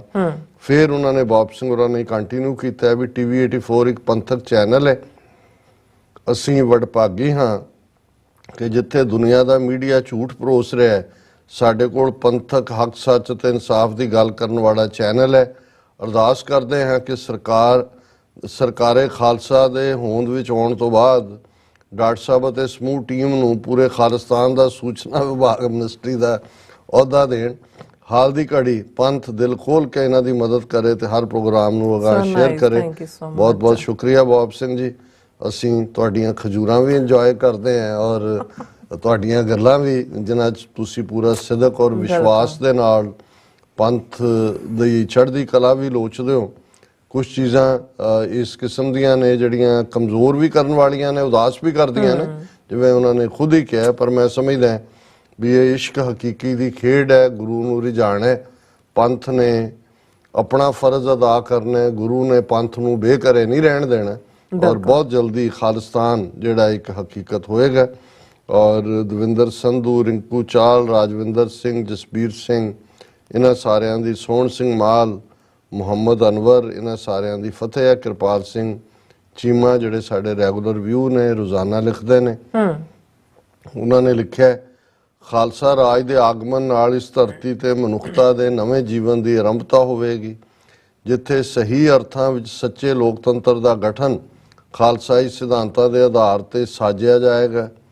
ਜਿਸ ਰਾਜ ਦੀ ਸਥਾਪਨਾ ਅਪ੍ਰੈਲ 1699 ਵਿੱਚ ਕਲਗੀਆਂ ਵਾਲੇ ਦਸ਼ਮੇਸ਼ ਪਾਤਸ਼ਾਹ ਜੀ ਨੇ ਆਪ ਕੀਤੀ ਹੈ, ਜਿਸ ਰਾਜ ਦੀਆਂ ਨੀਹਾਂ ਸਾਹਿਬਜ਼ਾਦਿਆਂ ਦੀਆਂ ਸ਼ਹਾਦਤਾਂ ਨਾਲ ਬਣਾਈਆਂ ਗਈਆਂ ਨੇ, ਤੇ ਜਿਸ ਖਾਲਸਾ ਰਾਜ ਦੇ ਨਿਰਮਾਣ ਵਿੱਚ ਹਜ਼ਾਰਾਂ ਲੱਖਾਂ ਸਿੰਘਾਂ ਸਿੰਘਣੀਆਂ, ਯੋਧਿਆਂ ਤੇ ਸੂਰਮਿਆਂ ਦੇ ਸਿਰ ਲੱਗੇ ਹੋਏ ਹਨ।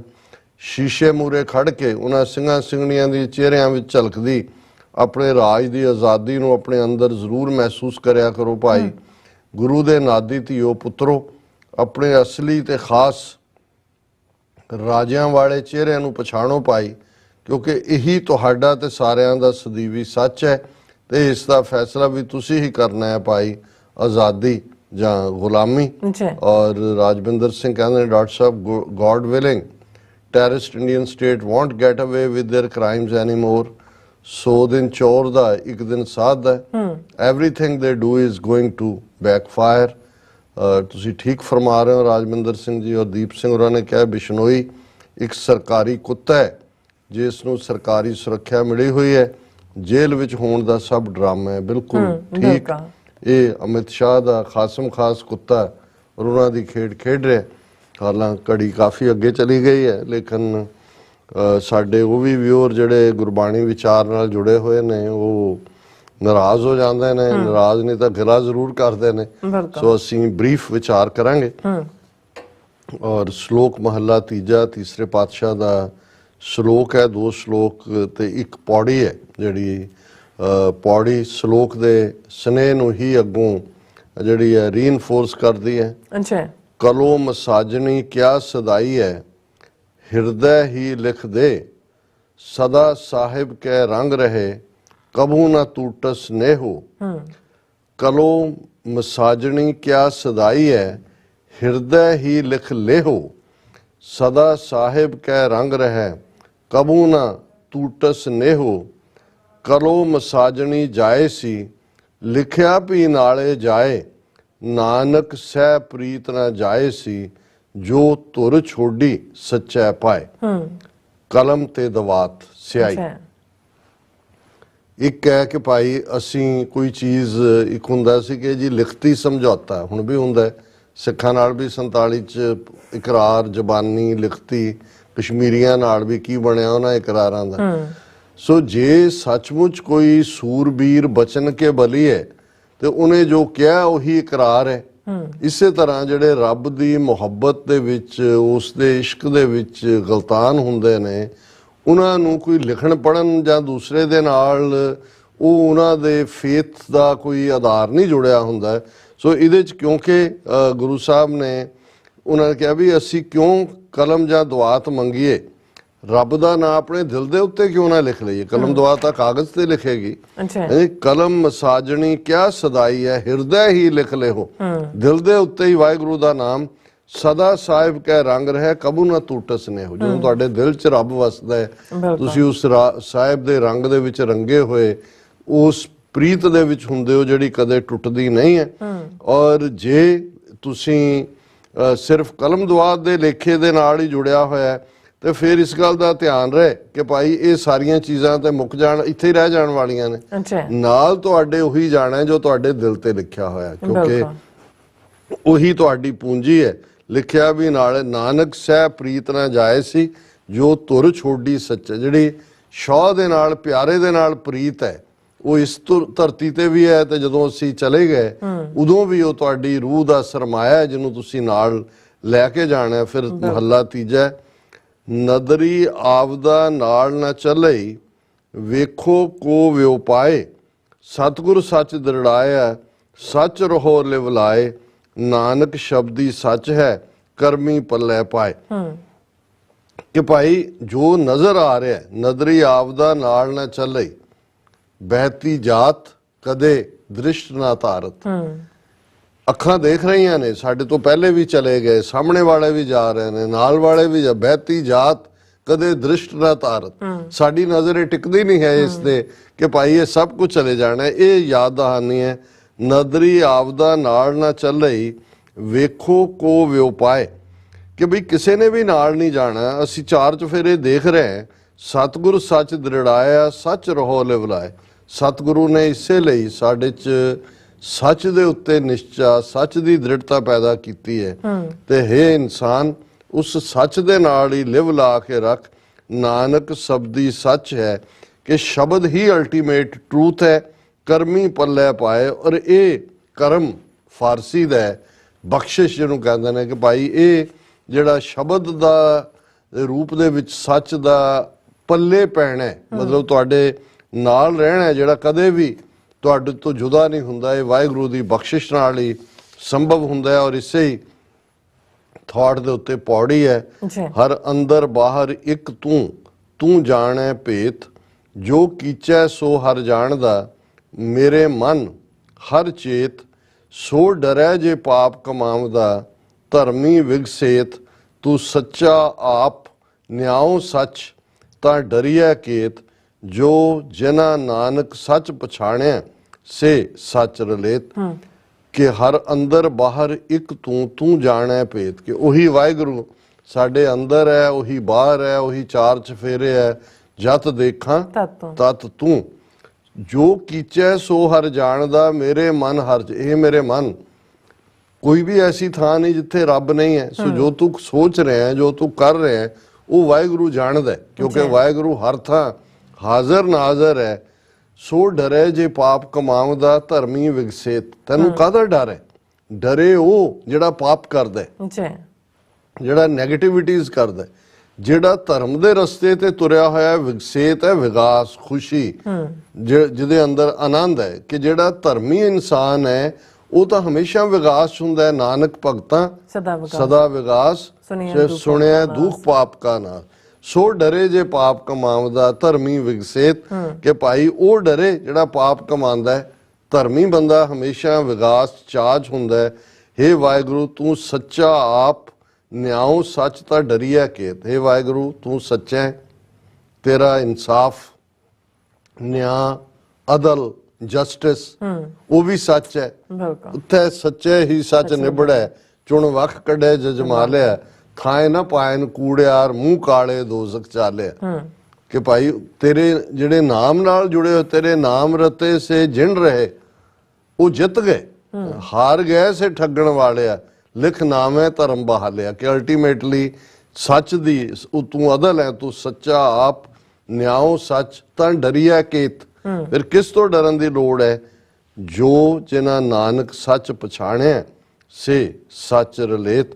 ਗੁਰੂ ਨਾਨਕ ਸਾਹਿਬ ਤੀਸਰੇ ਪਾਤਸ਼ਾਹ ਫਰਮਾਉਂਦੇ ਨੇ ਕਿ ਭਾਈ ਜਿਨ੍ਹਾਂ ਨੇ ਇਸ ਸੱਚ ਨੂੰ ਪਛਾਣ ਲਿਆ ਉਹ ਅਲਟੀਮੇਟਲੀ ਸੱਚ ਦਾ ਹੀ ਰੂਪ ਹੋ ਗਏ, ਜੀ ਕਿਉਂਕਿ ਵਾਹਿਗੁਰੂ ਵੀ ਅਲਟੀਮੇਟ ਟਰੂਥ ਹੈ। ਜਿਨ੍ਹਾਂ ਨੇ ਜੀਵਨ ਦੇ ਅੰਦਰ ਸੱਚ ਜੀਵਿਆ, ਸੱਚ ਕਮਾਇਆ, ਸੱਚ ਦੇ ਰਾਹ ਤੇ ਚੱਲੇ, ਅਲਟੀਮੇਟਲੀ ਉਹ ਸੱਚ ਦਾ ਰੂਪ ਹੋ ਗਏ। ਉਸੇ ਨੇ ਗੁਰੂ ਸਾਹਿਬ ਨੇ ਫਰਮਾਇਆ ਕਿ ਜੋਤੀ ਜੋਤ ਰਲੀ, ਸੰਪੂਰਨ ਥੀ ਹੈ, ਕੰਪਲੀਟ ਹੋ ਗਿਆ। ਜੀ ਡਾਕਟਰ ਸਾਹਿਬ ਤੁਹਾਡਾ ਬਹੁਤ ਬਹੁਤ ਸ਼ੁਕਰੀਆ। ਸੋ ਇਸ ਤਰ੍ਹਾਂ ਆਪਣੇ ਵਿਊਅਰਸ ਕੋਲ ਨੇ ਇਜਾਜ਼ਤ। ਵਿਊਅਰਸ ਸਾਡੇ ਪ੍ਰੋਗਰਾਮ ਦਾ ਸਮਾਂ ਇੱਥੇ ਮੁੱਕਦਾ। ਤੁਸੀਂ ਆਪਣੀ ਰਾਏ ਤੇ ਸੁਝਾਅ ਸਾਨੂੰ ਭੇਜਣਾ ਭੁੱਲਣਾ ਸਾਡੇ ਇਸ ਪਤੇ ਤੇ sos@tv4.tv ਤੇ ਅਸੀਂ ਆਪਣਾ ਪ੍ਰੋਗਰਾਮ ਲੈ ਕੇ ਫਿਰ ਦੁਬਾਰਾ ਤੁਹਾਡੇ ਸਾਹਮਣੇ ਹੋਵਾਂਗੇ। ਤਦ ਤੱਕ ਲਈ ਮੈਨੂੰ ਤੇ ਆਪਣਾ ਸੁਣਾ ਗਿਆ ਦਿਓ। ਦੇਖਦੇ ਰਹੋ TV84, ਬੁਲਾ ਦਿਓ ਫਤਿਹ।